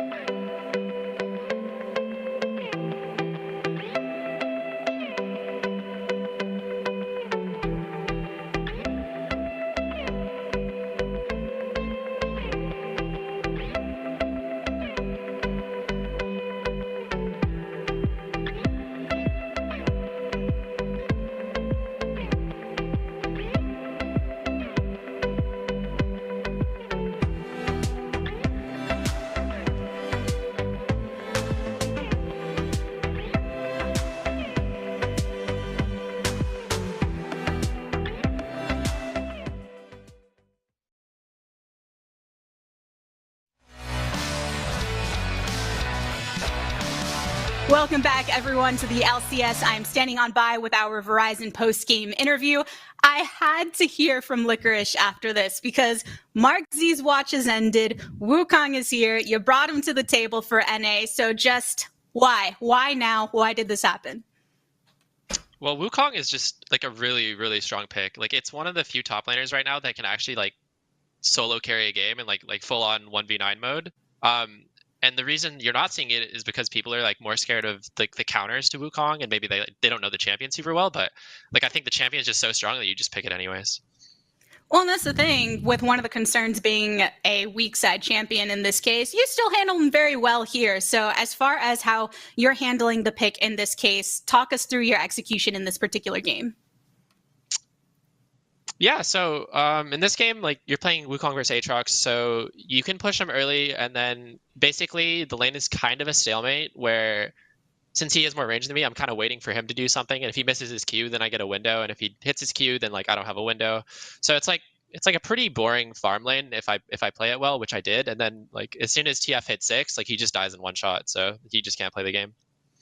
Now, I know that you and Alorum have a bit of a history together as well, so you're not unfamiliar with his background with this pick. Did that add any fun having to your game today? Being that a lot of these games, for instance, just have been a lot of fun to watch from a viewer perspective. I try really hard not to focus on like things that aren't the game that I'm actually playing at the moment, but like when I locked it in, the thought crossed my mind that like not only was I the first person to pick Wukong in the LCS, I was also locking it in against Alorum, who used to be a Wukong one trick, so that it brought a smile to my face. Now, all the fun having aside, I know even on the dive they're speaking about the fact that Cloud9 can get away with doing things that other teams don't, and maybe the work that happens between the staff and the players to keep focused. So in your run currently, still having great success on Cloud9, is there anything that you're doing as an individual to keep yourself focused on those minor improvements game to game? The only thing I'm doing, and it's something that I always do, is just making sure that I'm getting better. Because like it doesn't actually matter how good we are, because like the other teams are gonna get better, and like we also need to get better if they're gonna get better. So it doesn't actually matter how good we are, it just matters how fast we get better. So that's my focus, and I think that's the focus of all my teammates and the staff as well. Well, and you're saying that getting your team better, but everyone else within the league better as well. C9 seems to form a meta in its own sense within this league. Do you feel any of that sense, the fact that your playstyle as a team is influencing the other teams? Speaking for myself personally, I think I prepare more than like my preparation is better than the other top laners in the league, and I think that goes for all of my teammates as well. So we just have more picks to draw from, and we also have more knowledge. Like we know picks that are good in certain situations that other teams just miss, like the Wukong, for example. So like we're just more prepared, we're more practiced, and we're just better. Well, preparation sure does go a long way, and I'm sure the desk is very excited to talk more about your play and the rest of Cloud9, so thank you again, Licorice, for speaking to me. But with that, let's send things over to the State Farm Analyst Desk. Yeah, thank you. Thank you, Latigress. You're exactly right. And thank you, Licorice, for our very first Wukong in the LCS. It happened, Mark. It happened just for you. I had this whole big thing prepared. I was going to have like bananas out and all this stuff, but then it took so long for North America to play it, I had to freeze my bananas. And then I was like, how do I unfreeze bananas? So I tried to microwave them, and now I have this mushy puddle of bananas that's disgusting. Get that off of my screen, sir. So I was going to like have a bit where I'm eating the bananas. I'm talking about how great Wukong is. I'm not going to do that. I'll probably commit to the joke. Commit to the joke. Eat it. Spam in chat if you should eat it. No. All right, well, we did it. We got the Wukong, and it was actually interesting hearing Licorice's thoughts that it did take this long for the Wukong to come out, because when he was talking about the strengths of the champion, it sounds like a no-brainer. Yeah, as he says, it's so strong that you should pick it no matter what. And somehow that's resulted in one game of it. But it has insane level 6. You saw what he's talking about where he said, you know, Alorum just can't play the game at once I hit 6 with TF. And then it just continues to scale throughout the game. He said it's one of the few top laners who can actually 1v9, and you get to see why here. I mean, you have no other champion can you mess up your initial engage and still have another shot at it. That's one of the amazing things about him. But usually you're just good enough to get the double knockup on them. And this is why we wanted to see more Twisted Fate, because when players start getting more comfortable with these carry type top laners, the game is just over on the top side, and there's no way anybody can come to the rescue. And the funny thing is, he's mentioning like it has a whole bunch of bad matchups, but that doesn't really matter to pick it anyway. And yeah, you see in EU they'll play it in support and LPL. It's like it's a support champion too. That means it can do its job with a support amount of gold. So even if it's not great in lane, which obviously Licorice did a really great job, that's how powerful this champion is. And I hope this kind of like catches on a bit now that not only the analyst desk is pushing it, but now like one of the best top laners in NA is pushing it. Yeah, I'm so happy that they actually won this game and it looked good, so that way people aren't like, see, it's bad. And like, thank God Licorice gave such a strong case for it. I mean, obviously C9 is such a dominant team. I think they could pick half the champions in the league and put on a similar performance. Right. But to be fair, it was a big part of their win. It was their game plan to snowball topside. Even when things went wrong initially in their level 1 invade, they still were able to pop off with it.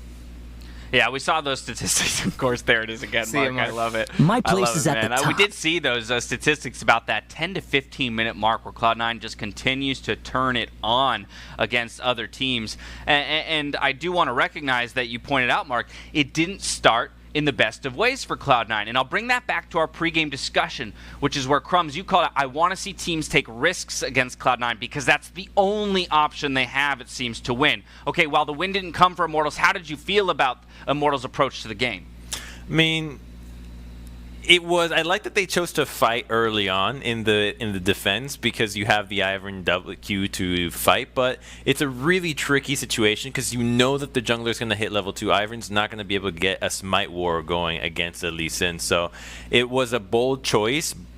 It was just kind of doomed from the start. I felt like the Cloud9 was pretty much set to win the entire time. I would have liked to see a different game where Xmithie gets to play Nidalee. That's the kind of pick that I would have liked to see him go against it, because the Ivern is just hoping that you survive and then hit a stage in the game where you just shield your Aatrox and then you win that way. So I never felt like we got to see what Xmithie could really do on a pick that no one in NA has been able to come up with a win yet. Yeah, even the Guardian rune choice over Aerie is a more late game-ish choice with the fact that you're going to be positioning near a carry or something, where not as much focus on the gank or different things like that. Probably give me your gut feeling on this. Cloud9, they're now 6-0 at the end of week 3. They had a 17-1 regular season or regular split last spring. Do you think this might be the time we see 18-0? Huh. I don't think so. Okay. And is that because you think, or give me why.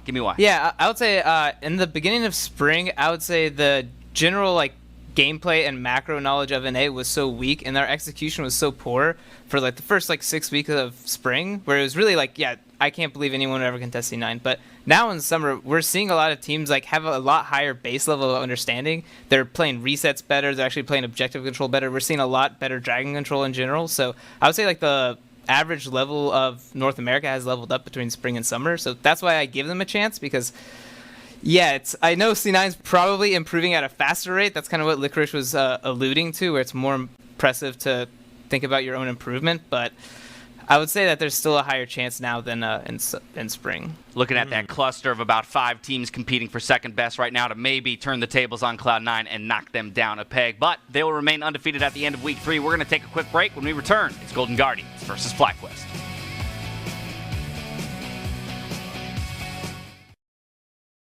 Level 2, but he gets hooked again. Now they go in for it. The first blood, they want it if they can get it, but Apollo does find the snipe. Will be traded out there to Sven. I think Xmithie knows that something's happening top lane. There comes TF.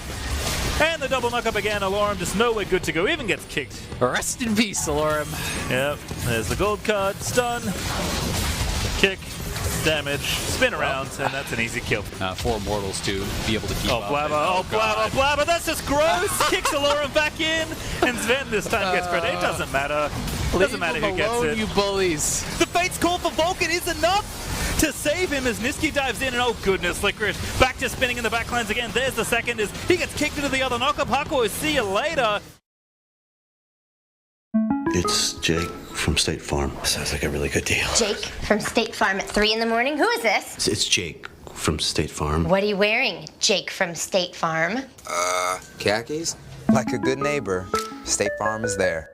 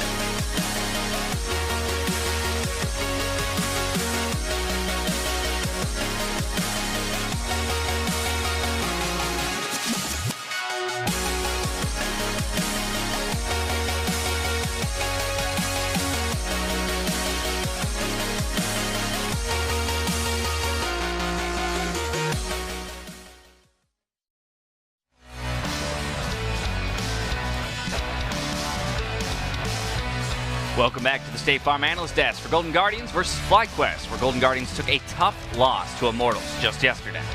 It was super disappointing. I think myself and a lot of other people were looking at Golden Guardians, some of their games versus Cloud9 and stuff where they looked better than their records seemed to indicate. We were like, oh, maybe there's some draft problems, and that's why the team was struggling initially, but they'll get that figured out. And then they kind of just go up there and lay an egg versus Immortals. It was very disheartening to see.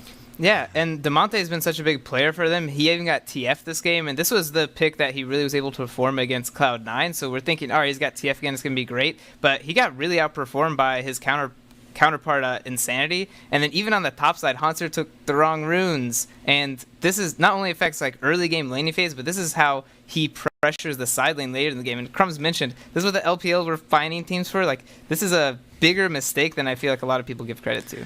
You know, if Golden Guardians cannot shore it up now, it's only going to get harder, because in the stock market segment, we picked Golden Guardians to have a really strong 2 weeks, week 3 and week 4, because their strength of schedule was fairly good. The strongest opponent standings-wise they have, I'm pretty sure it's FlyQuest right now. Is this team, exactly. They should have won against the Immortals lineup that hasn't even scrimmed against LCS teams, has no LCS experience this split, so the fact that they took that loss there really should put a fire under their asses and say, listen, this is the time to actually get your draft, get your gameplay in order, because you cannot afford to have the worst game of your split, as Damonte was tweeting out.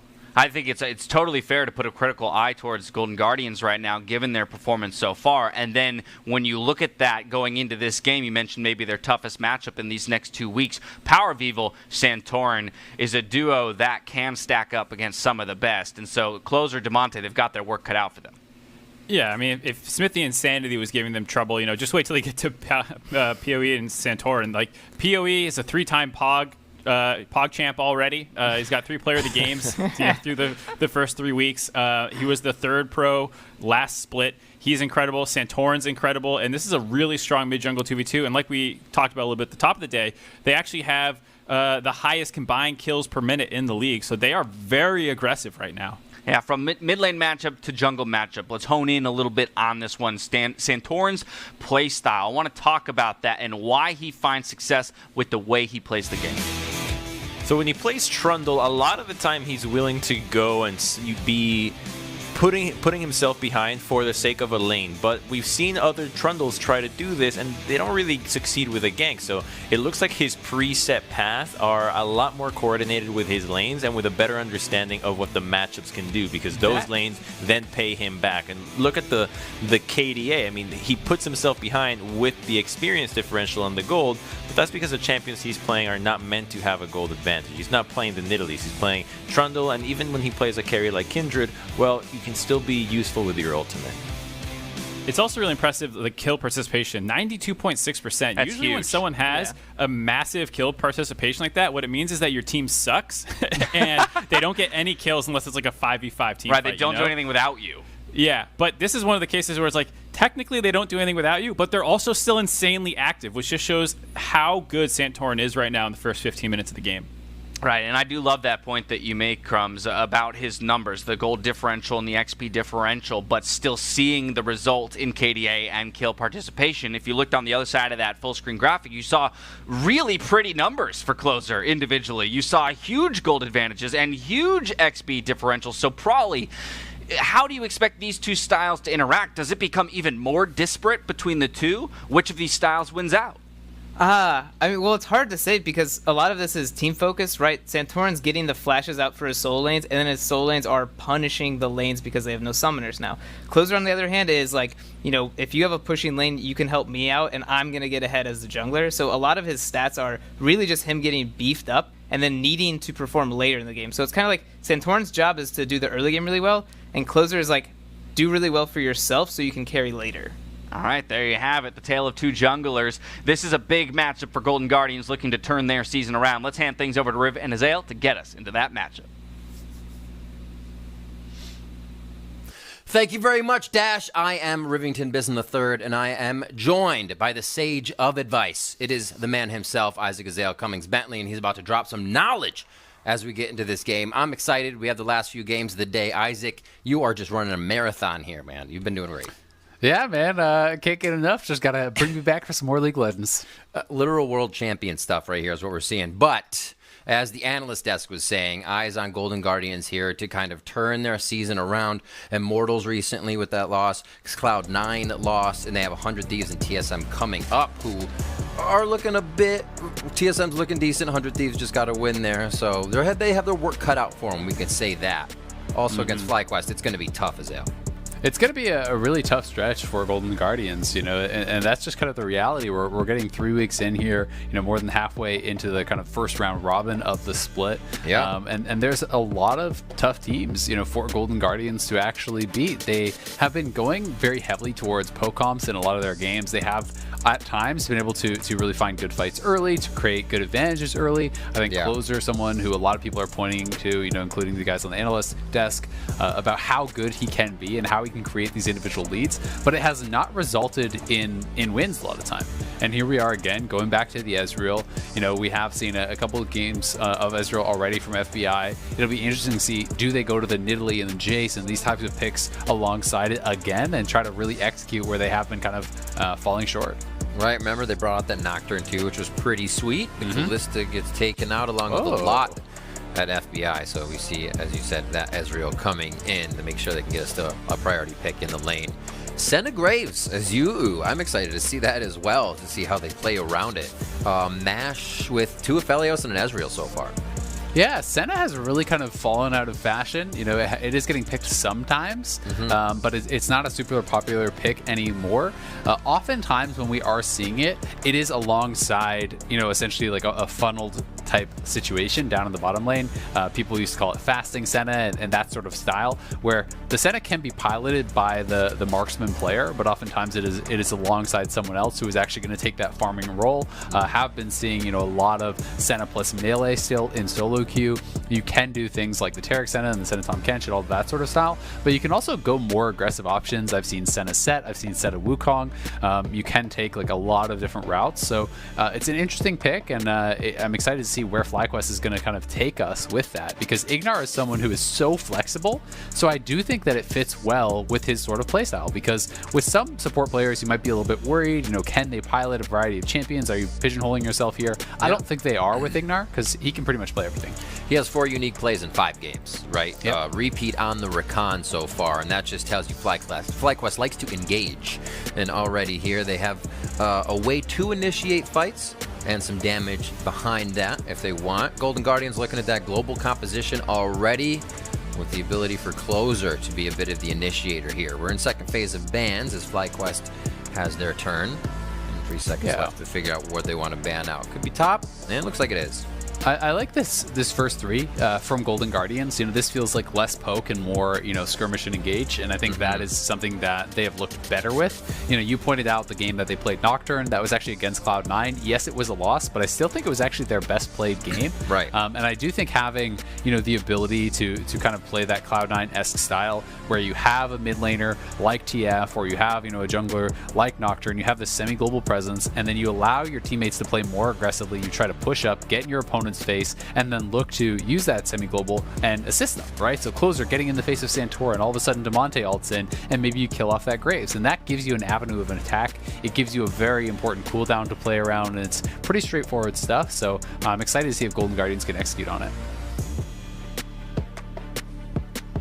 Final ban here from Golden Guardians, the Maokai. Okay. So taking the tree out.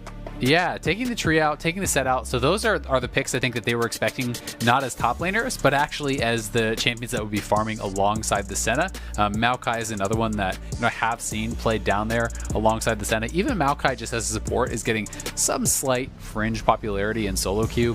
Ornn again, like this is interesting because you don't know, is that a farming Ornn alongside the Senna? Is that, Ornn top? There's That's still true. a little bit it's been of a bit question since we've seen mark Ornn there. bot, but yeah. Yeah, I mean, it has been, but it's been a minute since we've seen the Senna, right? And people It's really true. are playing mostly that fasting Senna style. I'm not expecting it to be a farming Senna. Generally speaking, people just find more success, with the nonstop harassment and picking souls up off the champions and not actually farming and just grabbing the souls that drop from the minions that you missed. I'm actually a really big fan of Ornn support, especially once you get a few items. You can go under the turret with maybe a 3v2. You have so many places to knock up your opponents. They really cannot hide from you. So would be a powerful pick. We see Jace going on the other side as the time is ticking down. Exactly, and you know, one of the weaknesses of if you're playing a true support role as Ornn is it takes so long to get to your items that you could upgrade. But if you're playing the farming Ornn, you can just go a standard Ornn build. You can just go for the Sunfire Cape and the Abyssal Mask and these types of items. It is going to be Jace top, which is just kind of generically strong top laner, whether it is against the Ornn or whether they flex something and put something else up there. You know, Hauntzer's probably going to be pretty comfortable. Nautilus getting locked in would probably mean that is, you know, a farming Nautilus. If they go Blitz, it may actually be you know, a farming Senna, because I don't feel like Blitz is as powerful with gold when compared to a lot of the other champions. Like, your scaling with gold just isn't that important, honestly. Oh, let's go. So this could just be a farming Senna. You know, I know I spent a lot of time talking about the fasting Senna because that is what I've been seeing a lot of. I guess we'll just have to wait until we're in game and see, you know, are they going to give gold to the Blitzcrank? You can do some things like just building generically strong items on completion. Like, you can go Blitzcrank and farm on the Blitzcrank and just grab an early redemption or grab an early righteous glory and utilize that, you know, more for the utility and less for the individual kind of like power scaling there on the Blitzcrank. So that is an option, and honestly, I'm just really excited to see this one play out because, you know, Tahm Kench, while a bit of a snoozer champion individually, you know, does have semi-global presence also. So you have the TF, you have the Tahm Kench, you can move to side lanes. That can help to enable Jace, who I think is going to be the main focus here for Golden Guardians in getting him ahead. So I think they have some clear power points there, and I'm excited to see if Golden Guardians can actually execute on that against FlyQuest, who has been a really strong team. So is there anything we're going to have to see Santorin do on this Graves to make sure he can supplement damage if Senna's not, be more damage if the team can't provide it, right? What is he going to have to do anything different this game? I mean, I think what he's really going to have to do is keep in mind, you know, all these globals that could come out, right? He has got to stay ahead of the Lee Sin. You want to be power farming, you want to be playing, you know, in your opponent's face and counter jungling, but that means you have to have accurate timers on things like the TF ult, like the Tahm Kench ult, because while you can win the 1v1 against the Lee Sin, you know, as long as you save the quick draw to actually dodge that resonating strike, you'll win that 1v1. You'll be able to chase him down with the phase rush. But if TF ult's in on your head and you just start giving over kills, you're going to fall behind and you're going to become useless. And Ignar, no, it's a bait.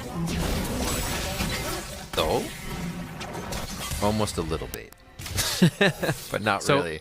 Very interesting. So it is Doran's Blade on Mash. So they're actually going to farm on Mash, and I'm really interested to see, you know, where he goes with this.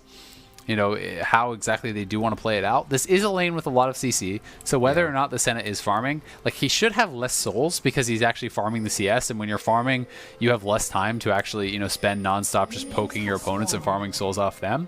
But if you can land a hook, you have hook into knockup, straight into the root will trigger usually out of that. If you have done it early, you know, there's a pretty good timing window for that. So that is a lot of CC. You have the slow as well from the Glacial Augment, so there is the ability to really lock people down and punish them pretty heavily. They just run you out of lane. It's going to be tough once you get caught one time, right? So we'll see how they start. Coming down through the river. Ignar doing a good job with body shield. Pulling Tahm first. Remember, he has Lick from level 1, so Huhi is going to be trying to get in here with even more. Acquired Taste, not too much applying here unless they can fully get it, and Ignar is going to back himself off. So, nice trade from FBI and Huhi to say, hey, they're probably coming down from the blue area to make sure nothing's happening there. Let's take some damage. Yeah, that was honestly really, really smart. And they even missed all the melee minions. So they missed not only the farm, but they missed the experience there too. Good catch. You know, they have a really good level 1. If you face check into that Tahm Kench and he can get stacks on you, it's very hard to actually deal with. You know, the Guardian was there too. FBI has a lot higher straight up DPS than a level 1 Senna does. So things looking very good in that regard. Santorin is down here on the bottom side. He has the sweeper, but he's already used it. So there's unlikely to really be a good gank path that he could go for unless, you know, FBI and Huhi are really overextended. See what Damonte can do on this one. This is going to be his third play on Twisted Fate. Here comes Closer. Closer has the lane gank already. Gold card comes out. This could be bad for Power of Evil, but puts himself very close to the wall for a quick escape. Does have to use both summoners on that. Yeah, the Ghost seemed like a little bit of a panic, honestly. You know, after you actually, flash over the wall, I think he used Ghost right at the same time there. So maybe he was anticipating that they were going to flash follow and look to actually continue that up. And this is the risk of not playing Cleanse. You know, he is playing Spellbook, so he can swap over to Cleanse later. But when you are not playing Cleanse against TF, it's such easy gank setup. And that is one of the major reasons people love this pick right now. You can play something like Lee Sin that is skill shot reliant. You know, you need to land that Q, but guess what? It's pretty easy when they're gold carded to land that on a stationary target. And it's crazy to think, right? If the gold card is over his head, I won't get caught by it. But time and time again, it seems to happen. Closer grabbing bottom scuttle. Looks like top just got grabbed off by Santorin here. So opposite sides of the map for our junglers as they try to trail each other. As the Scryer Bloom sees bottom, and Closer gets a little bit more information on this. Yeah, there's not much for him to farm. But they are actually moving down the TF too, so I think they're trying to look for a 4-man dive. You know, they could use the Tahm Kench to actually start this up into tank, and yeah, they're going to go for it. We'll see if Solo wants to try to respond with the TP, but no jungler is down here. Disappeared for a moment. They can still kind of see where they are. Ignar tries to get in front. Damage onto Mash. They're going to take him down first. Ignar grabs a minion.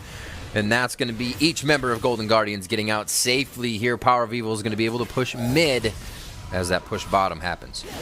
That was a great dive. I mean, they just actually pulled aggro with Damonte. He throws down the gold card. Then once he's taking a turret shot, Tahm Kench eats him up, resets that turret aggro, takes it off of him, and it's just a very easy kill over onto Mash, who also had to go back to base prior to the tier actually being completed.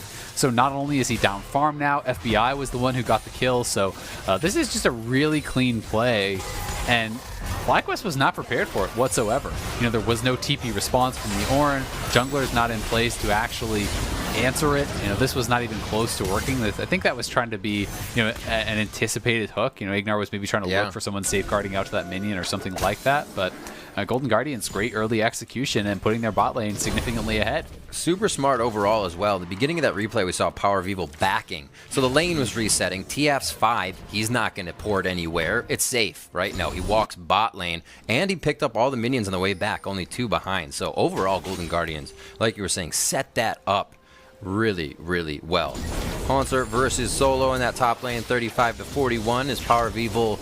1, 2, 3, keep stacking them up. He continues to get ganks on him here in this game and stays safe with the summoners down this time. And you've also got to remember, that bottom lane dive basically started at level 1 with the forcing of flash on Mash, right? They kind of had this little river cheese where they got the flash off him. It wasn't back up for when he got dove. Maybe that's a little bit of a different play. Probably still goes down, but it's following up on the resources that have been taxed from your opponents, right? And that's something that you always love to see. When you get a cooldown out of your opponents, you need to return and punish them for that. Forcing a flash is worthless if you don't get an advantage while the flash is down. And that's something I'd also like to see them try to go back at Power of Evil, who still has his flash down for a couple minutes. You can return and try to attack Power of Evil with Closer and Damonte. Without that flash, he might go down. Taking a long way around, Ignar has to head back to the lane. Blast Cone's over to keep himself safe. So ping goes on to the Drake for now. Golden Guardians just leaving FBI to solo farm down here, nice and easy with the Mystic Shots, 48-38, and it could be the combo for Solo top, just 100 damage short on that port towards bot lane. Mash again is the focus, and they're trying to shut down the Senna Blitz lane right away. Just about 400 HP between both of them. It looks like they'll cut one down, but it's not going to be both, as that's the TP coming in. Shockwave in from Power of Evil, as he is almost able to trade back the kill, but there's just too much support and utility amongst the Golden Guardians crew. Rinse and repeat, and again, Mash just barely didn't have his flash up. It came up during that play. Thankfully for him, he was able to escape, but Ignar did go down. As soon as they have the level 6 on Damonte, they set up this play once more. They pull the aggro, with that stun card. They reset it with the Tahm Kench. Rinse and repeat on that bottom side. They are really putting the FlyQuest bottom lane behind. Thankfully for them, Solo is doing work up on that top side.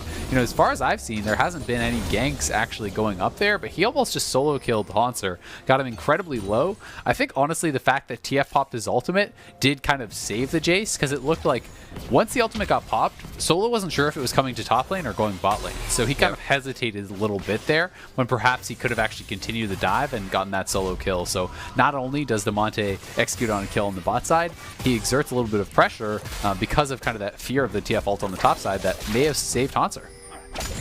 And you talked a little bit about this not being so much of a poke comp you think they would create, but more of a skirmish comp. And boy, are we seeing that already. Instant fights towards the bot lane, and with the ability to poke too, it leaves FlyQuest with little chance to be the one to set up at an objective. They do not want to be there with Fog of War around them. So Golden Guardians setting themselves up here, already 8 minutes in, very nicely. Yeah, they're doing really well. They are up 1,000 gold. That is great. But that being said, FlyQuest is still looking very stable in their solo lanes. The bottom lane is behind, but the farm isn't such a big lead on FBI by any means. The farm is very close, so there is those kills going over. It hasn't been really a big snowball of objectives or anything like that. So FlyQuest with their scaling, I still think are feeling like pretty well within their comfort zone. When you have Ornn winning that 1v1 against the Jace, you're very happy. Graves scales great. Orianna scales great. And you know that there's going to be a lot of squishy members over on the side of Golden Guardians. So later on, really any hook in a team fight could result in a kill, even if it's Tahm Kench. Just short is Huhi on finding Santorin. Looks like they'll be able to figure out he's there, though. Orianna not walking down. Monte trying to ping that out. Is FlyQuest using this kind of bit of breathing room to get an advantage on some plates. Still slightly in the lead. Mash is going to keep himself safe here. It looks like they want to avoid all fights from here on out and just keep that vision up on bot side of the map. They have 2 pink wards that they can continue to protect, or at least on their side of the river for now. We'll see how much they can protect. Yeah, and those pink wards along the river do help a lot. Deep vision, especially a ward over by that Raptor pit, that is actually a really key area if you're playing against TF and your solo queue games. If he is moving towards bot side and he's playing on this side of the map, having a ward around that Raptor area, that is almost always where they will walk past to try to ult towards that bottom lane, because you have got to track TF. You have to know when he is leaving lane, when he is cheating towards your side, because you can't, anytime he's off the map, you want to play defensive, but if you just do that to so much of an extreme, if you just basically act as though TF can be everywhere at all times, your lanes just passively lose. So it's important to actually get that knowledge and get it confirmed. Right here, you can see Power of Evil. There you go. Really taking a turret shot just to make sure he wasn't roaming around to port somewhere. Good explanation, seeing it on screen as it happens. So we got 2 minutes for the Infernal. Looks like there's no setup just yet. We'll see where they both go for mid here. Tuhi is following towards mid, so I feel like he's going to put up wards off of this before he roams back down to FBI, who again, they leave solo, and he's doing perfectly fine. They've kind of put the fear in FlyQuest so much that, yeah, they'll roam as well, but let's just not try to go on MASH because they'll be here in 2 seconds with teleports and TF gates. Yeah, TF has the ultimate back again. Roa is completed, stopwatch is ready, so the playmaking is there. They do have to respect the fact that Solo does have TP, could look to try to answer that, and, is going to be some very strong hard engage if Solo does make his way down here. He's sitting at a pretty strong point of the game, but FlyQuest are kind of just slowing it down, looking to farm. They know they have the more reliable engage. Come team fight time, I think they're going to be feeling really, really confident about their ability to win in that straight up 5v5, especially because Solo is doing so well. While you have been trying to snowball bot, it hasn't really resulted in any big advantages. They've actually lost more turret plates in that bottom lane.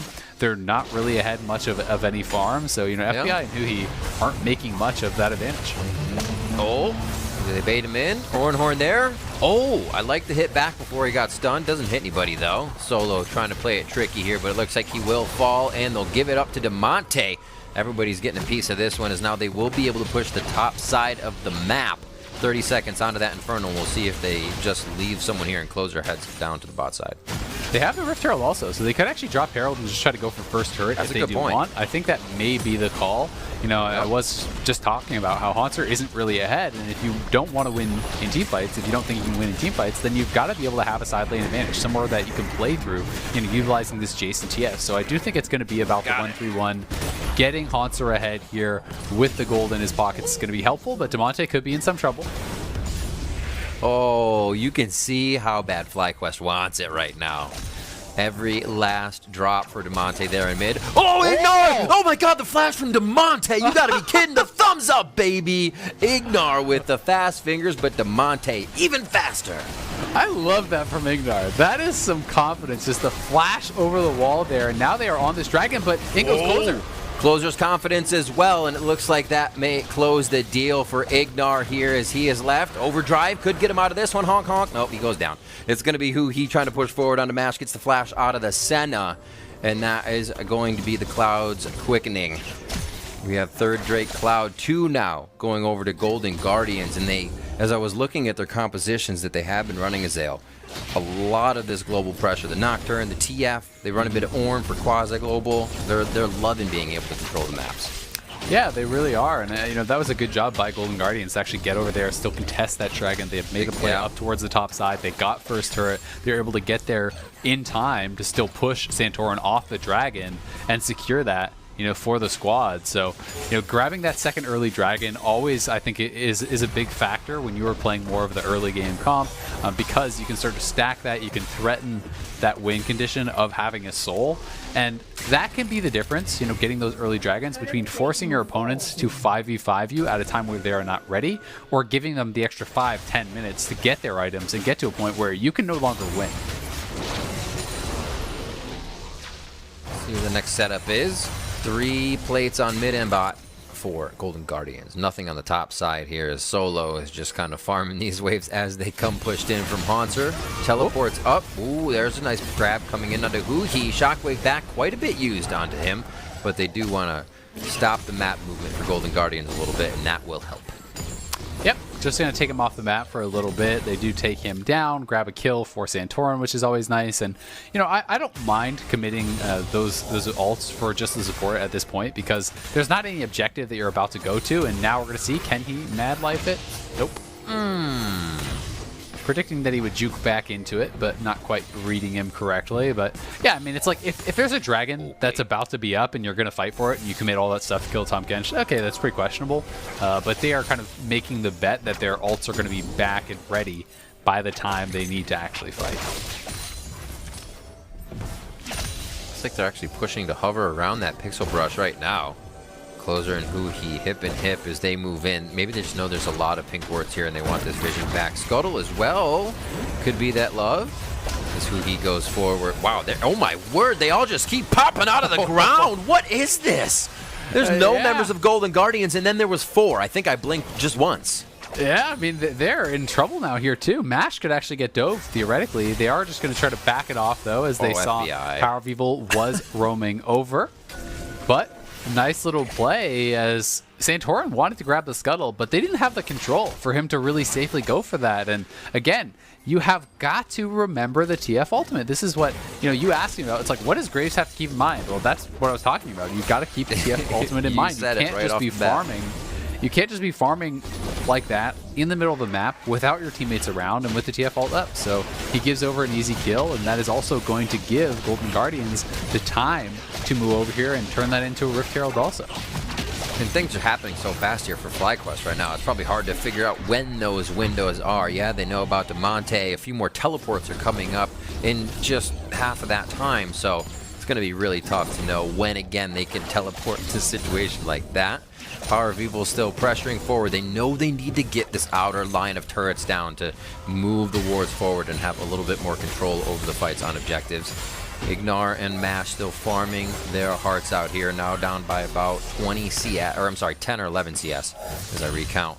With 3-0-1 here for FBI on the Ezreal, and they banned him out for 3 marksmen right off the bat. But going to be feeling really comfortable on that Ezreal. He has no problem playing that. And with those 3 early kills, he's going to be at that 2-item power spike so incredibly fast. I talked about grabbing that 3rd Dragon, how usually teams do want to try to fight at that. I think FlyQuest would want to prevent putting them on soul point this early. But I mean, if Ezreal is sitting on 2 items, at 16, 17 minutes and is ready for that Dragon fight, it's like, well, I don't know. Do you even want to take it? You've got 2 items on the jungler. Hauntzer could potentially finish another item before this. So Golden Guardians is going to be ridiculously strong for this fight, and I'm not sure, if FlyQuest is going to be in a position to win it. So it's 1 shockwave, 1 grab, right? It's like the Captain Flowers call. You only need 1. Which one can it be, though? I feel like at this point it's like 1 or 2 because of where we are in the game and where the minion waves need to be pushed. So you have some time. It's just looking like that window for a grab is smaller and smaller. Even if they are grabbing Golden Guardians, the retaliation coming from them is just shock and awe. Here they're going to push mid with the second Rift Herald. They were able to get both in the game, and every Drake so far as they move down for what will be Drake number 3. Yep, and they actually just used that Rift Herald to make FlyQuest respect the mid lane push. All of FlyQuest had to roam over, and guess where Golden Guardians are? They're on the Dragon. And now it's uncontestable. You can't actually move over here because it's just going to be gone before you even get there. So Golden Guardians uses the Rift Herald to avoid even having a fight over by that. And checking in on Mash, he's now at 29 stacks at 18 minutes, so not too many souls. Does have his first range upgrade, but it is a fair bit slower than you probably expect from someone playing more the support Senna style, especially against the Tahm Kench, who's a champion that you can oftentimes really kind of farm those souls off pretty effectively. I like the rally there, Azael. FlyQuest was like, all 5 mid turret, quickly back. Hans was like, I'll just farm Bob, but I like it. FlyQuest was definitely in need of a bit of global gold and pressure off the map, so they call the executive order to crush mid turret. And I like this. 4K gold behind. This is like the Jat special. Jat used to love playing Senna and love doing this, where he would just kind of follow around his jungler a lot and actually pick up the Senna stacks.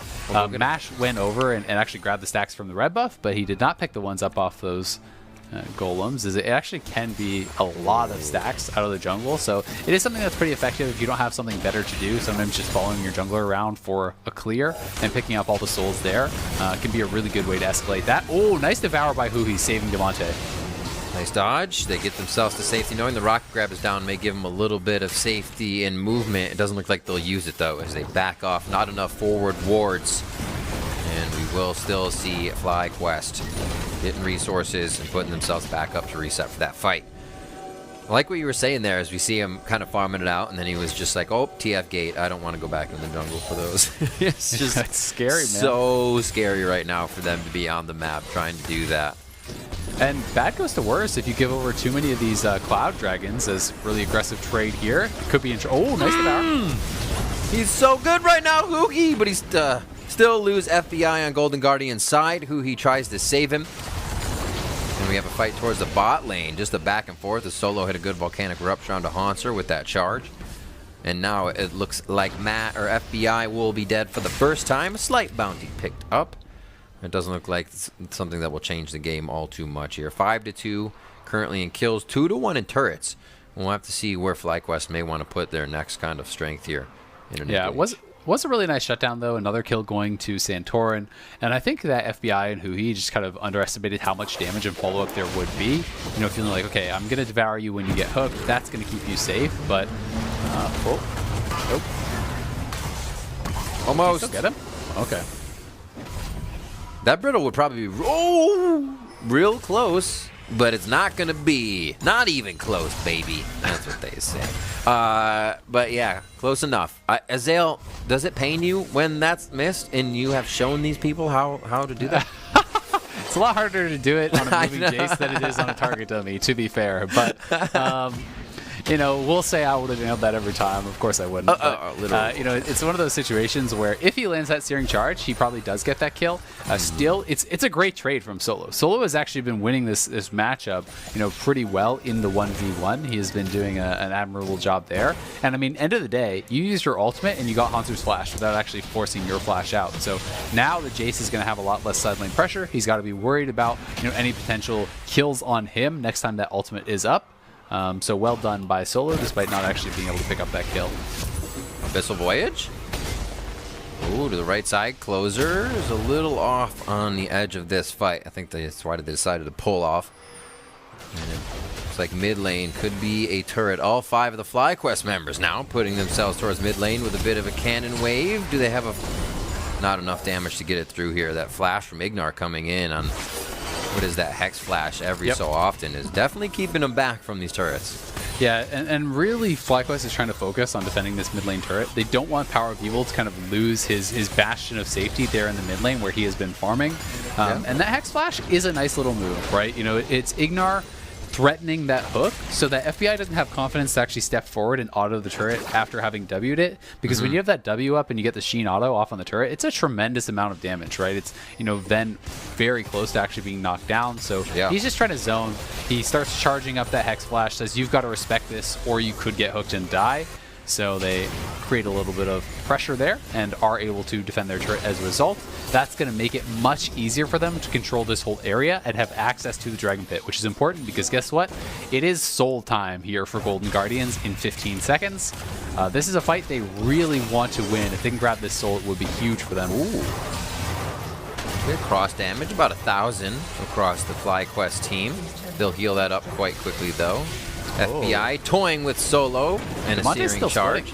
So I think they're just going to try to steal this and keep sending Demonte for the base. If they could just even delay this take, really go for it. Oh! That was close. I like to try, but now can they stop the backs? There's going to be no chase. It might look like Haunter's trying to fire a blast or shock blast in here, but they'll lose an inhibitor turret on the side of FlyQuest as Demonte continues to push top. Inhibitor turret's open there, so now they can start to open up a little bit more with the split push here and have Demonte wreak havoc on multiple lanes. Yeah, you can tell how worried they are about the 5v5. You know, despite the fact that they have a gold lead and 3 dragons to 0 going into that, they weren't actually willing to commit to just a straight up fight, right? They feel like, okay, a lot of the key items are completed now for Power of Evil. Power of Evil already had an upgraded Death Cap from Ornn. There's 2 items on Graves. Ornn has his double upgraded items. So they're saying, we actually probably lose this 5v5 right now. So instead, go for the steal from Closer. Try to get something guaranteed up on that top side. So they've opened up the base. And that was honestly really close. I mean, Closer didn't get his smite off, but he was in the pit at the right time. And that very easily could have been a steal and them really getting everything. Could have been Closer? Closer? Yeah, something like that. Could have been closer for Closer. There you go. Baron is up, tempting both teams. Right now, Golden Guardians can just use that as a quick trap for FlyQuest. And here they're setting up one. Closer's going to be the man in front to try and jump over and help Haunter out if he looks like he gets caught out to dry. So they decide to back off of that one. It's just really trying to get the picks on FlyQuest right now. You have gold cards, you have a few things that can catch people, so as soon as you see one out of place, call out Demonte and he will be there. Yep, we would love for him to be able to join to those side lanes, and as you rank up your ultimate, you know, you can ult further. So you know there is more ability to make those cross map plays.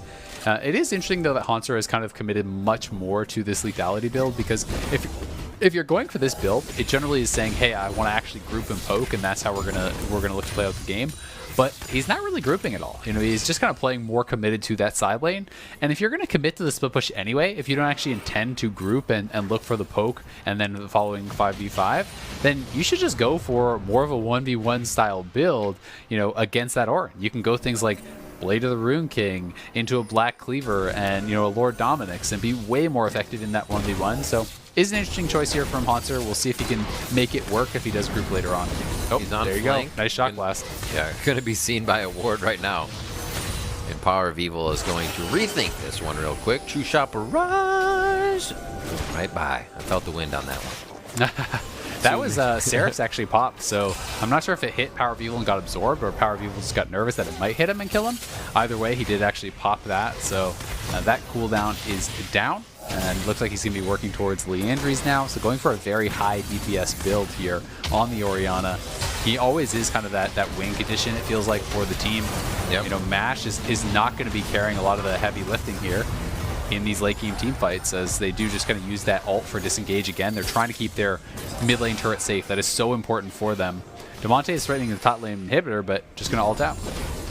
Yeah, we saw Haunter as well, just playing in the fog of war there, hitting FlyQuest with Shock Blast after Shock Blast. Ignar doing a nice job at denying that. As True Shot Barrage back up for Golden Guardians. Haunter is back in the bot lane, and really just waiting to see if Demonte can get away from what would be a mid lane fight to get back into top and re-push. There's a method to this madness, but it seems like FlyQuest is shutting them down a little bit here and there. FlyQuest is able to get another turret, and it's slowly going in their favor. Yeah, I mean, I think you know, FlyQuest is doing a really good job keeping their mid lane turret alive. It's so important because this game is going to be decided largely around objectives. Costs. But you know, but that being said, they are falling further and further behind on gold because of it, right? You know, you commit a ton of your resources and members to actually defend there in mid lane. Well, you're going to lose minions bot. You're going to lose minions top. Haunter actually just killed the tier 2 off bot, you know, extending the gold lead, and they're up near a 5,000 gold lead at this point, which is quite significant. Yes, the Ornn items are really kind of evening out a lot of that.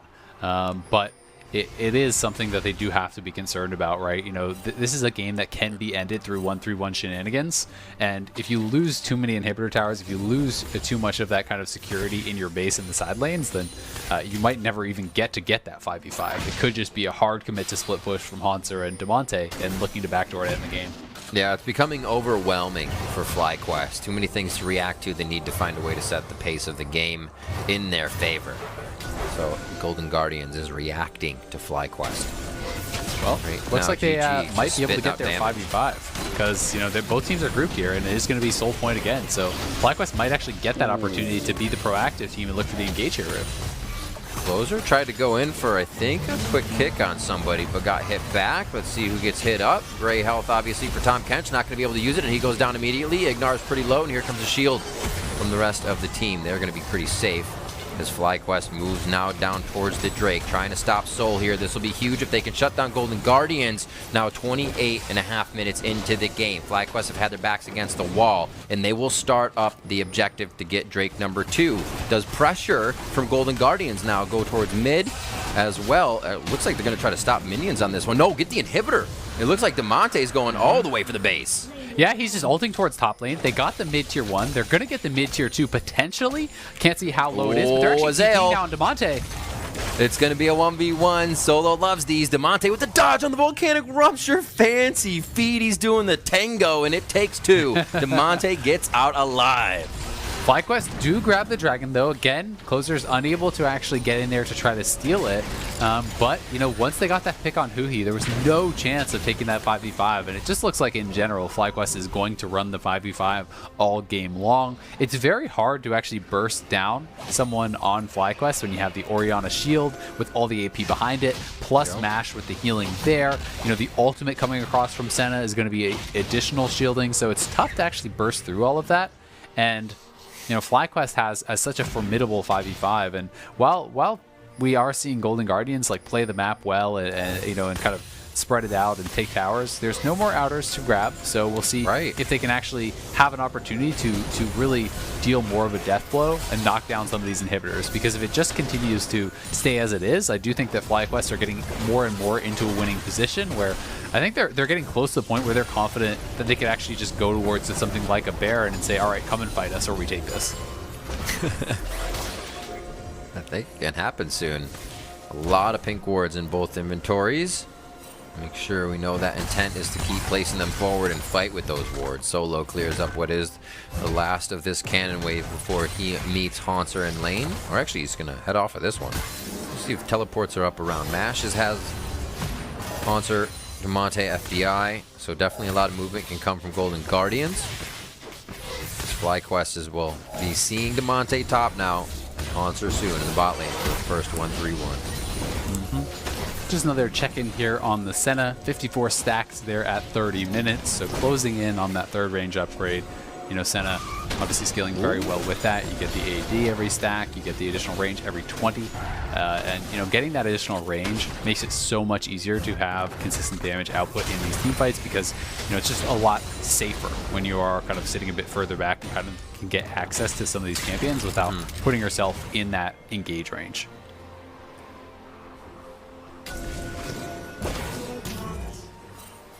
Think how things slow down in games like this. You see, Golden Guardians is kind of just going through the motions. Obviously, they have to get their minions up right now to figure out how they can get a good fight and execute on the wards. But as you get a team that's so far ahead by gold, and then you actually still need these dominoes in place before you can make it happen against FlyQuest. FlyQuest is doing a good job at knocking everything down, not letting too much get set up. I wonder how these fights are going to happen once we see Golden Guardians have to be choked into that base gate. Obviously, they'll be trying to split themselves between lanes, but FlyQuest does have a team that's starting to go forward now. Yeah, I mean, I actually feel like the game is going more in the favor of FlyQuest, you know, over these last 10 minutes. Yes, they are still far down in gold, but, you know, they have now gotten the last 2 dragons. You know, if they get the next dragon, they are then on Soul Point, and you're at the point where maybe you're forcing Golden Guardians to come to you, like it or not. Golden Guardians has been trying to just, okay, they go to dragon, we go elsewhere, we take objectives. But it's at the point where, you know, basically it has to be an inhibitor or it's nothing, because, you know, there's not much as far as easy objectives to grab on the map for Golden Guardians anymore. Solo's a beast, level 17 too, making sure he can get that CS, making sure he can help his team out, has upgraded a lot of items. Rooted onto Damonte as he gets himself out safe with the Ornhorn, comes back now. Closer tries to get in for a quick kick, and it's going to be on Power of Evil, but he gets himself out safe as Closer now trying to save that Guardian Angel, but Santorin on his heels. The rest of FlyQuest moving forward as the tanks are in front. Let's see how the fight continues as Golden Guardians dashes to safety to try and rebuttal. Now they assess how they can attack FlyQuest, and this is going to be a shockwave from Power of Evil. He's waited so long to use it. Can they follow up on this? The end of the line, and yes, it is for Haunter as he goes down. FlyQuest is dancing these out perfectly and finds the advantage on Golden Guardians. That was such a big shockwave there from Power of Evil. It looked like Golden Guardians were going to be able to turn around the fight because despite the fact that Closer had gotten really low and multiple members had gotten really low, the Ezreal and the Jace were still very healthy and had a tremendous amount of poke that they were looking to return. But as they stepped forward, they lost track of that Orianna ball. Power of Evil catches them, and it allows Santorin to flash in for that kill on Haunter, winning them the team fight. Sort of like deja vu with Santorin just going down there, backing up, going down there, fighting somebody, and then he finally comes up with that kill. He wanted it, and we have seen FlyQuest kind of chasing these kills all game, not pushing themselves over the line to get them, but they were looking for Damonte mid all game. They've been looking for other kills, and finally they get a few, and the team is really coming online. Yep, and they're just going to move right towards this dragon, looking for their third dragon. So their ultimate cooldowns are going to get so low now. FlyQuest will be sitting on 3 of those. Damonte, again, going to look for the back door. He's just ulting straight in the base, so this should be an inhibitor take. Ooh. Oh, the steal! Oh, he got it! He got Soul Drake. Closer, can he make it out? He safeguarded to himself, but the team is drawn away. They have to get to the base. Damonte is just going to take the inhibitor, so actually no resulting fight here as FlyQuest is trying to get their waves in position, at least in mid, and make sure no more base damage happens. Golden Guardians now playing the game of cat and mouse, knowing the fights aren't going their way. Yeah, they needed that so badly. If you give over that dragon, put FlyQuest at soul point huge. When you can't win those team fights, that is so big for them. But instead, Closer just steals this one away. It felt like there was a little bit of panic from FlyQuest. It looked like a lot of the FlyQuest members were moving away from the dragon before it was dead because they were panicking about the fact that Damonte was in the base. And I'm not sure if we're going to get a replay, but it's one of those situations where FlyQuest should have been able to actually zone out the Lee Sin, keep him away, deny any potential steal, and set up the soul point for themselves. Instead, this split push creates this kind of era of panic where people are like, crap, I gotta get back to the base, and they forget about the Lee Sin. They end up losing that soul, which is going to be really nice for Golden Guardians. What a play. And you can see that he came from Fog of War down there as he came around Tribrush, so they only see him at the last second, and thank you very much, he says. Closer making it happen. And he's been on the radar for quite a while, making these impact plays and showing up. Can Golden Guardians finish this out, though? That is teamwork here, and we're trying to see if they can take down FlyQuest, the team that sits atop the table still. And we see why, right? FlyQuest here finding late game fights where they're behind 5K or more, and they're still finding ways to make this look like Golden Guardians is in an even game.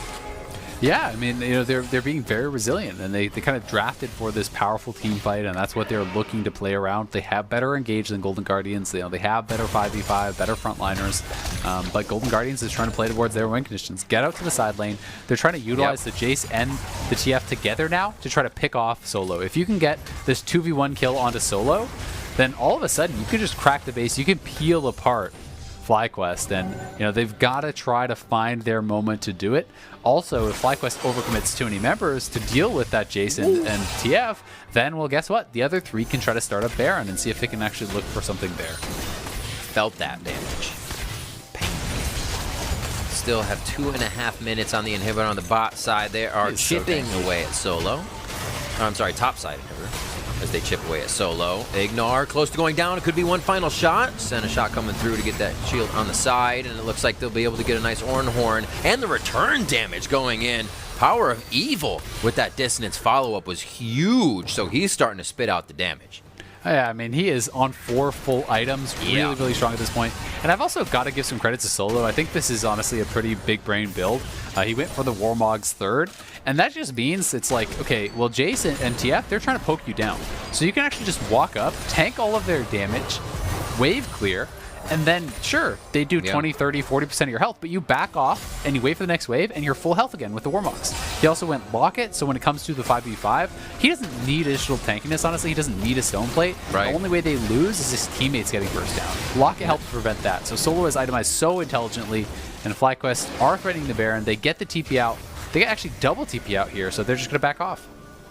Let's see if Huhi Abyssal Voyages too. He's trying to sprint out of base.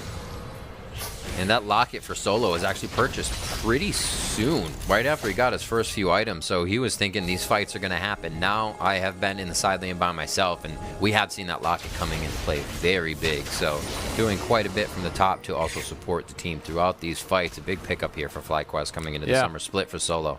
I mean, honestly, I just don't see how Jace and TF ever kill him with the Warmogs. The only way you're ever going to kill him is if you got him low and then dove him once he's already low. When you're sitting at full health with the Warmogs, good luck. And he can constantly trade out his health to just, you know, clear the wave and then back off. And I think this is a really, really smart adaptation. You know, far too many players just kind of go on autopilot and they just do the same build every time. They do their Abyssal, their Sunfire, then they get a Stone Plate, and you know that's kind of the route that they do play. So smart stuff from Solo. You know, showing one of the reasons why they have kind of gone with him as their starter. He did look better with them in playoffs, I think, than Viper, and he has been playing pretty admirably so far in the summer split. You know, looking at that fact that we have Cloud Soul on the map, and then looking at Power of Evil CS on Orianna, he has been running from lane to lane. He has Event Horizon Damonte. No wonder he's zeroing out people with a Shockwave Dissonance. Can they get to Baron, though? That's the question. As we look up from the inventory to see the objective is down at half HP. Ignar's Rocket Grab is now on cooldown, giving Huhi and the team a little bit more room to work with. TF is on the bot side of the map, but you can see Damonte shuffling back and forth to see if he needs to gate in for help. If Solo crosses a ward, Damonte is going straight for that turret.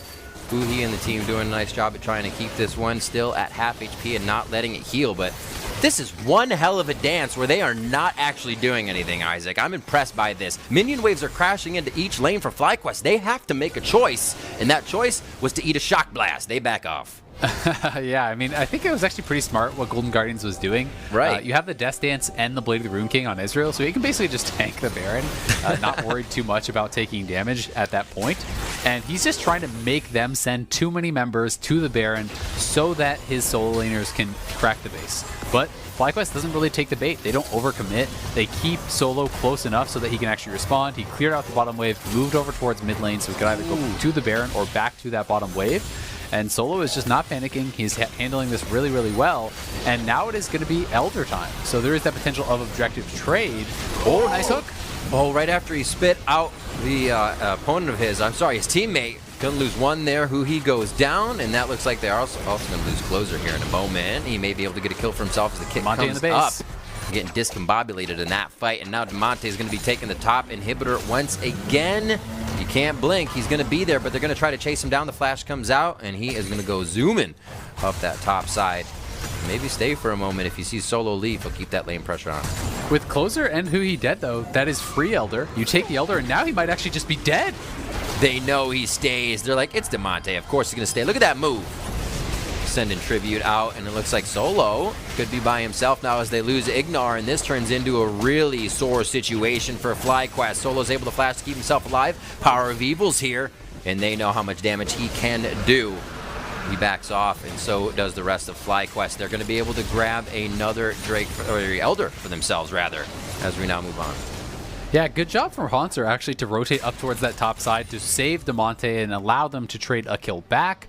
But with Elder over on FlyQuest, they have such an advantage around that Baron pit now, and still it's never been anything more than just that top lane inhibitor going the way of Golden Guardians. They keep going back to it, but they haven't gotten an opportunity to really get to those Nexus turrets, to get to the other inhibitors. FlyQuest has been too stalwart around the base. You can see the gold is closing, and when you add in all the value from those extra Ornn items, really FlyQuest is just ahead in combat power at this point. Depending on how much value you want to place on the Cloud Soul, that is something working for Golden Guardians, but they've honestly lost a couple games this split at least one, if not two, where they had Soul. The game against Team Liquid, they had Soul and they lost. And I want to say there was maybe one other. So Golden Guardians has not had the best record when getting Soul, because they often index for these really kind of like hard to execute early game teams that don't really team fight very well, and they're just not able to close out the game a lot of the time. And again, now it's Damonte. They're actually going 5-man bot. They're actually going to just try to commit to this bot lane potentially, but it's going to be a Baron recall soon.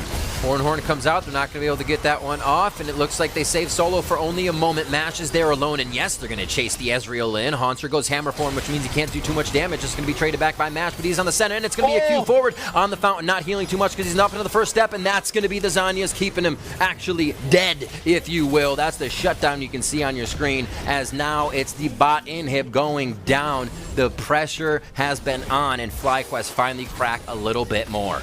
That was actually so smart from Golden Guardians. I mean, they recognize there's no way we can actually do this with just two. We can't fight them with the Elder at Baron anyway, so maybe leave Kozer over there, pray for a steal, but they actually Tahm Kench ult the Ezreal down there. They have 4 members showing up all of a sudden, diving Solo, taking him down.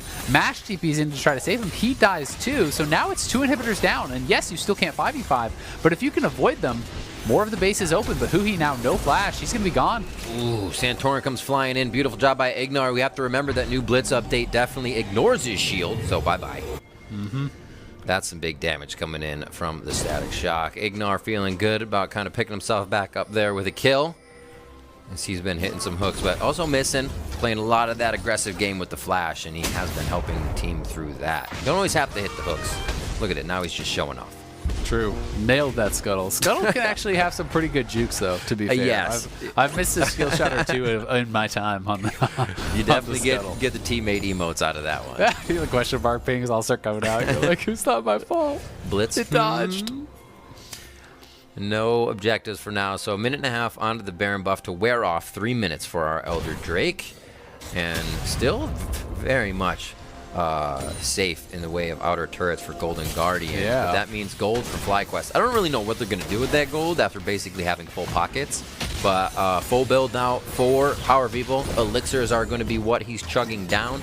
Mash did have a stopwatch in the previous fight, but now he has a BF sword. Yeah, Mash. And a few others. Stopwatch on Santorin, so another item there possibly. Yep, you know, these guys can finish out their full item builds. You can go back for more ideal setups for late game or swap things out. But it's going to be the same game plan. Golden Guardian's just going to be looking to split, to try to avoid fights, to try to delay FlyQuest and just peel apart the base. And now, I mean, they have the bot and the top open. So, you know, with those 2 inhibitors down, it does get a lot more difficult. You can't just have Solo safely parked under a turret wave clearing bot.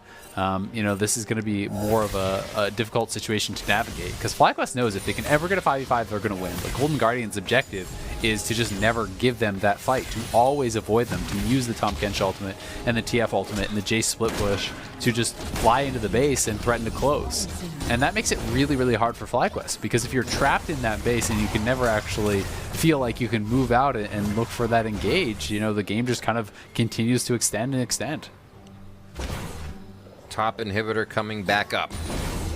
A little bit of relief here for Power People and team, as they now use these minion waves to at least get them off their half of the map. If they can get past river, it'll feel very nice to at least fight in their own jungle, having vision that works for them.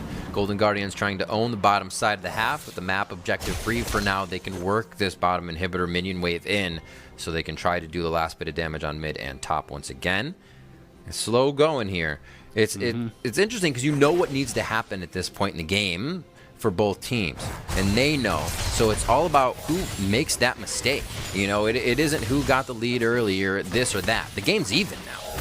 Basically, a inhibitor's down. It's you can say it's not even. Sure, that sounded weird, but either way, a big fight, and they're on the other side of the map to the Nexus. Yeah, I mean, it's just 2 teams with very different objectives, with very different strengths and weaknesses, and you know, you kind of know how each team wants to win, as you say, and that makes it, you know, a very kind of clear-cut way to play out the game, and it's just who can execute better. It's very easy to make split-second decisions that go right or wrong in the split push. They're going for Solo again, 4 members here.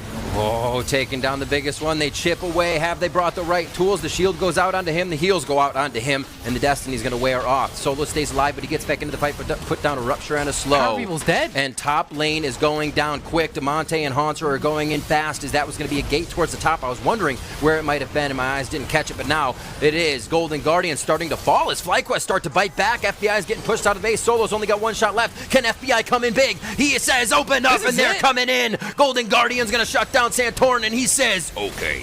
Running through the base. It's going to be 47 minutes on the clock. Golden Guardians are going to be knocking down the Nexus turrets, and they will be riding the ship here in the summer split as they take down FlyQuest. What a crazy ending. You know, I was watching the minimap there trying to see what exactly was happening with Power of Evil. It looked like Power of Evil was trying to actually TP from top lane down to that bottom lane and lost track of the fact that Demonte and Haunter were actually over there and got on top of him. So not only did the teleport get interrupted, you get stunned up, you get piled on, he gets knocked down, and he was that key damage dealer for FlyQuest. Without Power of Evil, you actually can't win those 5v5s. So the double soul laners find one mistake where Power of Evil lost track of where people were. They kill him off. It's his first death of the game, and that is all it took. They closed the game out. Yeah. And that was a bit of a wild one. Credit to Golden Guardians for not crumbling in what was this crazy split push situation. Wild is a great word for it. I like that one. Looking at how this game could have played out, now looking again, Ornn, Graves, Orianna, Senna, and Blitz for FlyQuest, right? So if we would have expected that Golden Guardian gets Baron a bunch, how do they clear waves? And that's actually what it came down to, right? They needed Orianna, basically the one that could clear waves, in a different side lane when that fight was happening bot. So coming down to it, I think Golden Guardians knew that. Scaling is always a thing. Everybody's always saying scaling. We scale, they scale. And I'm sure FlyQuest had that in mind as they were behind 5K at one point and came back to bring it to even. Just the inhibitors kept falling on either side that really kept them from doing anything to an advantage.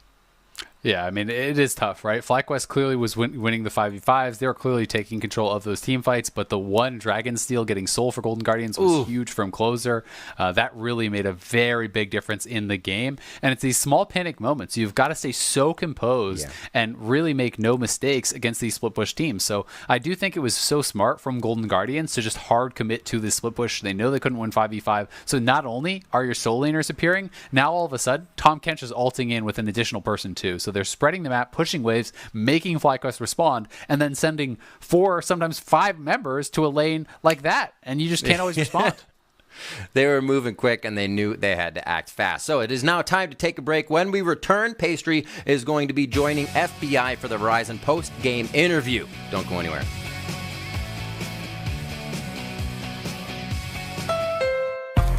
Look forward, hit the gas, focus on the road before you. The Honda Civic, with standard Honda sensing. It's fun, always.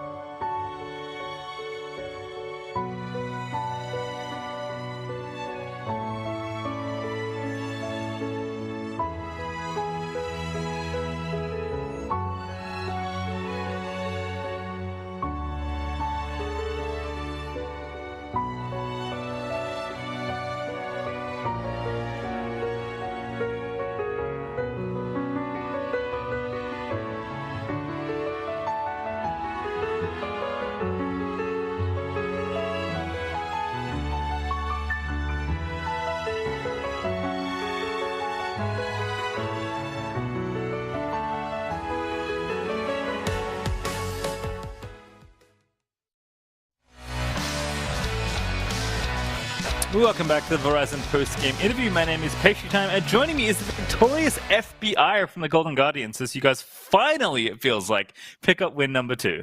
Yeah. I think recently we haven't been playing very well on stage, and the confidence, especially on stage games, I feel like has been really low, so it feels really good to pick up this win, yeah. Is there anything that changed today to maybe make things feel a little bit more confident or feel different, or is it just kind of like building up enough reps to be like, okay, we know we're good, we just have to translate that play? Yeah, I think we have a lot of confidence in our practice and scrim results and stuff like that, but I think especially today, because of what happened yesterday, it was a pretty disappointing loss. I think the thing that really pumped our team up was actually Tanner Damonte. He brought us in before the game, and he just grouped us up, gave us a huddle and a pretty epic speech. So I think we all kind of came into today just more fired up. Yeah. And is it more challenging given the way you guys like to approach the game? Because I think one of the things that is great about your team, but also I think makes the games more difficult, is that there's lots of emphasis on early game, fairly difficult to execute team comps. I would say you don't make the game easy on yourself necessarily, but I do think you have the ability to play those comps. Does it get harder when you're playing no tanks, not playing something as simple? Yeah, for sure. There's always going to be that fear that on stage you're not going to be able to execute a 1-3-1 comp or a no frontline comp as easily on stage. But we know we can always fall back and play the team fight kind of style. So we're just I don't know we're just trying to kind of develop a different style, I guess. But yeah, we can always just go back and play team fighting as well. So that's always nice to have. That's true. And then I guess even though a lot of your games have been close, you're only now picking up your second win. Do you feel like this is the start of your team showing your actual strength, closer to your actual strength? Yeah, I would say so. It's hard to say that considering how we played yesterday, and it's only been a day since then. So yeah, it's difficult to really say, but I'm just really confident that we're going to have a good week of practice this upcoming week, and we'll have better results for next week. All right, well, speaking of next week, you play Doublelift next week as you guys take on TSM in one of your matches next weekend. How are you feeling on that particular matchup? Yeah, Doublelift is a really good AD. Personally, I've looked up to him in the past, but these days I'm just kind of chilling. I'll just play my game and he'll play his, and we'll see who comes out on top. All right, well, FBI, thank you so much for joining me. We're going to hear what the State Farm analyst has to say there about your win. Thank you very much, Pastry Time. A very necessary win for Golden Guardians to start turning things around in their season, and they get it off of an impressive individual play by Hanser in the top lane. I'm sorry, are you guys seeing Prolly right now? I can't ignore this. I'm sorry. This is just I can't. There's no amount of professionalism that's going to get me through this moment. Prolly, sit up straight in your chair, damn it. He's frozen. People at home, he's frozen. We're going to work through the segment while he finds his way back online. That non-passing center mark. Let's go. Let's talk about it. Hurts.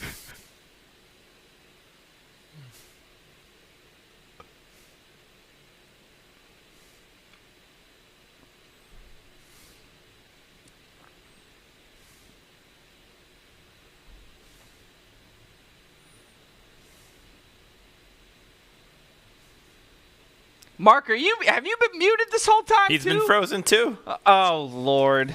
I got it. This is falling apart. Crumbs, you're my last hope. Your Get in fasting here. Senna allows you to have other champions in the bottom lane so that you can have actual wave clear. You can funnel gold into different picks like the Mad Lions. I love to run the Wukong Senna combination. So it's a lot more explosive. Here, we got a Blitzcrank support and then the Senna just sitting in the side lanes not doing a whole lot. So I still don't get this pick. I'd love to talk to Mash and see what is the logic behind this, but I personally felt like I would have loved to see him on a carry, which were the picks that he performed really well on his debut on FlyQuest. To me, this is not playing to his strength.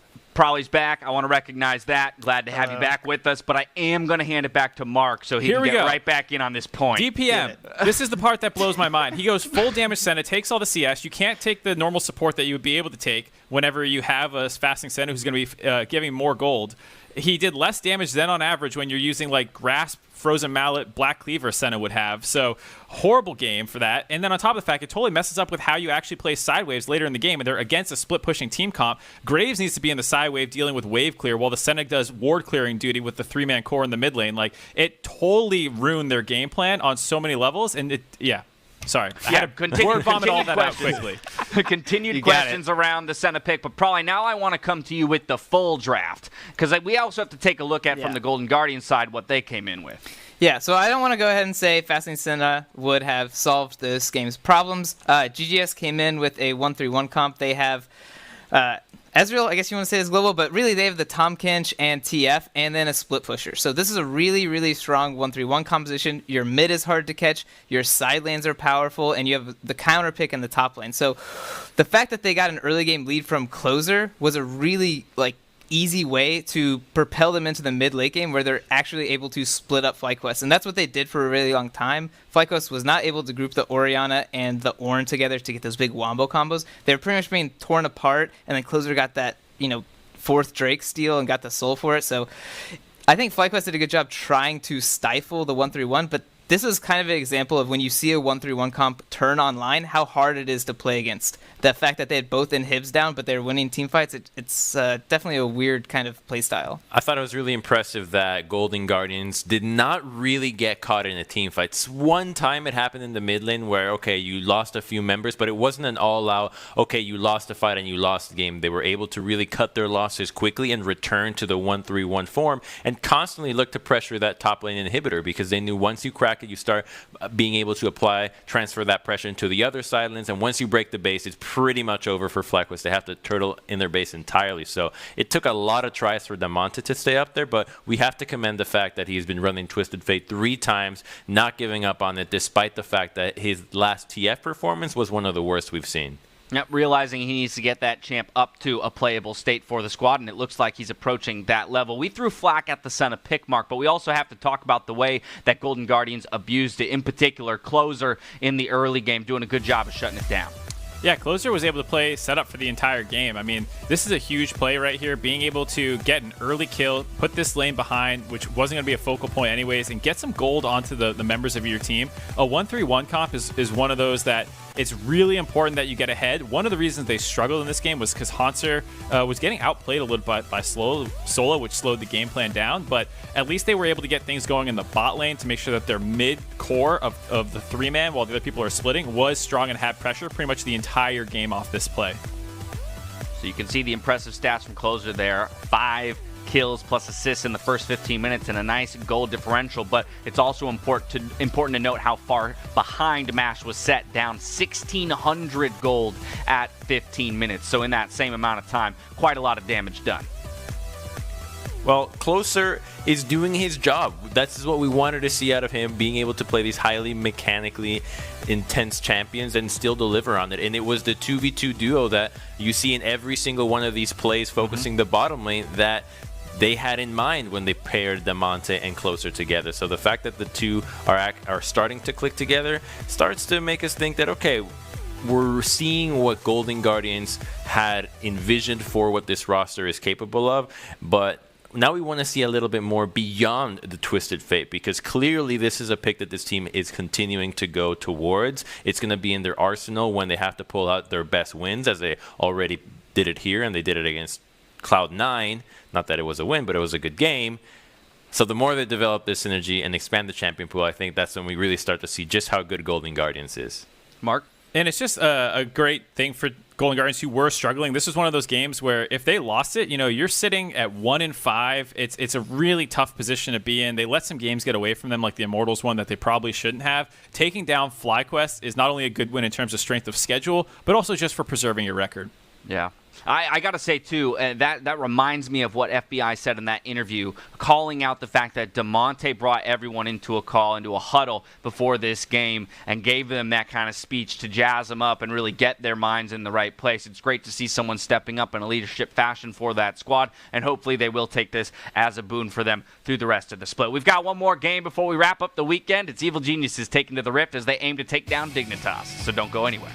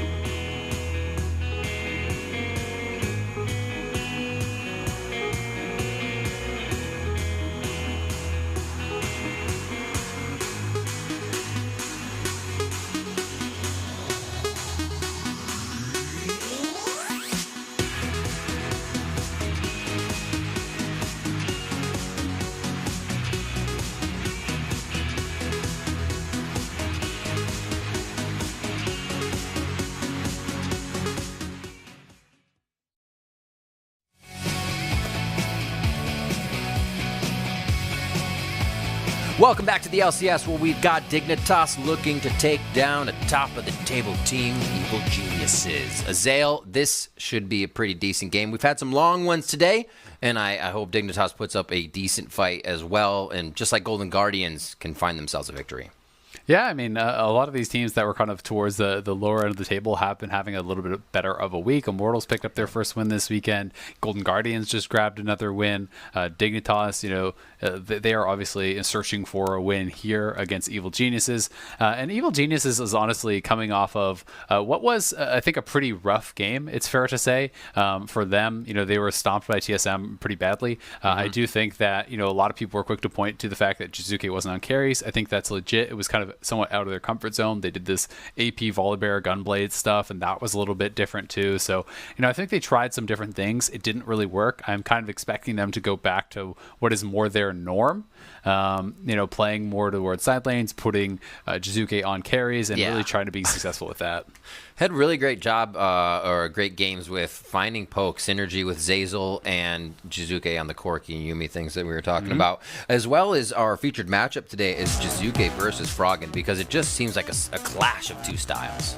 Yeah, exactly. I mean, a lot of people talk about Froggen as kind of the late game scaling guy who's gonna sit back more and be this late game win condition. He has definitely been struggling, I think, a lot more this split, whereas Jizuke has just been everywhere. Jizuke, I think, has been one of the best players this split. He's really been a standout. He did not perform that well, though, obviously, in their loss to Cloud9 or now TSM, so that is 2 games that he hasn't been looking as good. But in their wins, they have been really, really strong. He's been able to play aggressive. The Corki plus Yuumi game was great. His TF has looked great. So he is a legitimate, real carry threat, but it has been about all of EG stepping up, to be honest. Their play as an entire squad, as a team, has been much more solid. Kumo, despite having a bad Volibear game yesterday, I think has been really good. Kumo has actually been looking a lot better, and this is that mid lane matchup we're talking about. I think the big thing that stands up to me really is the forward percentage, right? And this is just actually mid lane stats for week 3, I'm assuming here, because I don't think that 6% KP could be right, unless it was just about yesterday's game where Jizuke basically just chain died on Karma. So maybe not indicative of their performance throughout this split or throughout the year. Jizuke has definitely been the better performer, but I think it's about how aggressive he is and how he kind of dictates the pace of the game with what he wants to do. He makes you march to the beat of his drum, and we're going to have to see, can Froggen contain him, or can Froggen try to show us a bit of a different style and try to match him? And I'm excited we get to see that right out of Picks and Bans, whether or not he gets back on those aggressive champions. As well for Dignitas, looking in the jungle to start here at Acadian, refining that aggression. Where's the, we're going to smurf on him, man? Where is it?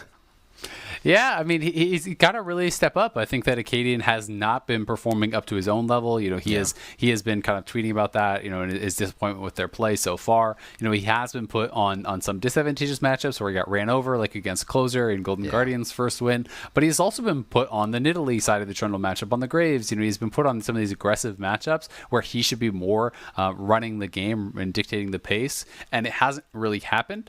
He has looked somewhat more timid, I think, than I am used to seeing coming out of Acadian, because in the past, really, he did flourish in these types of metas. When you think of Acadian kind of at his peak, which a lot of people will reference, the Echo Fox days back in the day, it was on these power farmers. It was him getting these huge leads and just solo carrying games. And we have seen from multiple junglers that you can replicate that type of performance in this current meta. So I'm hoping for him he can step up.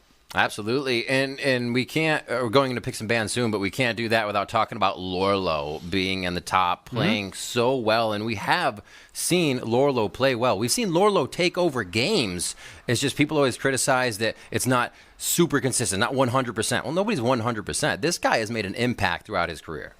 Yeah, he has. He definitely had his ups and downs, but as you say, he can be a big impact player. Yeah. He is a guy who has had some really good carry performances in the LCS. He was really knocked, I think, for his consistency back when he was more of a mainstay, because he would have this incredible game where he'd be playing like a split pusher, like a Camille or an Aurelia or whatever, and take over, and then he'd have a couple games in a row where maybe he reached a little bit too far, put himself behind, and then couldn't make anything happen. But Lorlo, is a player I really like to watch. He has a really entertaining stream. He plays a variety of carry style champions. He doesn't feel afraid to play, the supportive style stuff like the Ornn we saw yesterday, where I think he performed very well in a loss, or play the more aggressive carry style stuff. So I'm hoping we're going to get some of that, get some new flair coming out of the Dignitas top lane as they are still searching for their first win.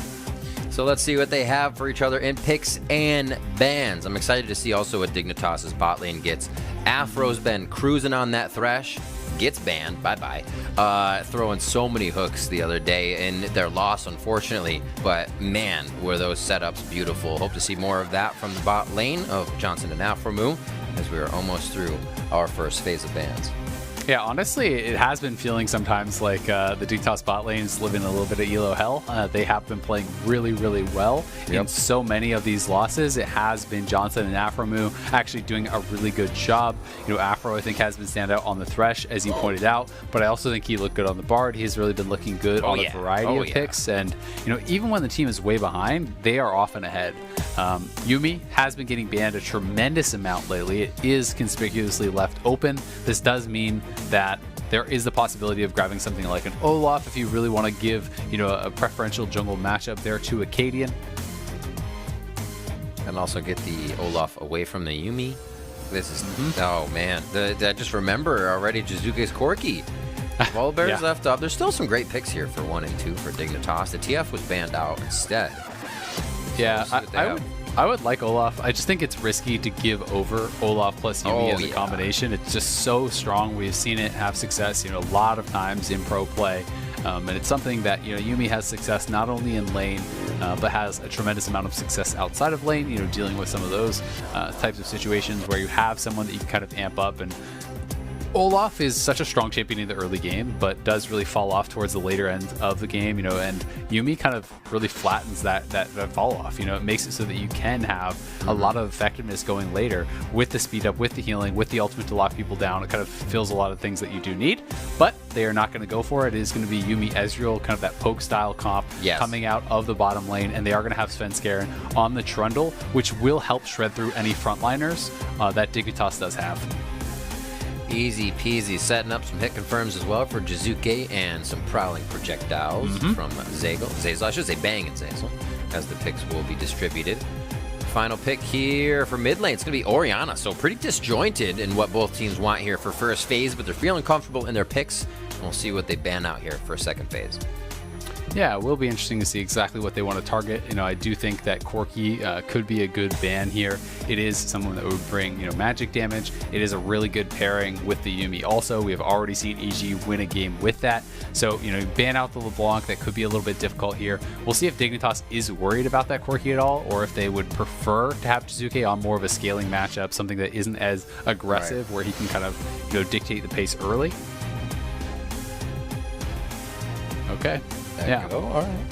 So just trying to keep him off of more of those side laner style champions. LeBlanc loves to play out of fog. Go to those side lanes. Echo, similar style. This does tell me that Dignitas are trying to put him on something where it's more of just that 5v5. Force them towards the team fights where they are going to have their Orianna, their Kai'Sa, their Volibear, champions that can excel in that area. A couple, bans, one towards the top lane for that Wukong. The Nautilus also such a good pairing alongside the Kai'Sa because you throw in that ultimate from the Nautilus that gets you a guaranteed stack of plasma onto whoever you would want to ult on as that Kai'Sa. So it's kind of that Kai'Sa delivery service there that can be very powerful. But Aphromoo is going to bring out the Bard, which is pretty hype. Once again, so Bard play number 2. There's 2 Thresh, 2 Bard now, 1 Leona, 1 Lulu. So keeping the variety up there and the choice that his team can get out of a support.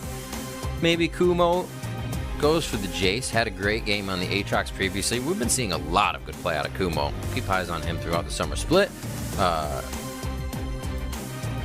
What is Zeyzal going to get here for what is mid lane? Jizuke to carry the game. The Corki is up. Yeah. The Corki's locked.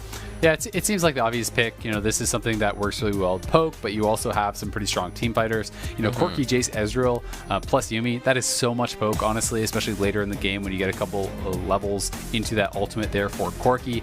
So they are going to be pretty frightening. But even just in the straight up hard engage 5v5 style, Trundle plus Yuumi plus Corki, and you have the Ezreal to beat down on any frontliners, that is pretty frightening. With the Lee Sin lock, we know Volley is going top, so they do have multiple ways to kind of deliver that Orianna Shockwave. Send in the Lee Sin, send in the Volibear with the ultimate, try to set that up. But as far as hard engage, I wouldn't really say there's incredible hard engage from Dignitas. It's more reliant on either flanks or setting fights up with the Bard ult. So if Afro can, hit a Bard ult on someone, you can move up the Orianna ball, have it placed for that Shockwave, have Lee Sin ready for the kick and the follow-up. That is going to be more their way to start the fights, whereas EG is going to be about dropping the Trundle Pillar, slowing people down, and setting up for this poke and skill shots. That is where they are really going to excel. You get pillared in, you get hit by the Corki ult, you get hit by the Shock Blast, by the Mystic Shot. It can be very, very difficult to deal with, especially if EG gets ahead. No, thank you. That's what I was thinking about. The part where they get ahead, where that's also an Iceborne slow, and there's also the slow from Yumi's probably projectiles, and that's going to be a fun time. But if they can get ahead, they do have a team that can just get onto these turrets, start to control the game. And now we do get, we kind of said it might be a Nidalee for Acadian, but it's the Lee Sin this time. The first time he's going to be taking it in the summer split. We know he can play it. But again, that aggression, he will be able to try and get himself be able to get himself out there and really put an advantage in the lane for the teams.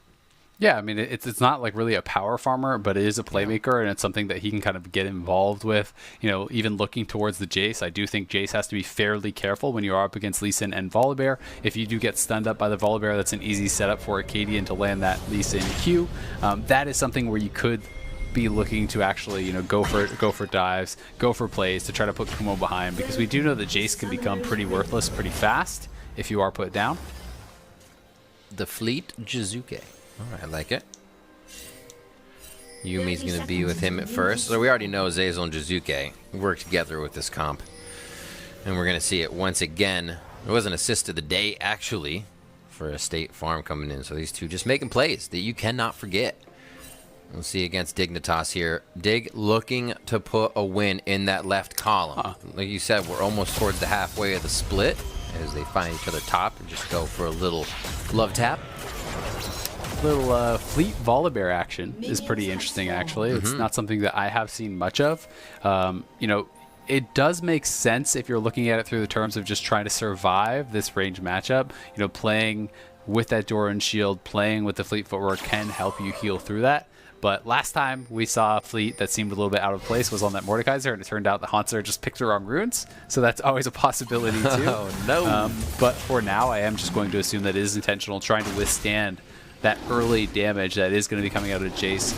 I will say, I'm actually really surprised by the fact that Kumo is playing Doran Shield. I just think that's weird. If you're going to go Jace and go for that sort of a start, it's like you're already just trying to play on the back foot, and if you're just going to match farm, then that's really good for the Volibear. So I'm definitely not a fan of that setup at all.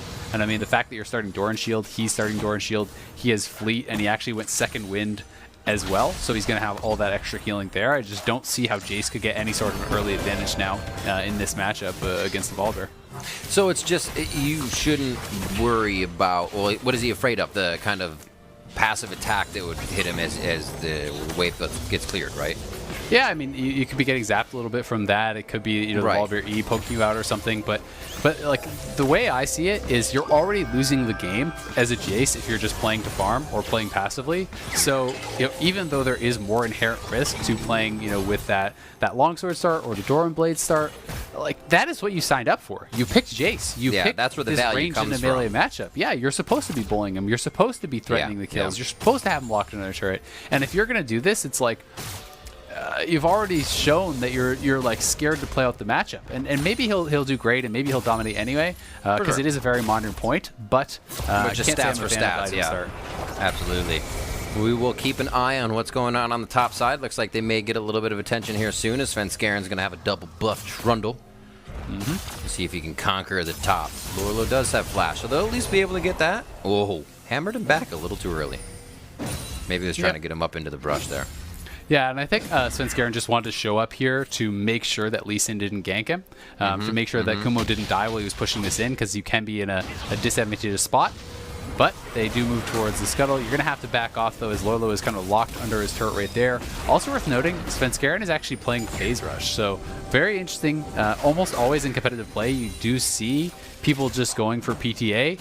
Phase Rush can allow you to really kind of stick on top of people, but it's definitely not something that I see as common on the Trundle whatsoever. Right. You know, and I'm kind of really trying to think through the reasoning here in this game, but I guess I'm kind of failing to see it. That basically means Kai'Sa can't get away if you're the one to pop her up, right? You have her, but it's kind of a solo target you're looking for there. Yeah, and I mean, the thing is with Trundle, it's not like you're, as like a tank supportive competitive style Trundle. It's not like you're just going to pop the Phase Rush and chase down the Kai'Sa and kill her by yourself anyway. Maybe it's more about the in and out in the fight, and he feels like, hey, I can like go in and proc the Phase Rush and then, remove the slows from the Orianna, and potentially a Bard Q or whatever, and then kind of kite out. But we'll have to kind of just track it and see exactly what does play out, because it's definitely a very atypical start, I will say, and I think it's going to make the dueling potentially worse against the Lee Sin, unless he feels like he wins that duel so hard that he can just chase down the Lee Sin and win that. Let me tell you, Zale, I'm digging it. Let's see it. We'll see. Here we go. Go fast. It's all about to play out. Which door will they choose? It's only going to be a few hits, obviously. There's no kill coming from this. A good pressure, though, from Froggen as he had the mid lane in. That's why we saw Acadian doing a little bit of roaming around there. And Jizuke is quite low, so actually could have gotten pretty big play out of that. They push him out, and Froggen's done a nice job here of controlling the mid wave. Teleport should come back in for Jizuke. They will not miss too much. Yeah, so I mean, the Phase Rush, not a big deal there, as they're actually going to go on Froggen. Froggen's got a flash, but he's still slowed down. He is so fast right now. Jizuke can't Valkyrie in, and Zeyzal just on the edge of that party. Three's a crowd in mid, and it looks like this will be Infernal Drake as they push Froggen away, getting his flash as well. Yeah, that was really nice. Jizuke had been getting pressured very heavily. He was down a full wave to Froggen, in that 1v1. And just getting the flash off of Froggen means that Froggen now cannot play as aggressively, cannot play in the face of Jizuke as much, because he's got to be worried about ganks. I don't know if they can actually kill this fast enough, though. This is getting really dicey. Oh, I was going to say, that's Lee Sin's love right there. Low early Drake, but Svenskeren comes up with a big bite there. I don't know, did he even get a smite on that one? Just able to come up with the hit. Yeah, I think he did drop that smite. Was able to actually knock that down and finish it off. So well done to him. But that was really, really close. That was a second, maybe even half a second from going really bad, from potentially losing that dragon, maybe even losing their life. But they get it. And that is going to be feeling really, really good. The tier buy was there for Jizuke, so despite the fact that he was down a bit, the gank helps him out. He had enough gold to go for that tier refillable, so he's going to be sitting at a pretty nice spot. And if you haven't seen this build, it really is about tier, presence of mind stacking, and Corkis like to go for these late game scaling builds where they grab the Triforce a little bit later. Your early game power is definitely lower, but the late game power is very, very high. You have so much mana between presence of mind and the tier fully stacked, and then the mana from the Sheen to be able to just poke nonstop and really, really take over in fights. Cadian cleaning up in the river as we get a bit of room for each team to work. Gold's pretty even across the map. And CS is just being evened out from lane to lane. Let's see if Froggen can get any more assistance here from Aphromoo. He is doing a bit of roaming, but also meeping. You got to make yourself quick. Yep. He'll head back to lane. It's always nice to just threaten those roams. Bard is one of the most annoying champions to actually play against as a mid laner, because anytime he gets out of lane, not only do you have those portals to actually arrive a lot more quickly than you would think, sometimes the meeps you can grab on the way, that's a lot of move speed to actually be able to grab up and move over there. Plus, when you're playing this Guardian Relic Shield build, you don't have the mana regen from Spell Thief, so if you're spending much mana, it becomes actually more important to go and pick up those meeps to keep your mana high. 69 to 68 on this bot side. Pretty passive for the EG gang. We had a bit more aggression when they played this comp last time with Svenskeren coming down. But this time he's going to be focusing mid. Blue transfer over to Jizuke here for now. And it doesn't look like Dignitas is really trying to activate anything either, giving Svenskeren and the rest of the team even a bit of advantage. Evil Geniuses usually runs away with it. So very patient here in the early game, as they may try to set something up here on the top side in the Fog of War. Nice vision control by the observers to show that Kumo's gonna have to flash out of this one, and gets himself to safety after a quick phase change. Yep, is able to get out of there, but now down that flash mean, it's going to be so risky, really, to push any single time that the jungle could be up on this side of the map. There is potential to even just die to the volley if you get a little bit too brazen. It does have the phase rush, so most scenarios you can kite it out, against that volley bear, but going to be pretty happy about that. Lorlo farming even, hasn't lost any turret plates, and they're actually just returning. But I do believe that Akaadian was spotted. There was a pixel brush ward in that topside river, so when he walked back up towards it, I saw pings from that blue team, question mark pings on that, and yeah, you can see Kumo was just sitting way back, expecting Lee Sin to be in that brush, or possibly even behind him. I thought for a moment he was going to try to bait. He's like, base gate speed, jiggle back and forth. No, I probably shouldn't do this. They could kill me. Lee Sin can clear that distance easy, but his lane's going to be pushed in so he can save farm now. We'll see where Akaadian decides to go after this. His top, maybe his Raptors are coming up, but they may be looking to get onto this Rift Herald quite soon. Yes, they will. Yep, Afro is just going to roam on up. You can see that Svenskeren is actually grouped up with Zeyzal, so they are moving up here potentially to try to contest. It may just be a blue steal or something instead, as they do have priority on that top lane. Ball bears move down, and I think they'll be too late to really get any sort of contest on this. Yep, roaming back down, and they still have a minute on what's going to spawn in the Dragon's Den of Ocean Drake. I think they're going to try to get a plate here. You can see Yuumi running down with Svenskeren. It may not be quick enough. They're just setting up maybe counter gank as well down there. So it looks like Dig just a quick step ahead for a moment in the play. EG is able to come up with a little bit of their own as well as they grab up Rift Herald. I'm sorry, Drake. Yep. Yeah, I mean, the Dragon could be up here at 30, so they'll definitely be looking for their second. And they do get a plate on that bottom side, so there is a cost to Aphromoo roaming. You're kind of assuming that you're going to get at least the 2 plates from that Rift Herald, so it should be worth it, but it's just not that it's like completely free. Maybe Johnson's forced to miss a CS or 2, you lose that plate, so there is some gold going back the other way. And you can see Svenskeren has been playing very heavily around this bottom side. I think he's just really expecting Bard is 6, Lee Sin is 6, that they're going to look for a Bard ult into an engage. And so he's camping here not to actually try to gank, but to try to counter gank. But it's a big time investment, and you're kind of making that guess, and he's wrong because Lee Sin's up on that top side, so it is a bit of wasted time, but he can use that to just start up this Dragon right on spawn, and with our knowledge that Akaadian is top side, there should be no contest whatsoever. All right, Azal, Mountain or Cloud, quick. Mountain, because we've gotten a lot of Cloud today. Oh my God, a literal world champion. Do you just want to finish this yourself? Holy moly. No Mountains rise, 50-50, flip a coin. 50% of the time, I'm right all the time, Riv. There you go. Perfect.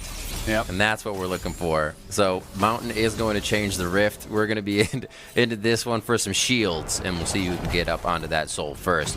Pressure onto Kumo. It looks like they may just be messing around in the jungle as Akaadian's up here for the time being. And Lee was spotted moving in. He doesn't know it, but they realize he's here, and they're actually going to go for him.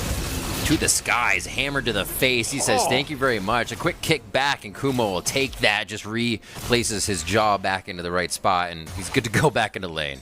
Yeah, Akaadian just gets absolutely exploded. So a really good ward there by Kumo, which was intended to actually defend himself against any potential turret dive, knowing that they had that Rift Herald. Lee Sin could walk up into Tribrush, could actually be able to get that. And so you can see him spotted right on that ward. That's for the tower dive defense, but he doesn't show, so he's like, okay, well, Svenskeren, you come up here, let's find him. He's on the Gromp, and it's honestly a really good pillar from Svenskeren. They kind of surround him from multiple sides, and he just pushes him into an awkward spot, so he doesn't really have a good avenue to escape. Even if he flashed over that wall, Svenskeren would have been on the other side and potentially able to just chase him down.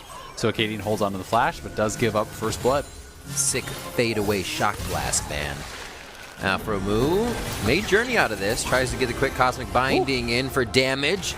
Void Missile just missing. I think Johnson would have tried to get that one into his back pocket for a kill. I don't think this fight's over just yet. Nope, I'm lying. I thought Bang was going to try to go for a few more WQs, but they just go for the farm.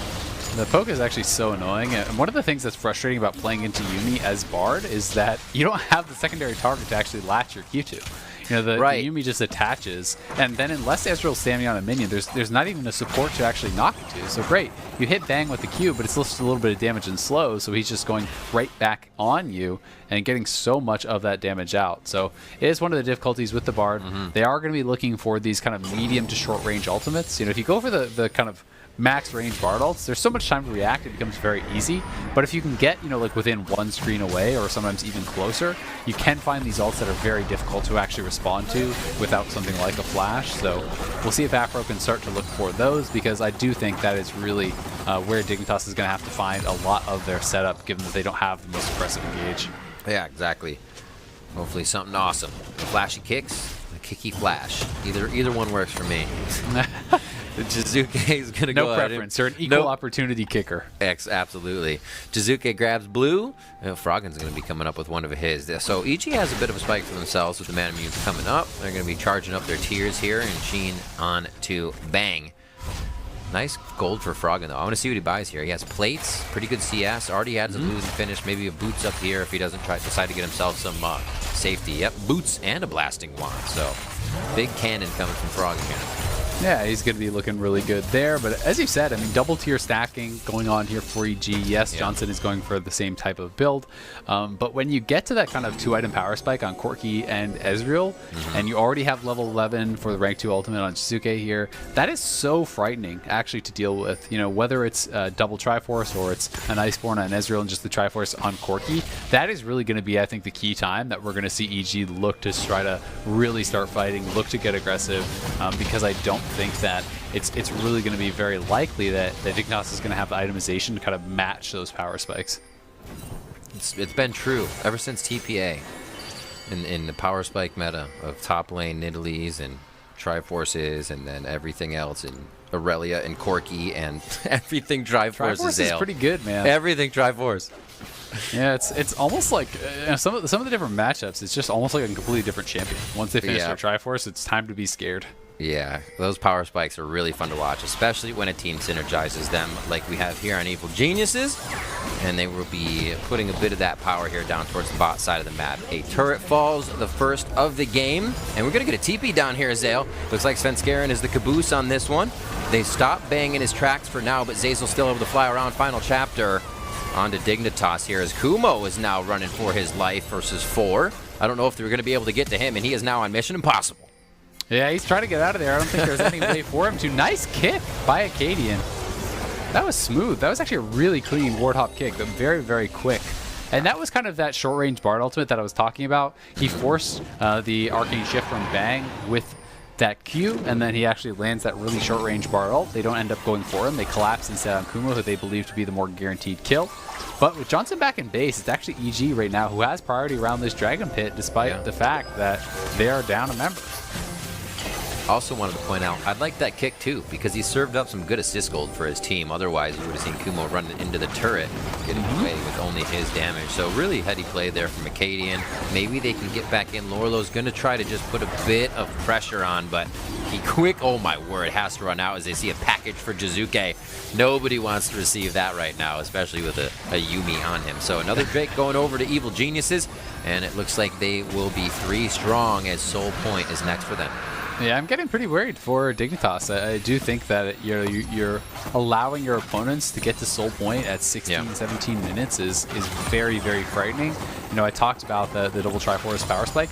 I'm anticipating that should be ready for the next Dragon fight. And then it's like, okay, good luck. You're fighting at the absolute strongest point of the game for some of these champions in a must-win fight, essentially. Like, yes, you can try to send in Acadian for, a Dragon Steal, but that's actually more difficult from red side to actually steal that Dragon Pit. You have the advantage playing on that side of the map towards the Baron because you can come over from the back end of the pit, but it's actually very difficult for Acadian to try to get into a position where he could even attempt to steal a dragon if they want to just try to go for that coin flip instead of its full fight. Isn't it that thing they say you gotta all go in on a bad call? Maybe if they all just go in. Yeah. when they're down, who knows? Who knows? Never say never.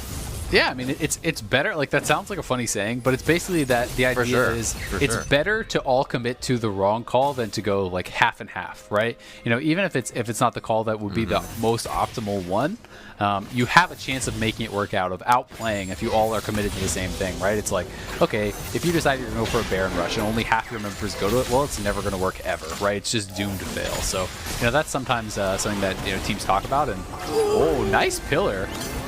Only Bard, only Afro.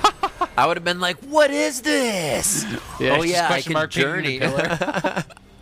Let me get a my clip. word. This is ridiculous. And I think What are for you a second doing? it did give you, obviously you have to realize you're not moving. Then he's like, oh, nope, I know how to get out of this. Easy peasy. Nice pillar, though, Svenskeren looking for a play there as EG is fishing a little bit, as they do have the poke for it and the follow-up to boot. It looks like they'll get mid lane pushed here and start to put pressure up towards this Rift Herald. Going to despawn quite soon. Yep.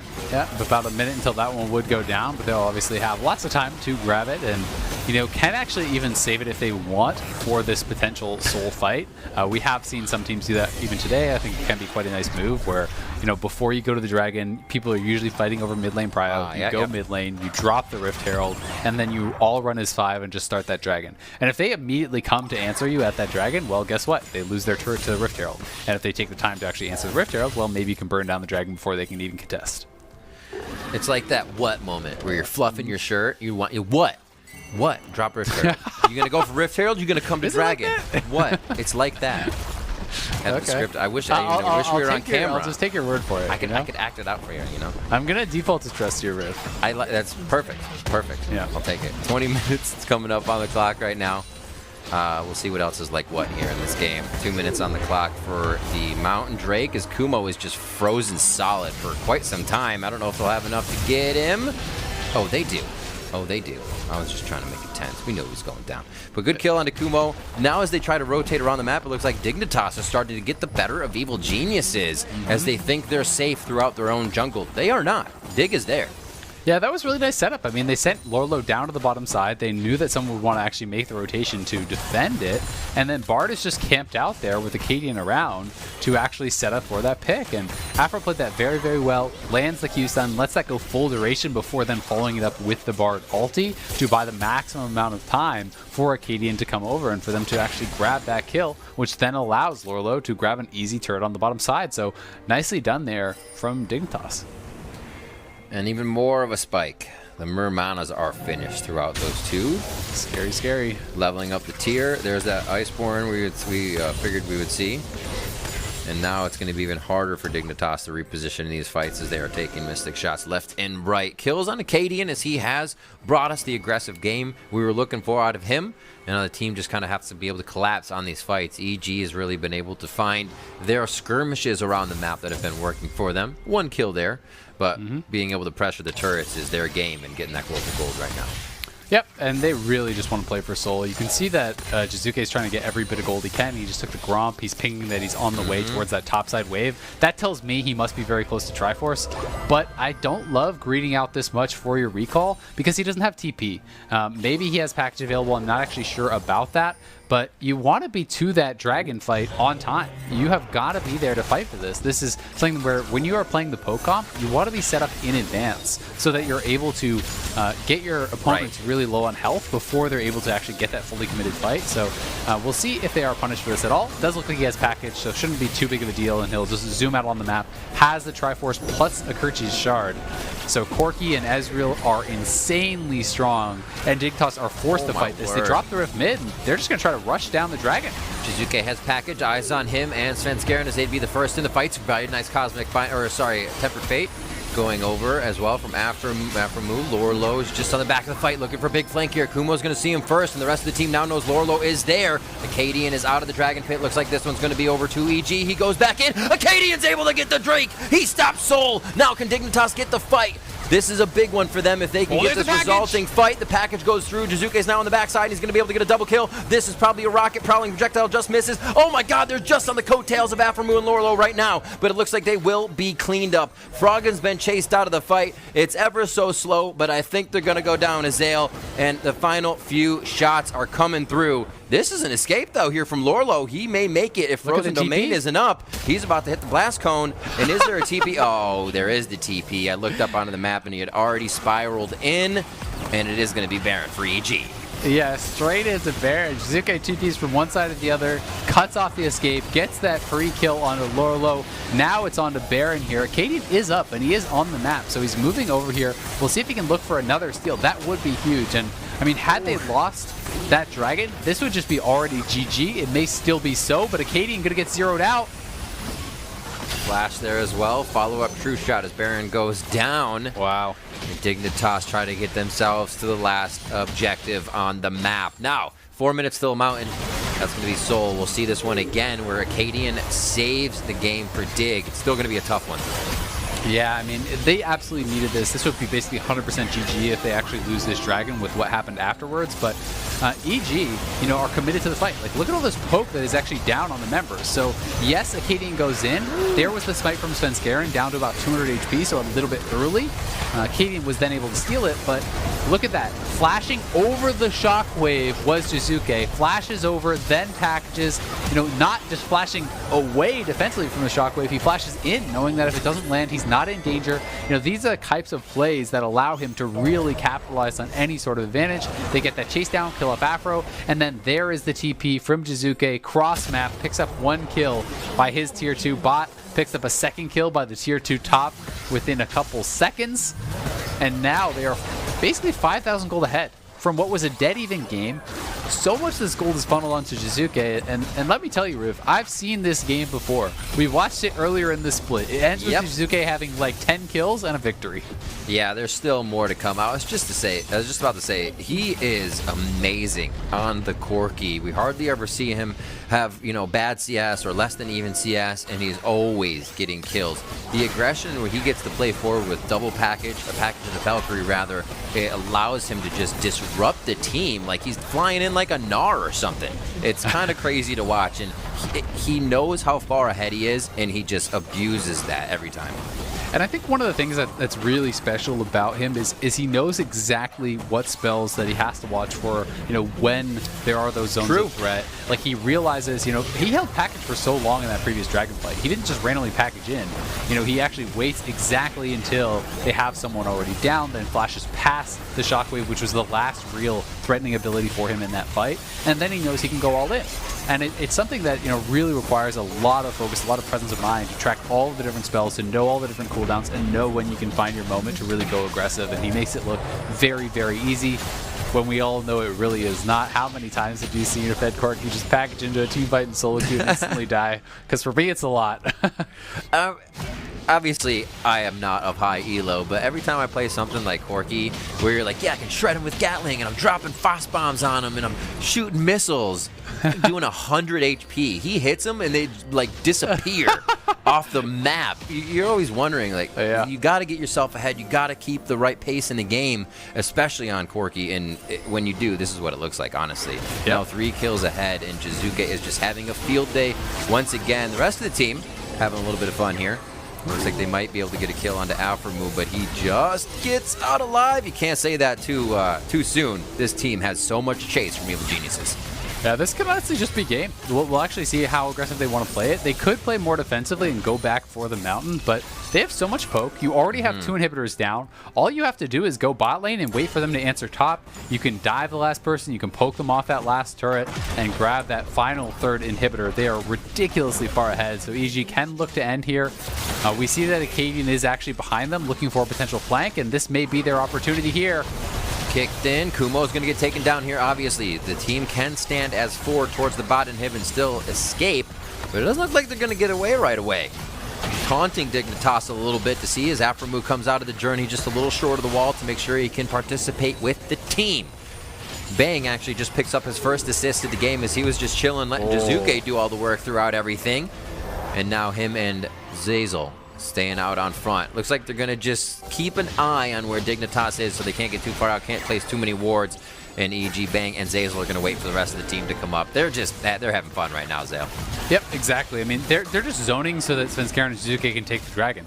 If you are tracking them at that base and they're so unafraid, they know how poor the engage is. Yeah. Bard ulti is down. Again, it's the tracking of cooldowns. Bard ulti is down. Lee Sin kick is down. How will they ever catch this Ezreal Yumi combo? The answer is they won't. So that is why they are confident to actually sit there as a 2-man squad and shift forward into 5 members, going aggressively like this, just poking them out. They now have the Mountain Soul, so bursting someone down becomes even more difficult.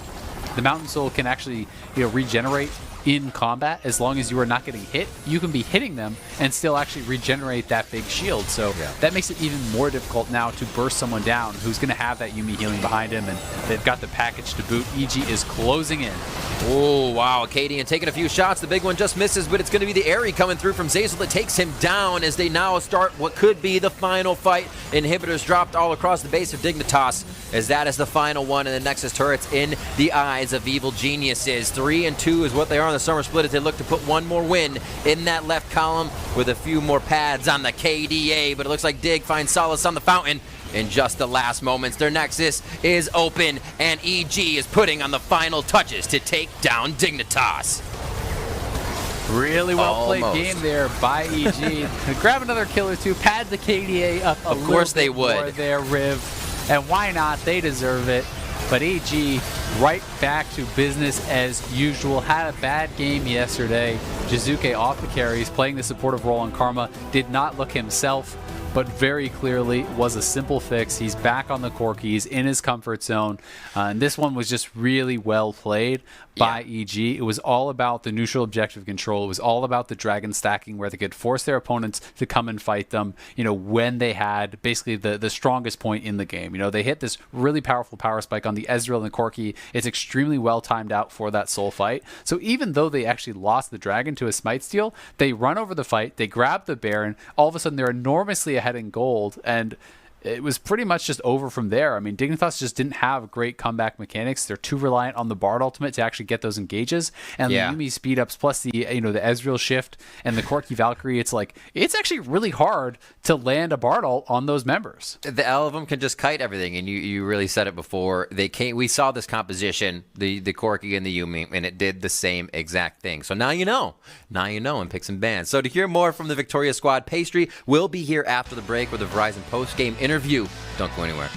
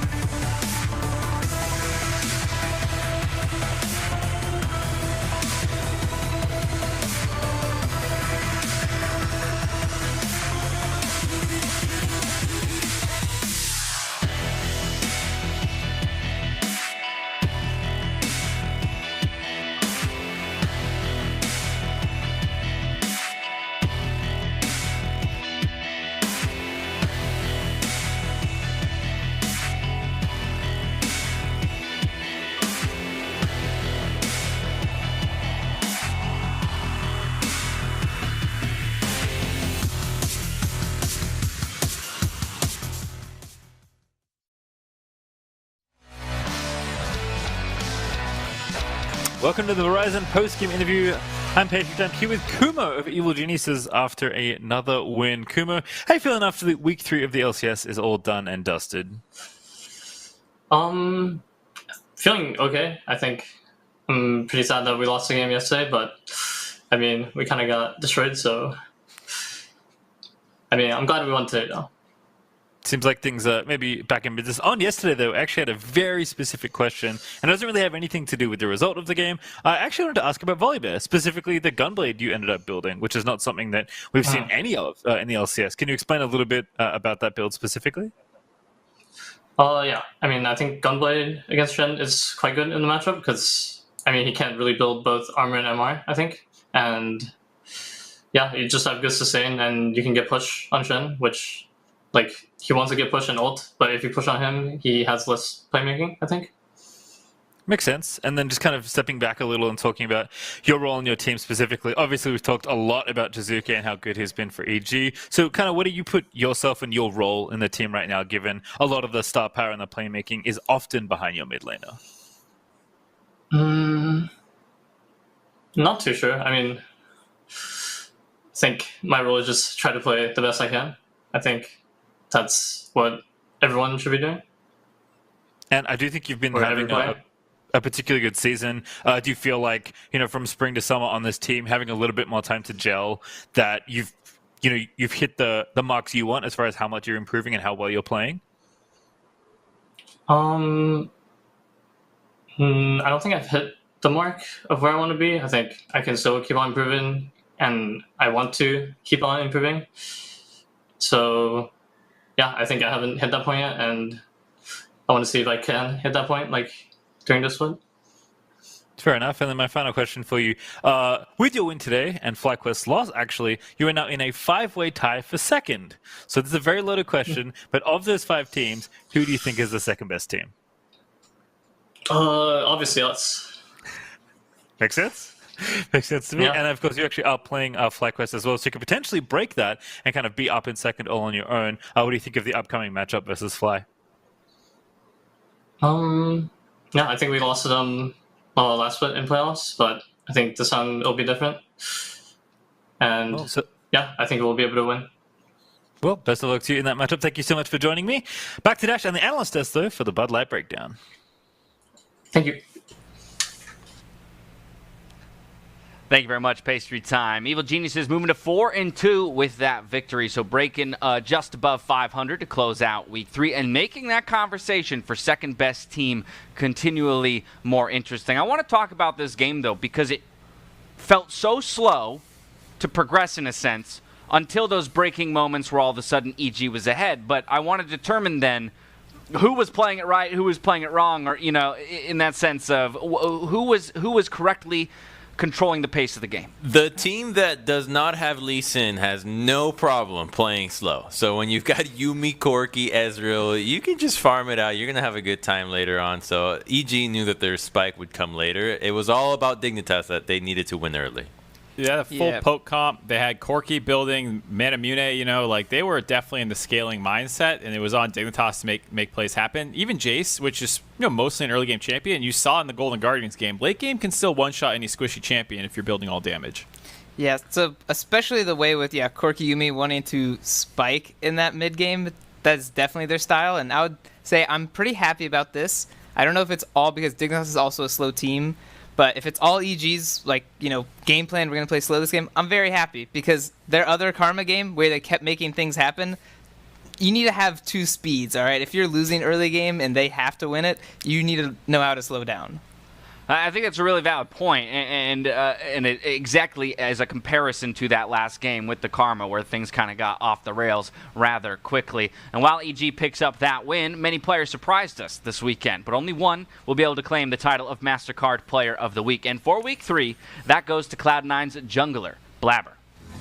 Wow, I mean, he was a beast. He was a beast. Oh, you sound so excited, Crumbs. Well, to me, I looked at a lot of the other players, and first of all, it was hard to look at anybody as a real contender outside of Cloud9. And Blabber in particular was really standout. He had a lot of moments where, okay, he might be going in and dying, but when they came to objective control and when it came to mechanics in the team fights, he was really good.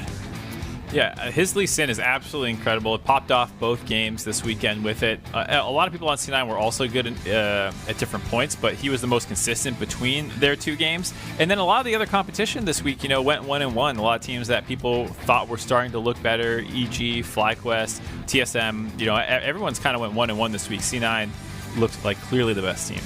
I mean, yeah, his Lee Sin kick against TL, I think, was a big breaking point in that game, which was a very close match. So I definitely give him a lot of props for that.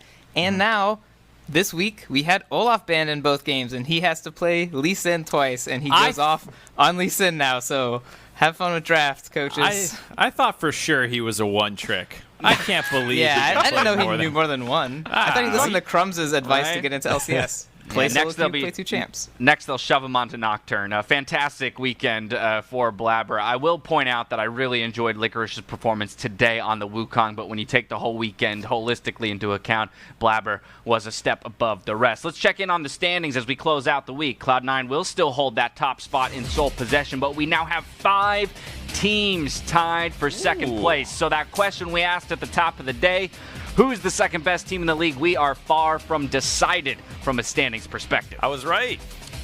You're right. No, you weren't. He said nobody. I see my team in second place right now, and Mark's team in second place. Interesting. One of them is the second best team. If you made a gauntlet and they all played, someone would win. Just because we don't know doesn't mean it doesn't exist. This is epistemological 101. Thank you for keeping us grounded, Mark. I can always count on you for that.